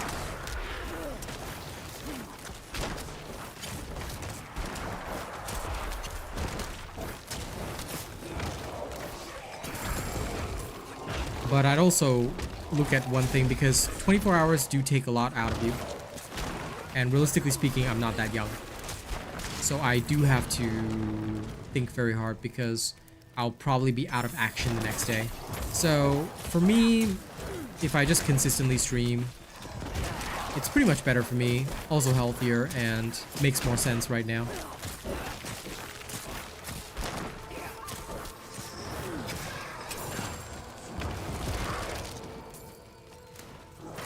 See you later, Jacob. Thank you for hanging out.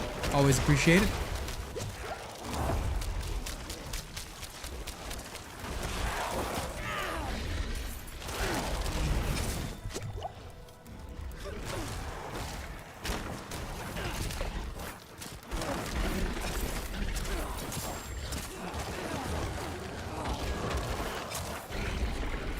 I gotta say, it's level 35 right now.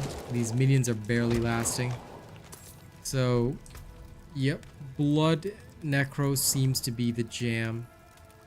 Blood Necro will probably be great for the leveling process. So in Season 1, I'm probably gonna run as a Blood Necro for leveling 1 to 50. Because I'd be fast and unbelievably powerful as well.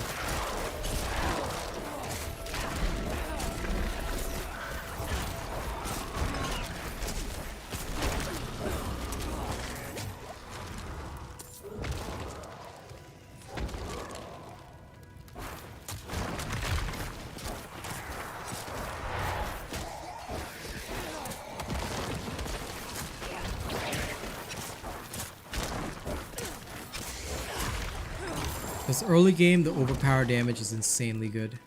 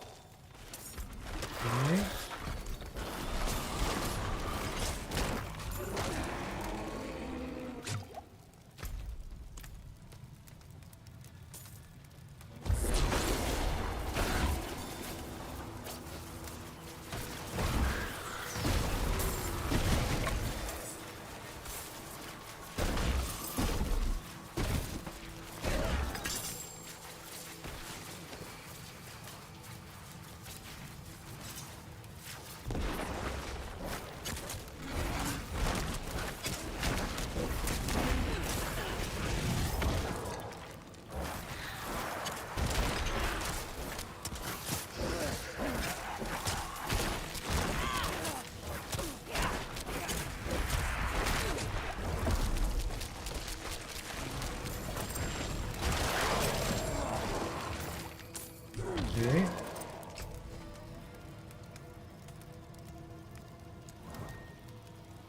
No good. This is alright. But it doesn't help. Compare it. Like the sword has better affixes. Okay.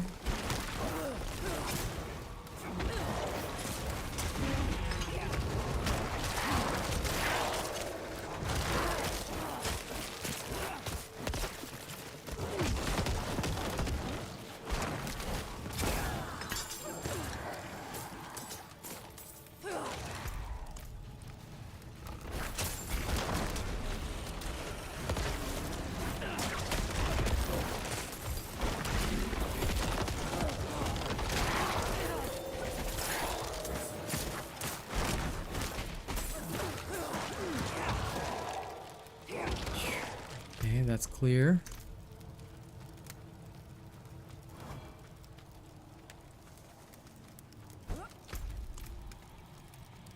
Definitely annoying without Paragon.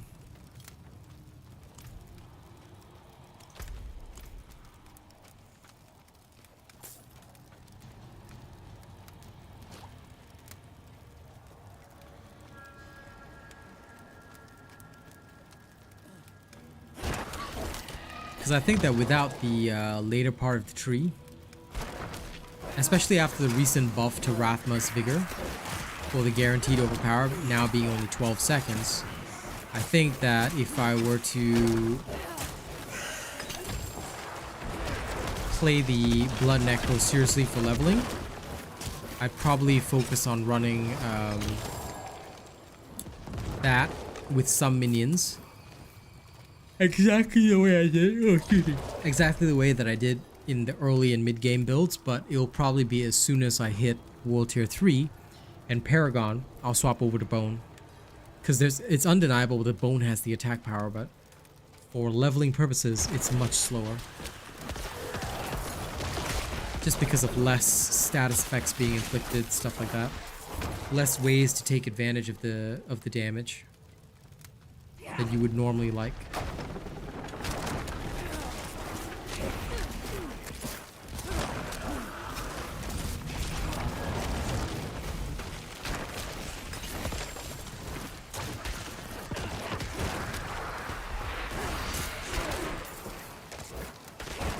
And of course, as you can see, minions don't last very long. Thank you for the emojis, though. Minions legitimately do not last as long as I would like them to. And this is with the minion passives as well. So, might be getting closer to the time when I'm ready to sacrifice them.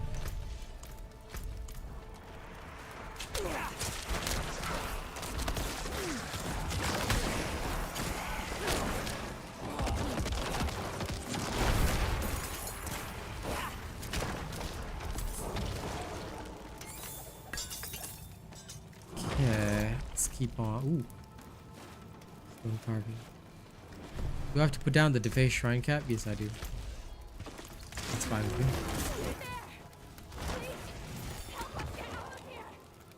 Oh god, injured adventurers. This is a very, very dumb event. I came here to purge this evil, but now Because the injured adventurers always die. So there's literally no point to saving them. We can't do it alone.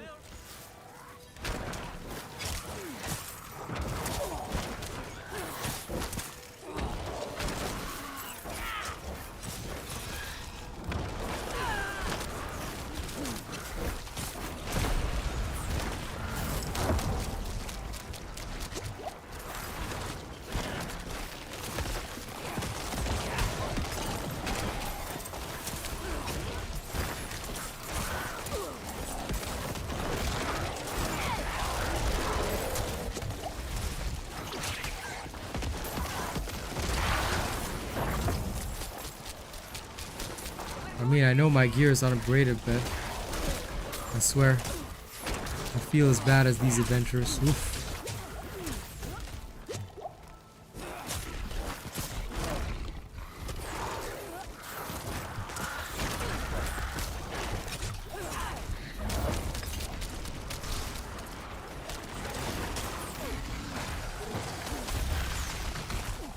Oh.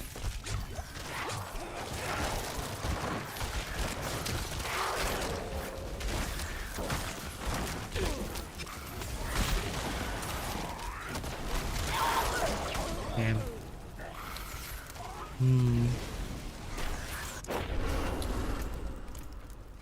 Yeah. No, there's not enough killing power. At least early and mid game, the killing power is nearly non-existent.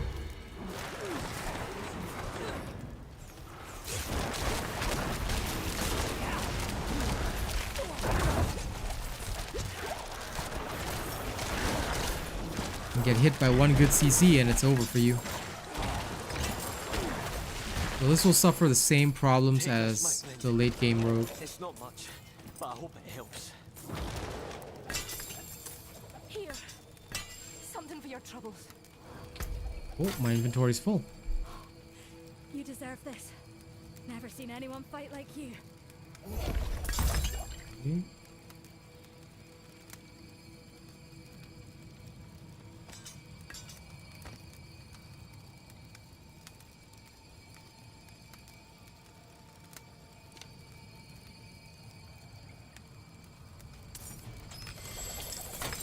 Anyway, everything that has DPS per second is good enough for me.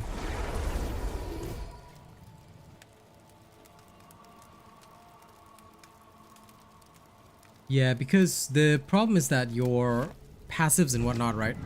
All of this stuff is really great when you have the legendary aspects to compensate.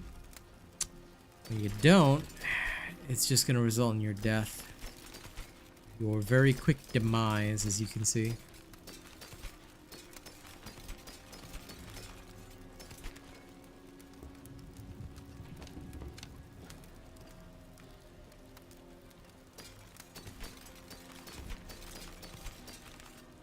So if, you know, just for the sake of leveling purposes, I were to switch to the blood, which I could do right now, you know, just for giggles, right? If I were to switch to blood instead, which I take fortify here.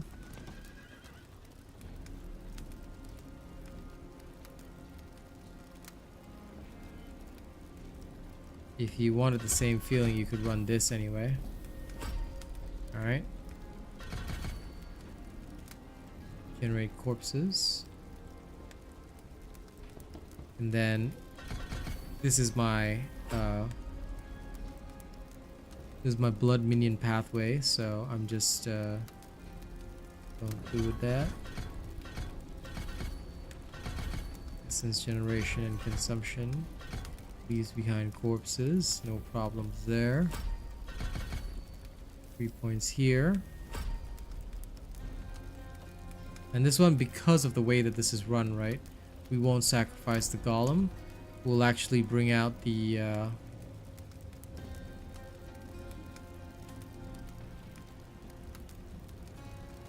we don't need the CC, do we? So that's perfectly fine. Skeletal Reapers. And for this one, we would take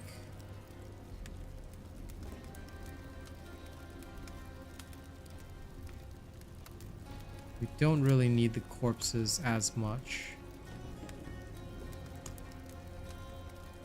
But I suppose as a source of increasing power, they can be useful, so we'll just stick with the Reapers. Fine.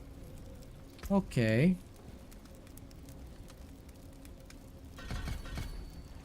This one doesn't care about distance, so it's okay. Stay healthy for blood skills. Then Rathma's Vigor, of course.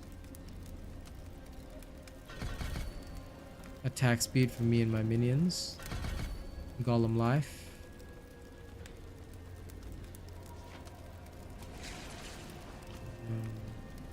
I don't need Hellbent Commander.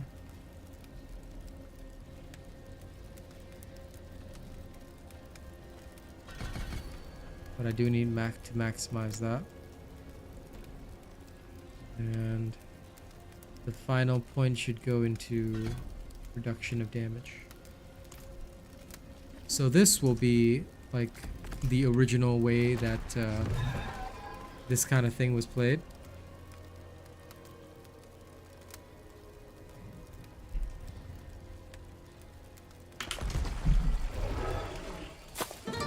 And now you'll see that this is much faster and smoother.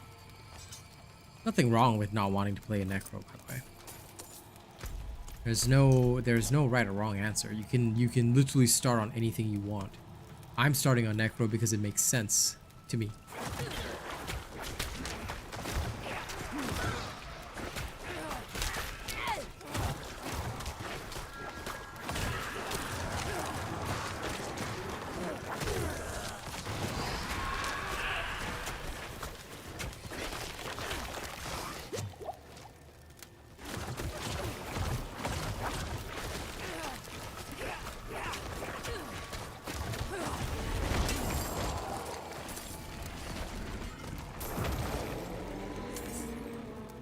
And now the best part about a lot of this is the simple fact that Rathma's Vigor allows my Blood Mist to turn into an alt, basically. Again, very useful.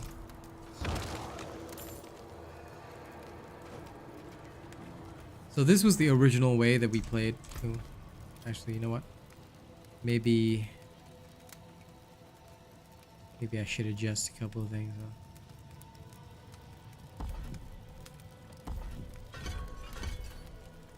I think this might be better. I'll just go for the Blood Surge instead. Overwhelming blood for guaranteed. Hey, better.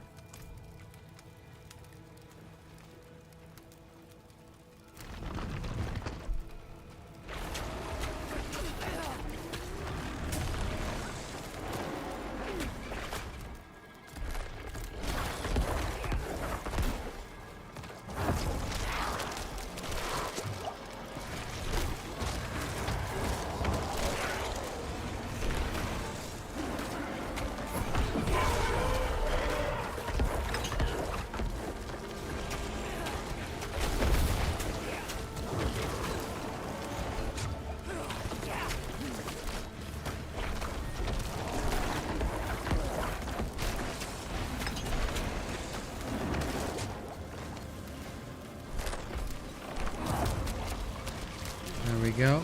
Blood Mist can turn into one of the strongest attacks. So it's a little bit more sustainable. Just because of the fact that blood skills have their own innate healing.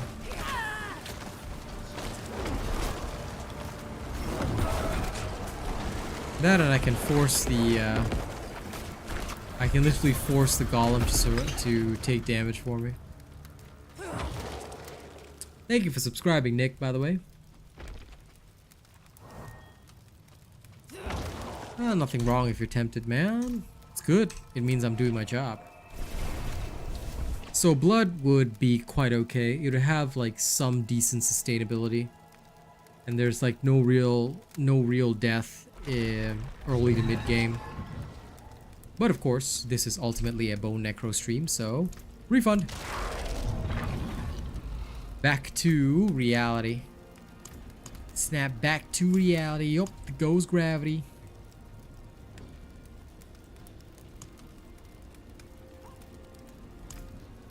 Okay, now.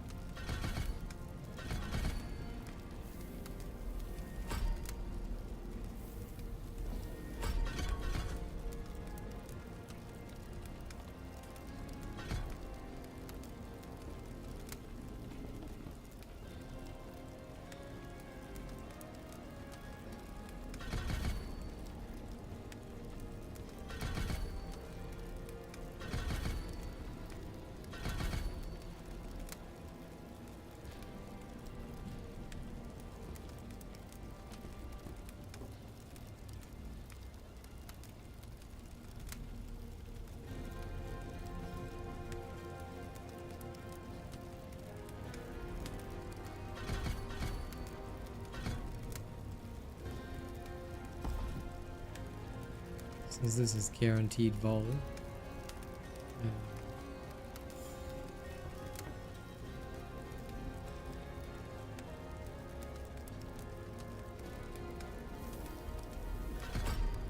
Spine essence. Okay. Good enough. The blood one, yes. The blood one's pretty easy because you've got self-sustain. You are literally not in danger. As I mentioned, you are literally not in danger of dying because you have self-sustain. You can just heal yourself. You won't have any trouble. Hence the key. Hence why blood is the key. Hey, Smith. Doing good. Really can't complain. Testing out some shenanigans. As I always am. Let's go wander around in other places where I shouldn't be. Namely here. Ket Badu. Always, man. But yeah, I'm kind of taking a breather, you know. This was the Bone Spear Necro that I was supposed to play in Season 1, but then I realized that, you know what? I'm okay. I don't really need that, so...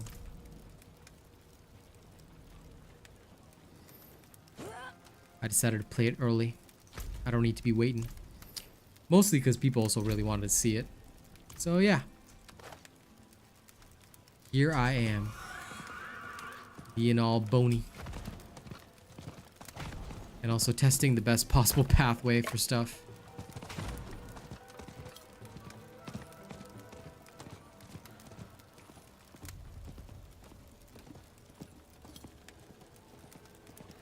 My honest answer to that, Grey Knight, is that no, they haven't. The dev stream is tomorrow, 6th July. I will not be tuning into the dev stream, but I'm pretty sure that the people who do will definitely release something about it. So they'll probably have something where they'll say, you know, like those people that do like the gaming articles and whatnot, they'll probably release something. So until then, I am chili manjaroing. We'll all find out soon enough.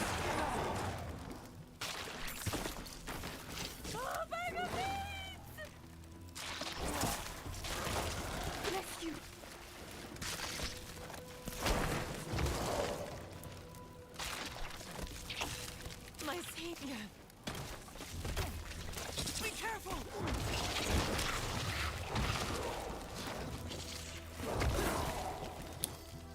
Now let's keep everybody alive for 3 seconds.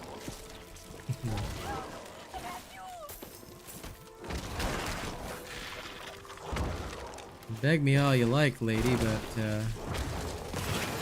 not gonna help you.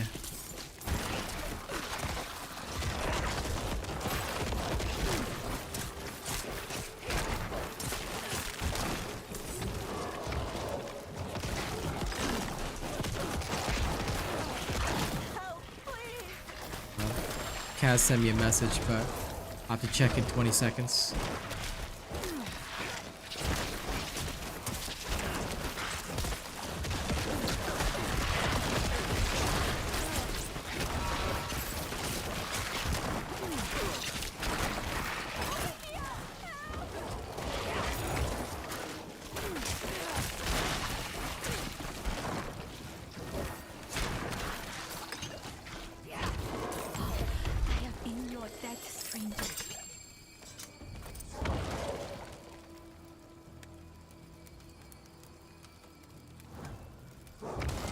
Okay, where is my...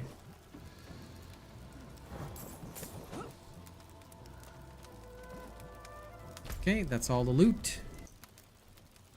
Alright, now I can check my message.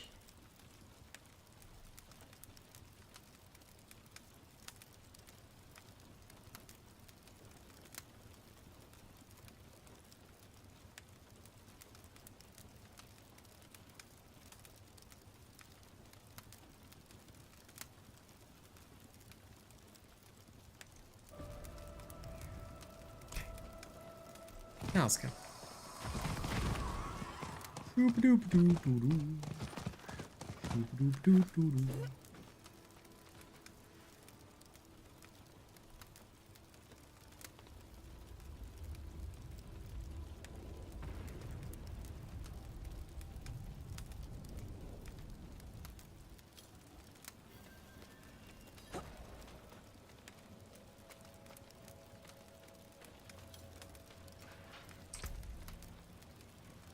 Any of these good? Right now.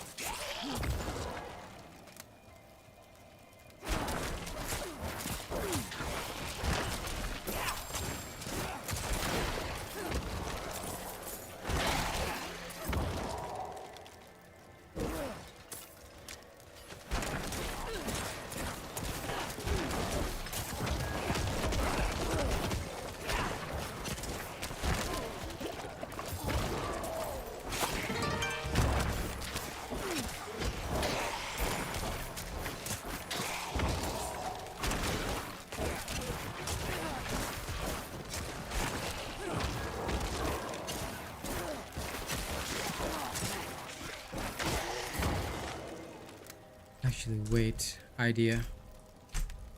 Maybe what I need is not this.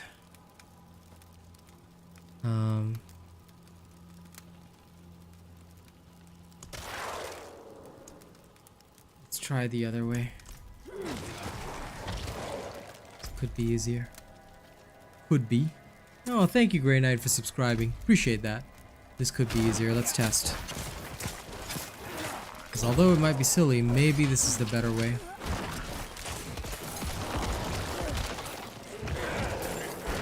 Although I might have to resummon my skeletons more, this might actually be a better way of doing things. Turn my skeletons into projectile weapons as well. They don't have to last, they just need to keep killing. And they leave behind a corpse, which I need.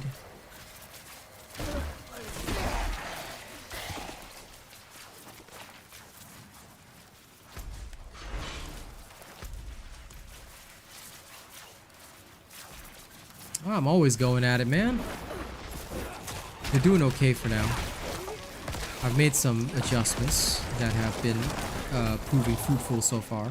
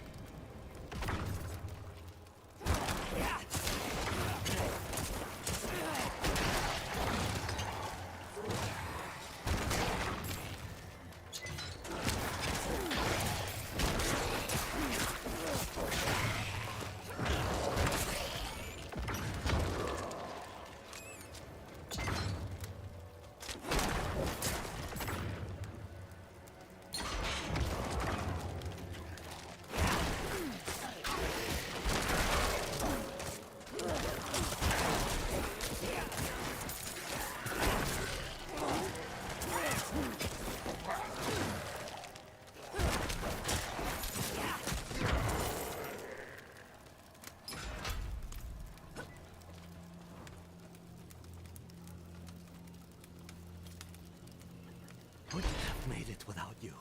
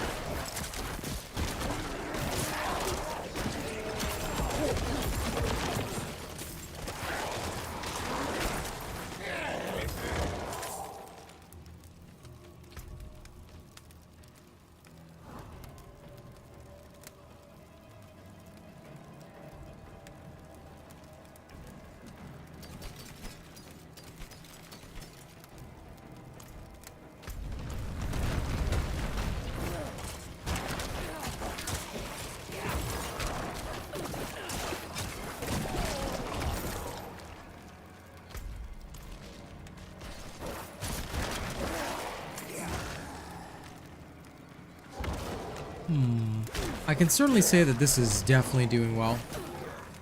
It's definitely doing what I believe it should. And it's doing it quite efficiently, actually. Yeah.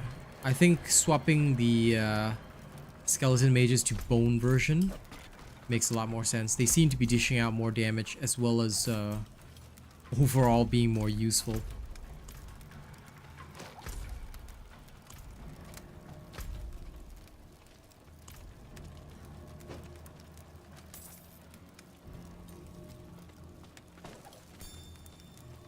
Random monk's journal. Good thing I don't care about it. Now I'm gonna go free that last prisoner because apparently he's left all the way back here. And for some god-awful reason I didn't free him.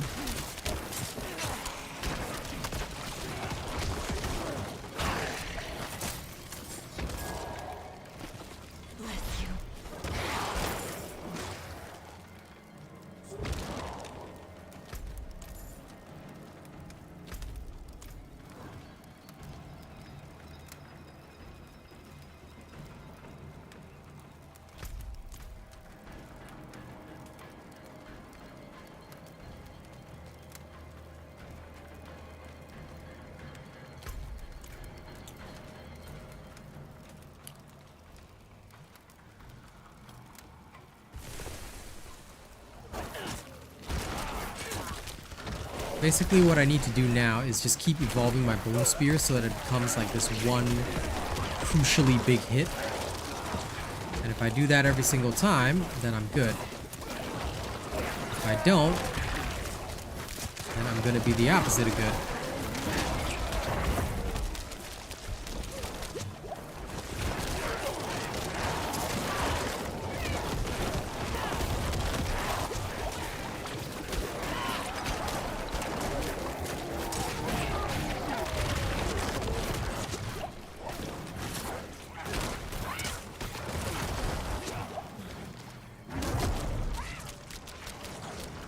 Against some elites, they definitely can't last. So that's okay. They're only designed to last for now. They just need to get me through a couple more levels.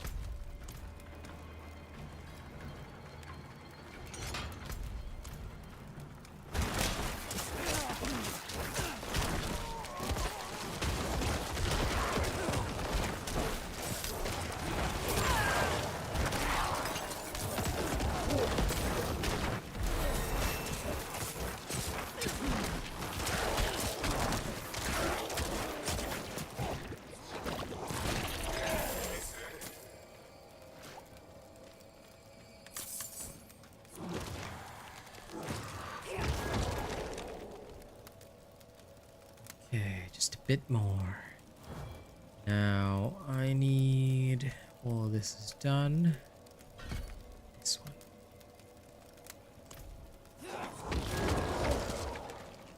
Max that, then I'm gonna max all the others.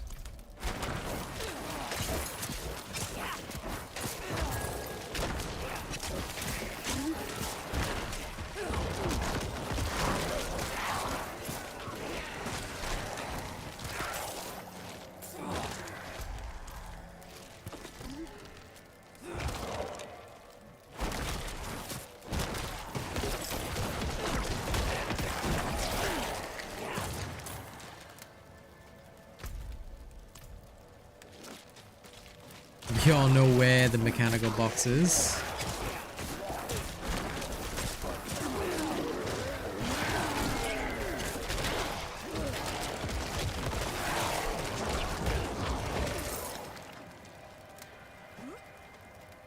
The mechanical box is over here.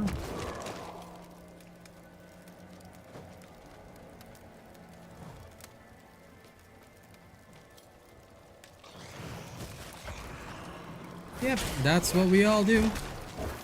So don't you worry about it. Very normal.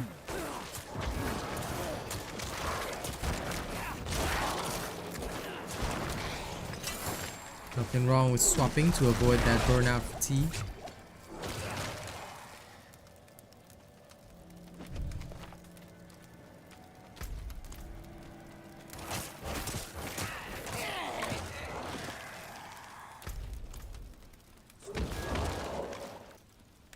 me just quickly check on something. For the aspects.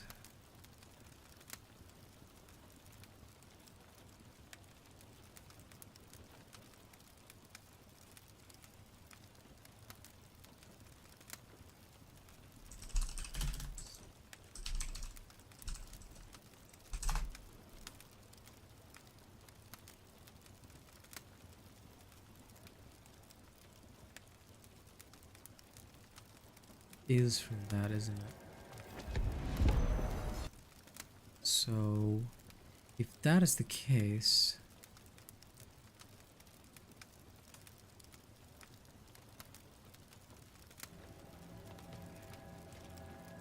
it's fine.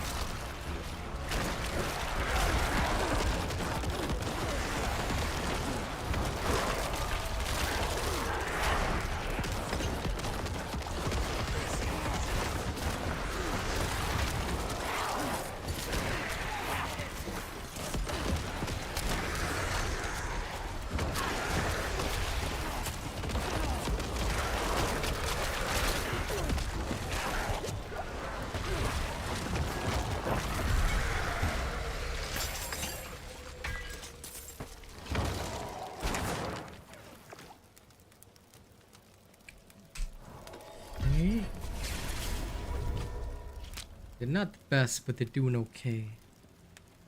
This is without any upgrades to gear as well.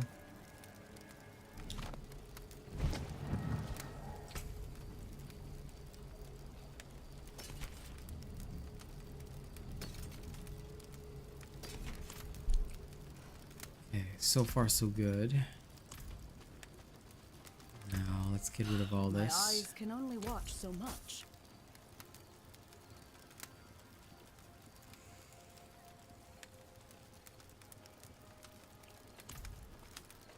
Got the score to settle? You know it. Always with a score to settle. Live well, hero. I think I forgot, yeah. Alright, this much is set. Now, what do I really need? The rest of this is probably important. For now.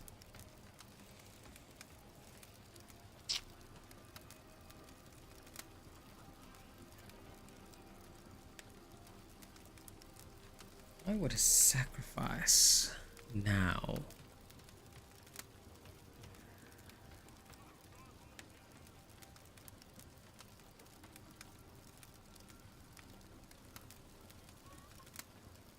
Supreme Bone Storm would be good. The problem is that regardless, ossified essence is the key.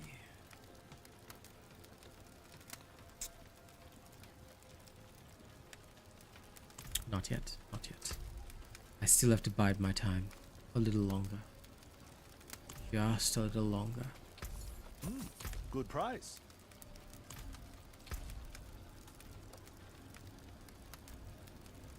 As much as I like all this, it needs to last a little longer. Just a little. So far all of this is fine.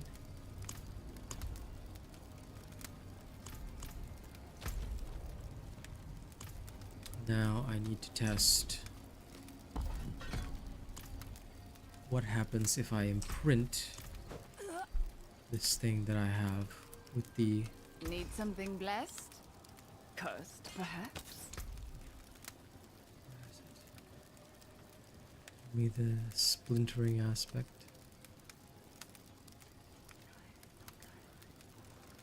Splintering aspect. Give that to me. Lovely. Then I'll just chuck that on. Okay. Necro is a tough one. I mean, you can follow my early and mid game build, which is actually pretty good. You can run that if you want, but overall, yes, I do understand. Necro can be a bit of a pain. Not always the greatest choice.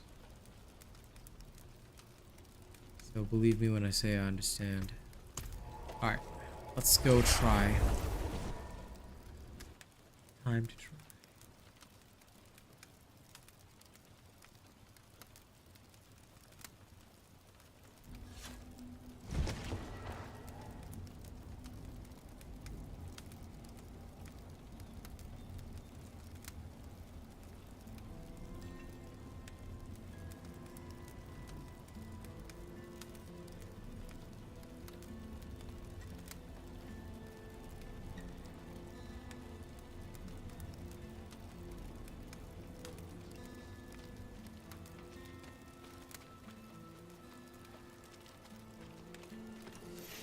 Okay.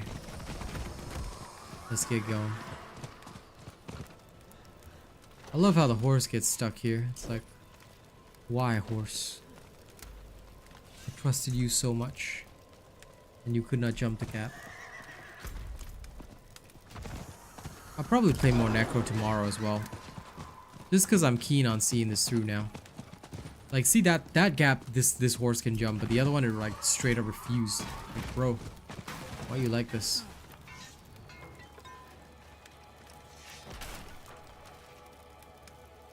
But anyway, with perfect aspects, it is possible to get everything right with the Bone Necro, but I do want to test the splintering one first, because I think it's crucial. If the splintering aspect goes well, then we have good stuff going, because you can make enemies vulnerable for quite some time. So I'm just going to test if my cast can make everybody vulnerable. If it does, then it's good.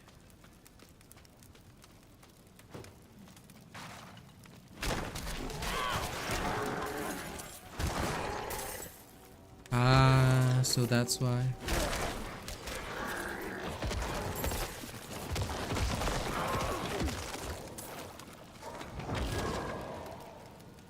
Okay. Much like with the Blade Dancer's aspect, once you chuck the splintering aspect onto something, the Necro's killing power goes way up.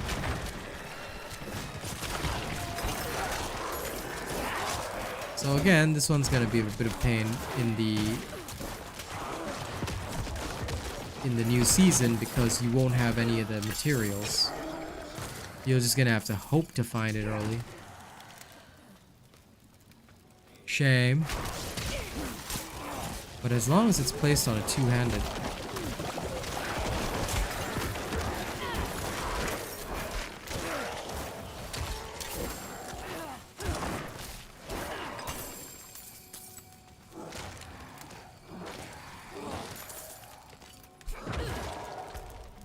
Okay, now let's remove this then, since this one is now confirmed that even that will work.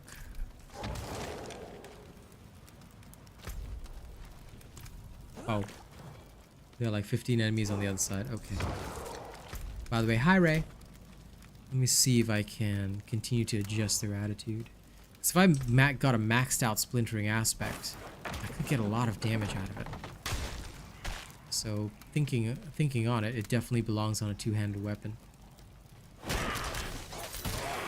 Couple this with Edge Masters on the amulet, and I have a feeling things are going to die horribly.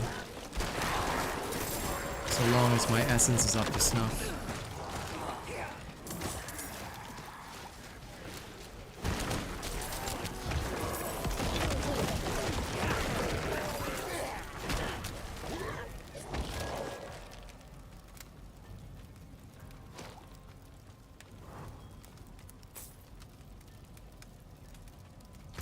Bloodlance breaks the game. Bloodlance is Are you trying to say that Bloodlance actually bugs the game or that Bloodlance is good? Because if you're saying that Bloodlance is good, my answer is no, it's literally trash. But it's good early game. It's trash late game. Like in the very early game, I experimented with Bloodlance, it was really nice, but late game it is very, very bad. Very, very bad.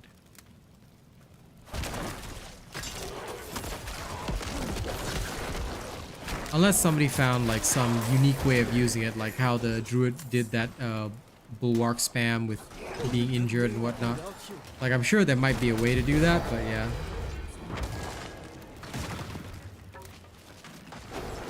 Oh, bitch, please.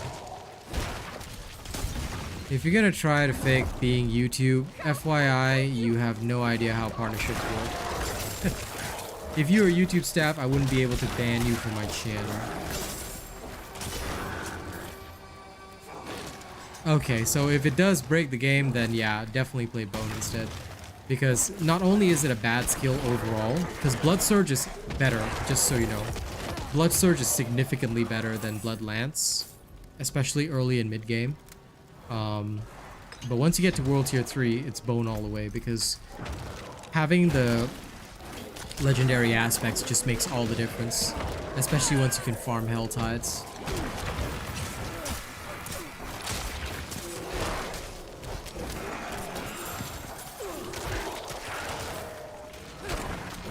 But yeah, Bloodlance, unfortunately, due to its nature,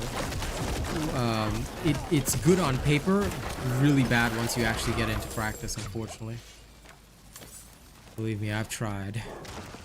Because I really liked the idea of Bloodlance when I was first playing the Necro. It seemed like a really cool skill that had a lot of potential, but I could tell after playing it for a little while that it was really, really going the opposite of good. That didn't happen too well. Alright, see you later, Hankit. Thanks for hanging out, man. And thank you for supporting. I myself don't have long to go.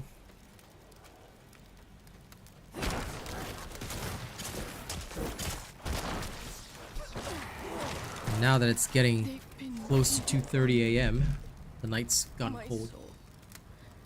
Please, take it. I'm gonna have to swap over to the Udi. Let it in. Come on, random.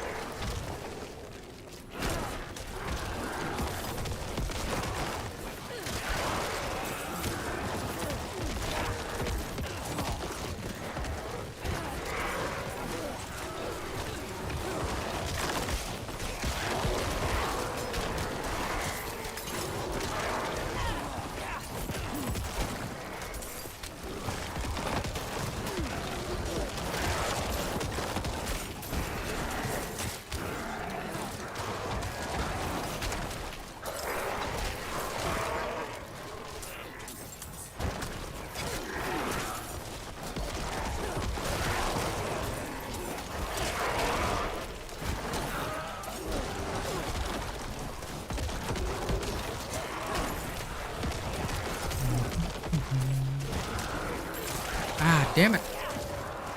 Didn't spot that last guy. Oh well.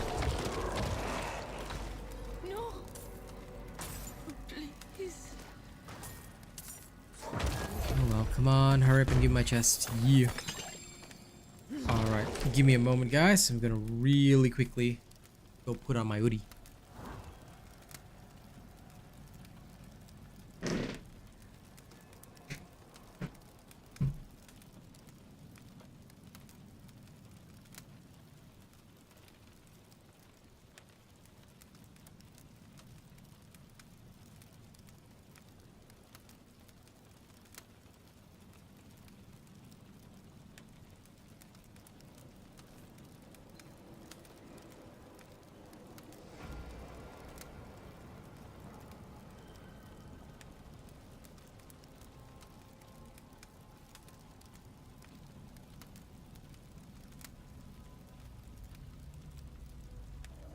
Okay, fluffy time. Now deal with my hat hair for a little while.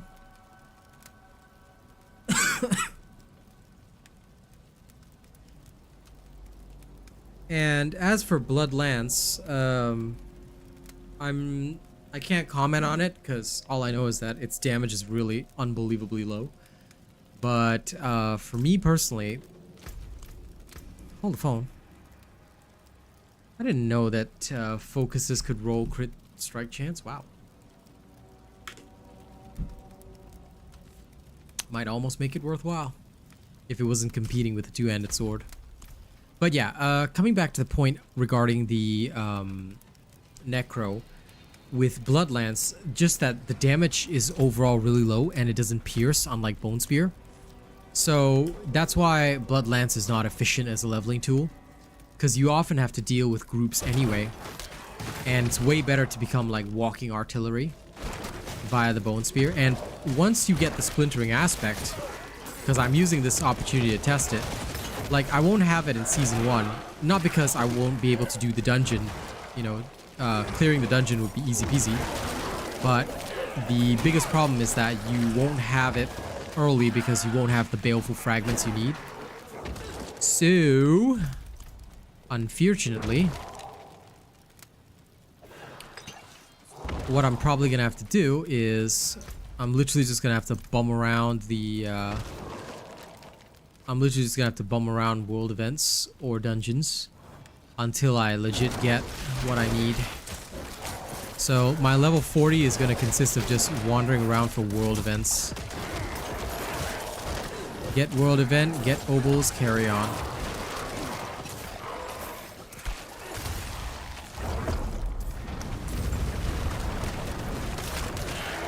Because just based on this loose test, right, the splintering aspect is so crucial that it's as important as blade dancers.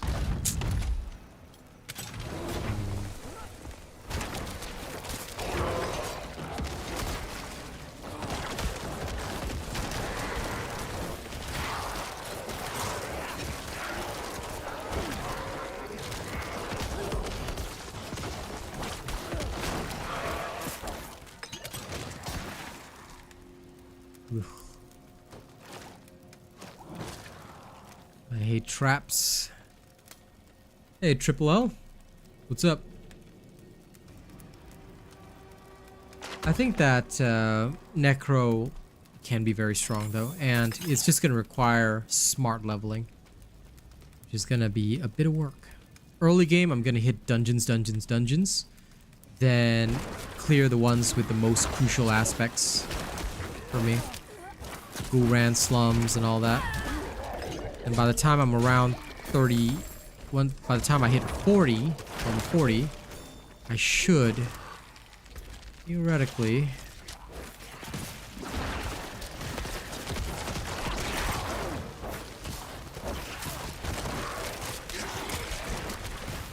be able to pull off some even more insane stuff, which I'm okay with.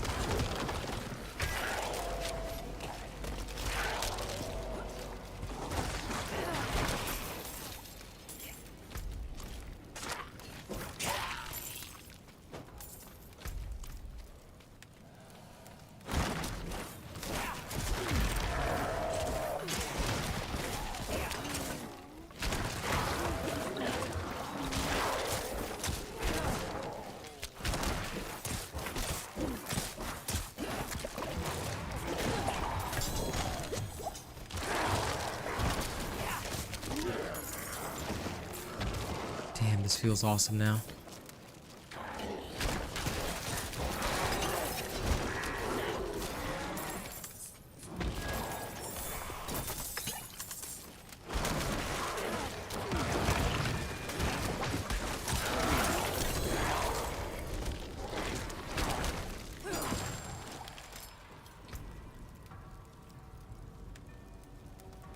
Legendary Scythe, which I do not need. This also I do not need. But they're both pretty cool. I'll remove them for now. If only this was actually stronger. But it's not, so meh. Still searching for a pair of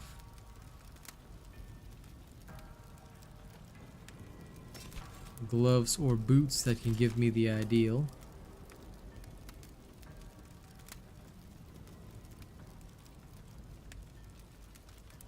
This one also has maxed out cooldown reduction, so thank you very much.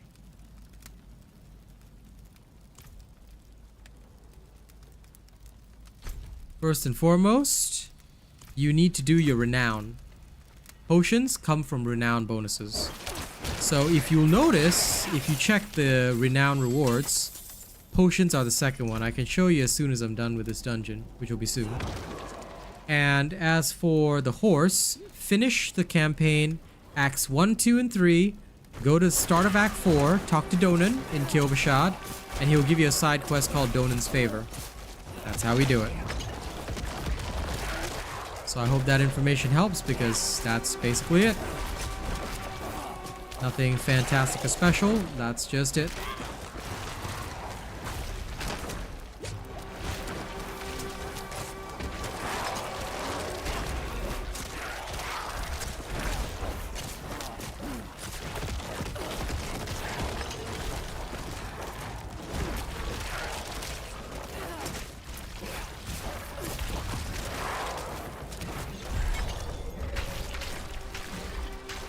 No problem. I'm happy to help. Okay, let's get out of here.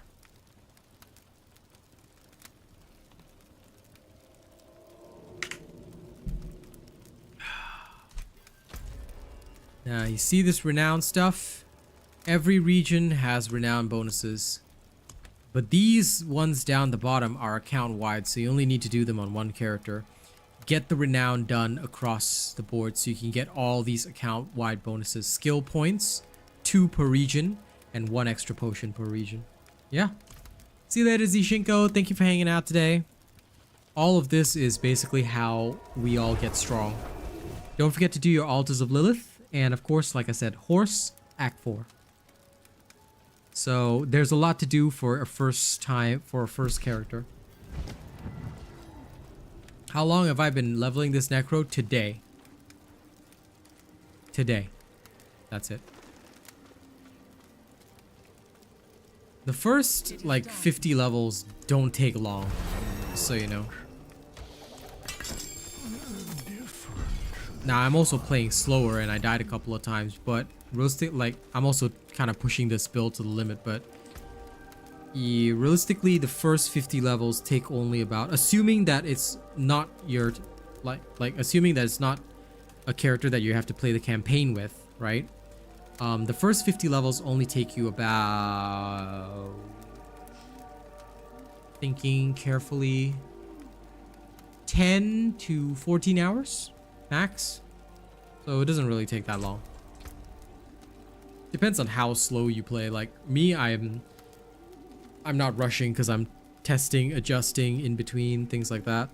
Because I need to get everything just right. Otherwise, I wouldn't really be able to show anybody anything. So that's what I'm doing right now.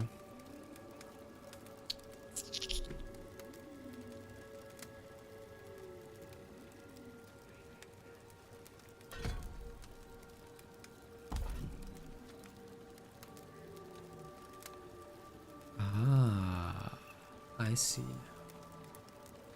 Okay, like that. Better for now.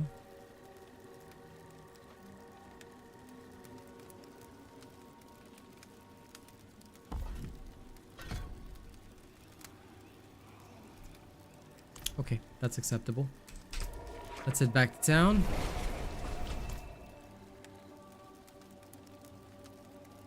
And yes, the horse does indeed transfer from account to account.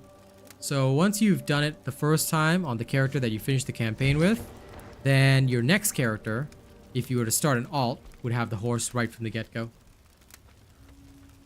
Got a cold? Hell no, but it's winter in Australia, dude. That and hoodies are super warm. So there's no way I won't wear one. But I usually can't wear them until it's about like 2 a.m. in the morning, which now it's about 2:30. So yeah, because otherwise it's too bloody hot.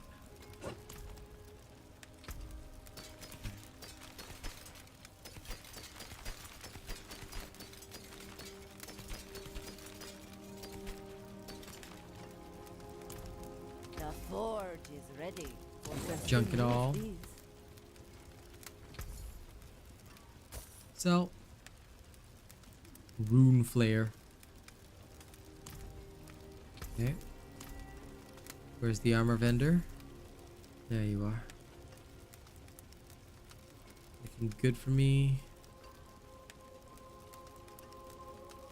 Absolutely not. Okay. I'm actually gonna just upgrade this because movement speed's a thing.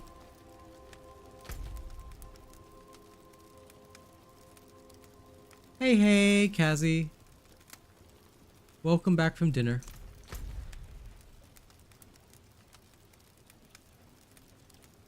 When do I sleep? At night. Well, I sleep around 3:30. Well, I go to bed technically around 3:30 a.m. But I usually end stream around 3. See you later, Rena. But don't forget, I am in Australia, so opposite side of the world.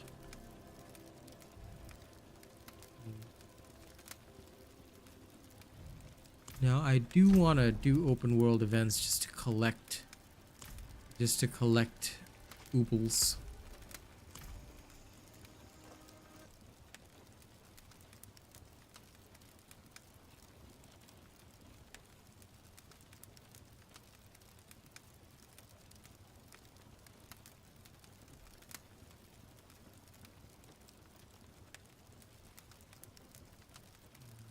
Search for a couple of things.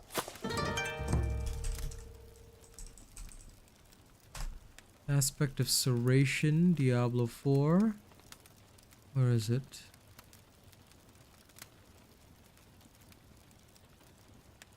So this one I'll need to hunt down. Aspect of Serration and what's the other? Aspect of Grasping Veins. Okay.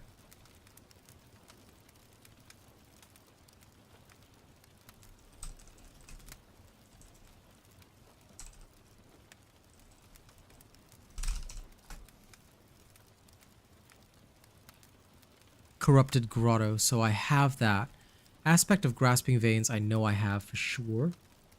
And LF Cardo, thank you so much for subscribing. And yes, hi Kazzy.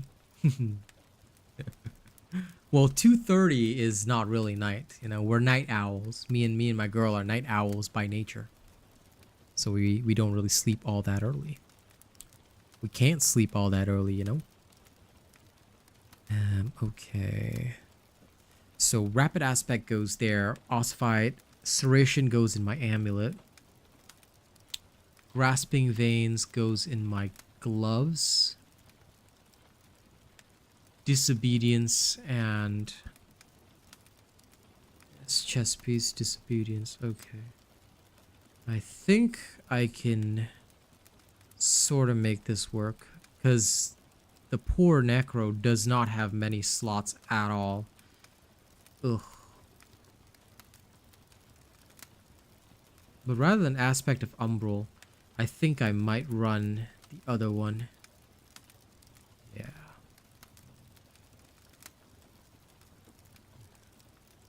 Anyway, we'll see how that goes. Let's go wander around the open world for a bit. For the last bit of stream before I go to bed, I shall wander the open world, looking for events. Oh crap, that's right. Gotta spend obols first. Okay, how do I get Aspect of Serration? Let me go look at my gambling aspects. Where is the Necro? This. And where are you?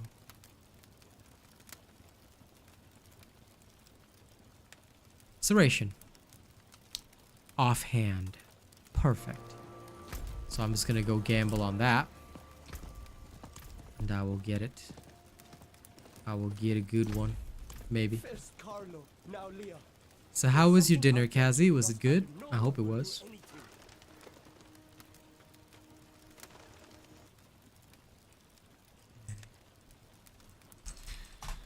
So sorry. Give me one teeny tiny second.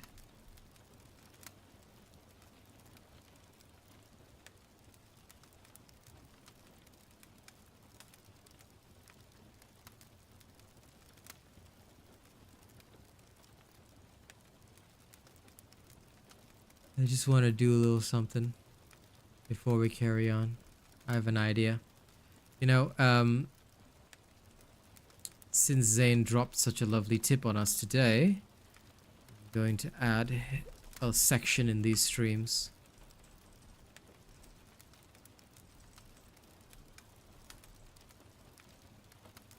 I want to see if it'll work. I should be able to.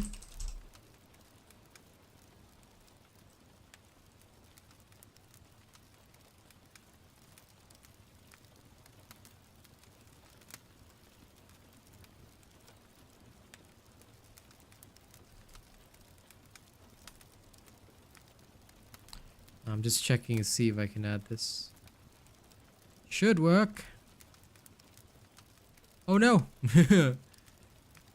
Okay, there we go. Yeah, come on. Come on, stream, come back. I was just adding a section because I like to thank people that have done, you know, awesome stuff. So, there's a section for all my cosmetic sponsors in the video description, stream description. So I was thinking of adding a section for top tipper and top super chatter.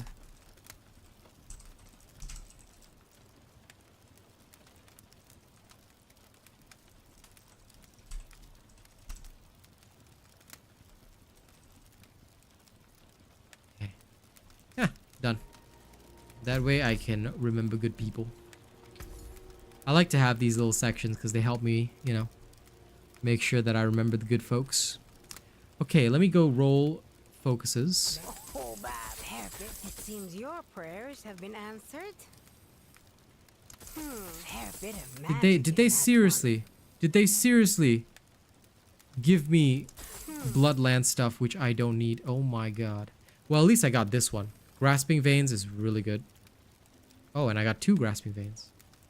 Okay, I'm gonna extract them both. The rest I'm going to be very upset about for 10,000 years. Because I do not need any of this. How could you? How could you give me that? I tried to roll for Serrated Aspect. No. I guess I'll just have to find it randomly. Shame. Extract this. And then extract this as well. Gimme. The rest I will junk. Hey, well, me and my family appreciate that. So thank you very much. I think that what I'm gonna try and do now is try and like... I'm gonna try and do a lot of open world events and see how that goes for leveling. Because I think that when people start the season anew, getting the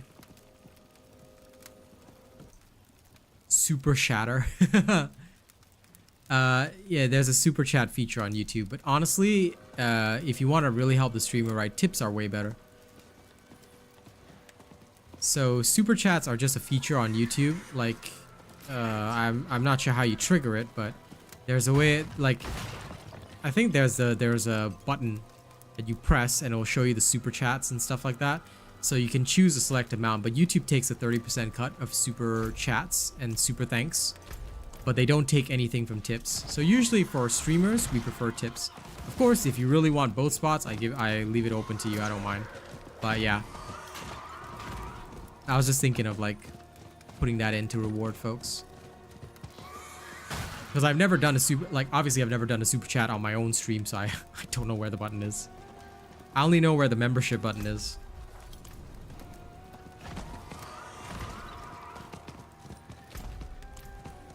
But yeah, 'tis all good. I think you have given me enough this month. I am satisfied, my friend.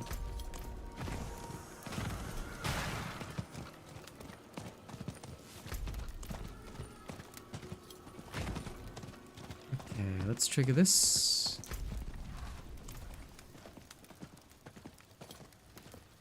I need to find as many open world events as possible. I don't know where they will be, but if I can find them regularly and spam them. Actually, somebody has to have a map. Hold on, somebody has to have a map. There has to be a map of open world events.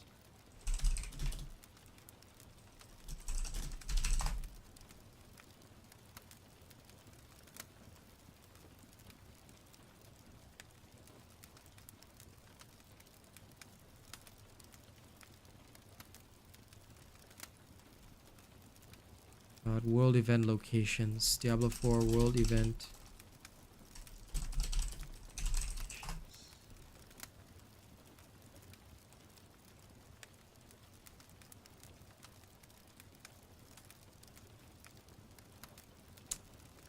Thank you, Zane.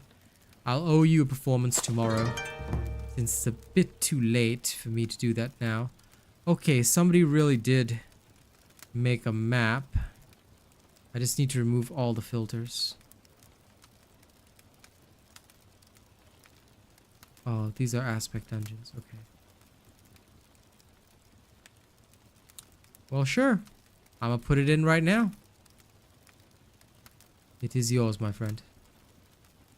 Now, show me the money. This is good. This is perfect. So, guys, if you want to ever use, if you ever want to find world events, because this is going to be important for Season 1. Yes, tomorrow I shall owe thee the performances. But yeah, if you guys want, like, I just found that map. If you guys want to spam open world events, right? Probably that is the best way to do it.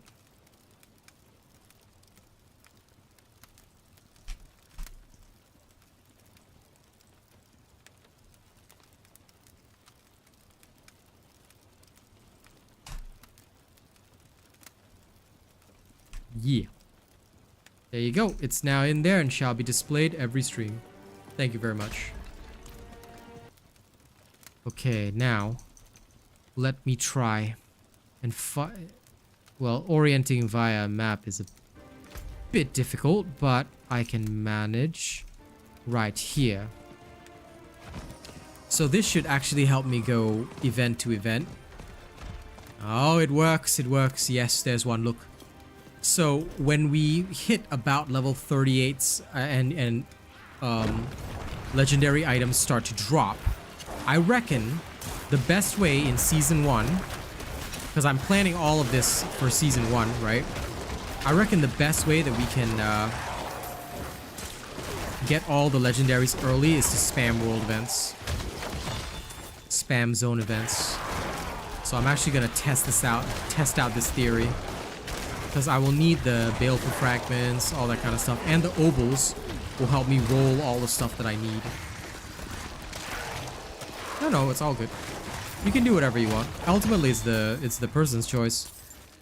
Like I said, I'm never greedy about the money. Like, YouTube has given me such a good opportunity. Like, compared to Twitch. If it was Twitch, I would say don't give them a cent, because I hate Twitch with every fiber of my being.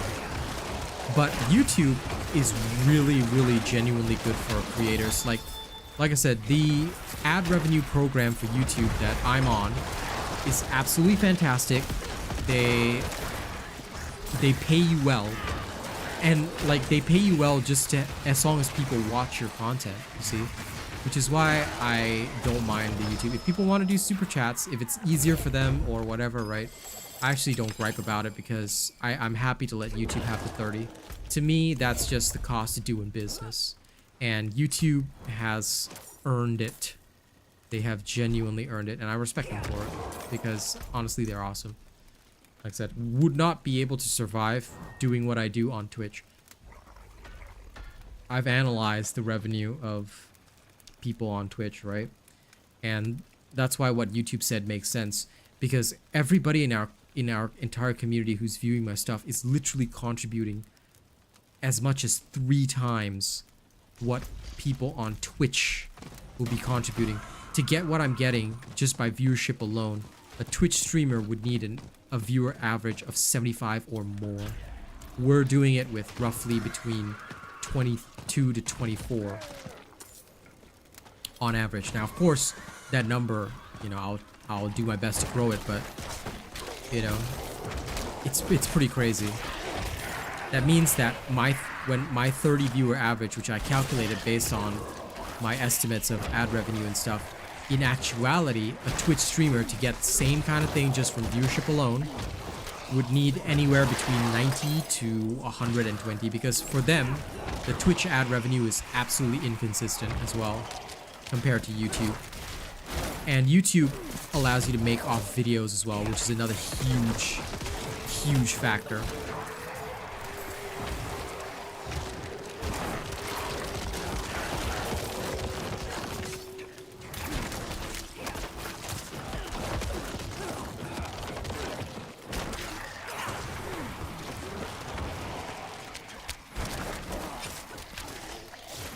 I'm not sure if that was in-game, but that was a really... Oh, it is in-game. Phew! I thought I was going crazy. There's a really creepy sound. Like some kind of ghost sound, and I was like, oh, it's in-game, okay. Once it's in-game, I don't care. If I'm actually hearing shit, you know, I'm gonna peace out. I mean, I'm gonna peace out soon anyway, but still. No, thank you, Hawazar. I do not like this place at all. Hawazar, hella scary. I no like Hawazar.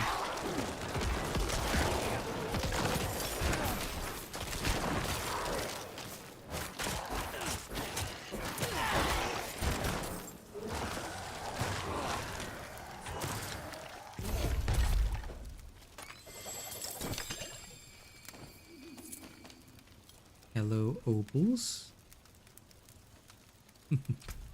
Well, I am happy to have you here with us, my friend. Probably won't be too long before we invite you to the Discord as well. That's where I keep all the cool beans. So thank you. I appreciate the support tremendously. And listen, I'll probably be early famous for a very long period. I don't expect any magical overnight transformations. It's gonna be a slow and steady process. So don't you worry. You've still got same old not famous robot for quite a few months. Yes, because they are fast.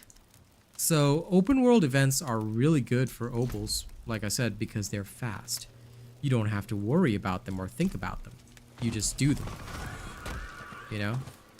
You wander around a short distance, you ride your horse, and bada bing bada boom, you found another one. Yeah. So yeah, they're to me they're really good. And you get a good amount of ovals. By the way, you get a very decent amount.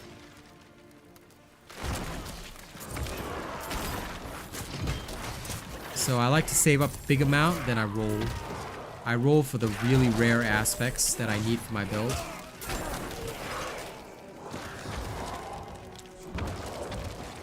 And these I put on very good gear. Hey, Gerardo. We're close to the end of stream today, but it's still nice to see many familiar faces. Malnock have a waypoint. Malnock is here, baby. So yes, there's the Bear Tribe Refuge, which is above Malnock, because this is Malnock. So Kyrvashad to the right, this is Malnock, and Bear Tribe Refuge is up here. So south from the Bear Tribe Refuge is Malnock. Malnock itself does not have a waypoint.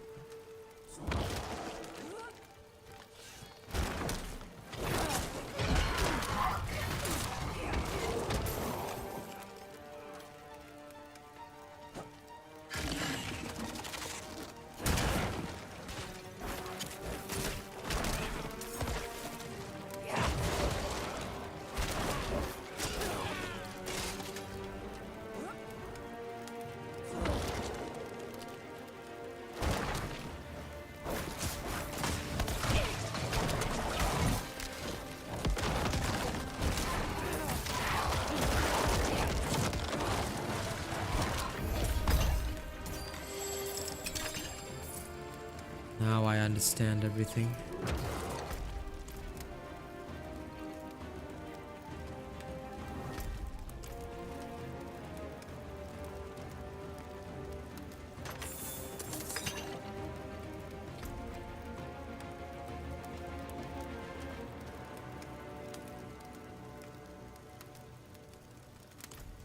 My obols are already up.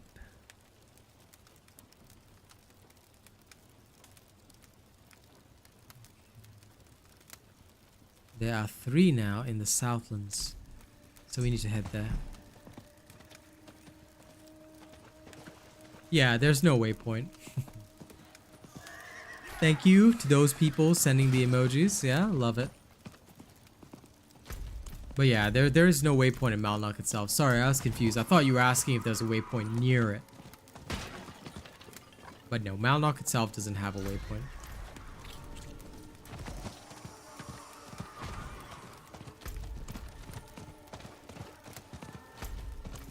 My baby.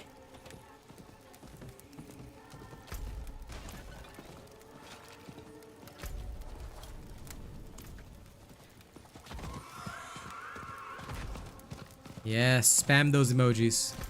I don't know who it is, but I appreciate you, whoever you are. Spam them. Spam them. It's such a fun button on YouTube, being able to send those emojis up. I love it. I find the feature very amusing.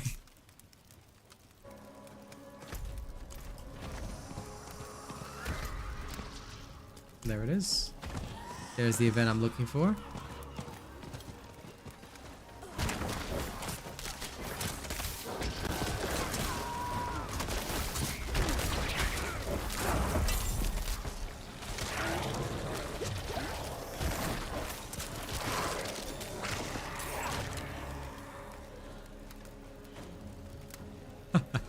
Yeah, it's easier to do it on the phone than to do it on the computer. I myself cannot find the button on PC. I can only find the button on computer, on phone. Mostly because it's in my face.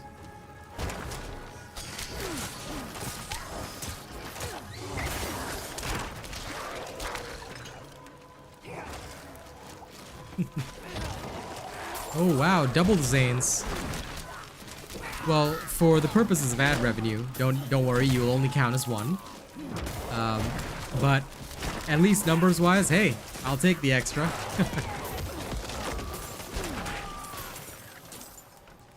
But yeah, just in case anyone's wondering, if you watch me on 2 devices or whatever, it still only counts as 1. You know, as Gimli would say from Lord of the Rings, that still only counts as 1. But regardless, we appreciate it. What is this?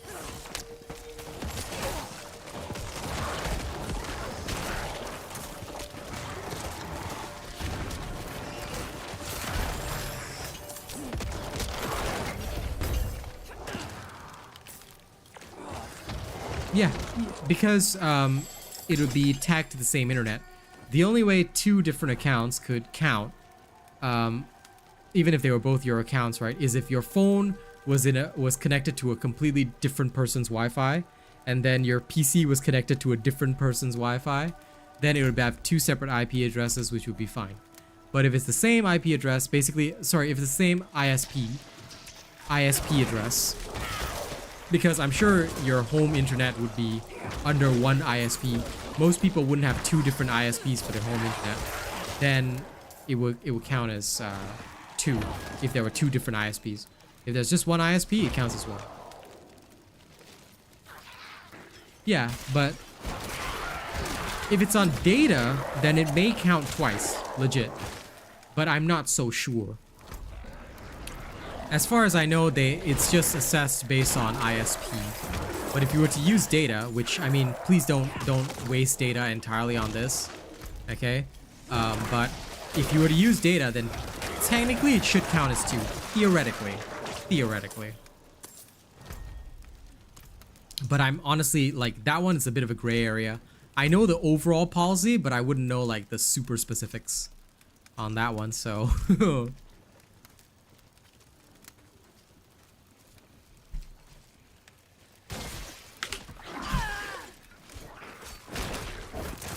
regardless, I appreciate it.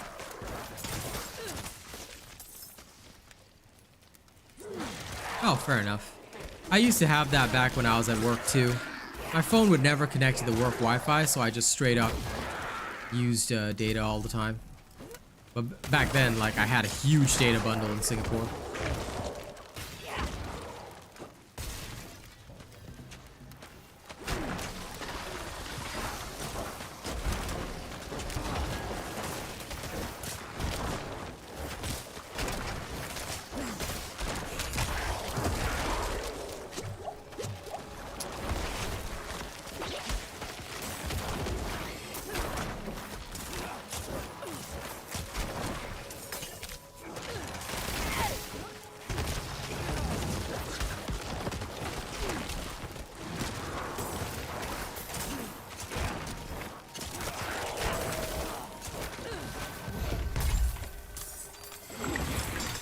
This blood necro is 100% following my build. I love it. Very cute of him. I respect that, Mr. Random Blood Necro.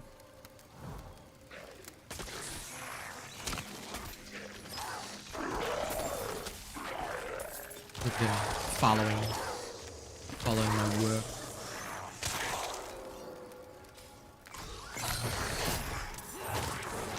Minions, protect me. Good job, filet mignons. Oh, nice. Okay, well, that's set. I think tomorrow what I'll do is, because the XP is not as good as Dungeon, which is understandable, but the obols are far more valuable, and of course the chance of getting legendary. Still, I should be able to clear the levels quite fast. So we'll resume the Necro leveling in the morning. Ladies and gents, for now, I do have to peace out. Yep, it is 3 a.m. And now I'm going to say goodnight. Thank you so much, Zane, for the lovely tips and the donations today. Again, me and my family appreciate it tremendously.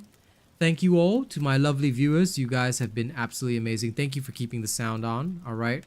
I'll see you all tomorrow. Good night. All right. Good night, Bryce, A. Smith, Zane, and of course, my lovely Kazi. Good night to you. I will call you before bed anyway. So thank you, everybody. Good night. See y'all tomorrow. Y'all have a good one. Catch you in the morning. Bye.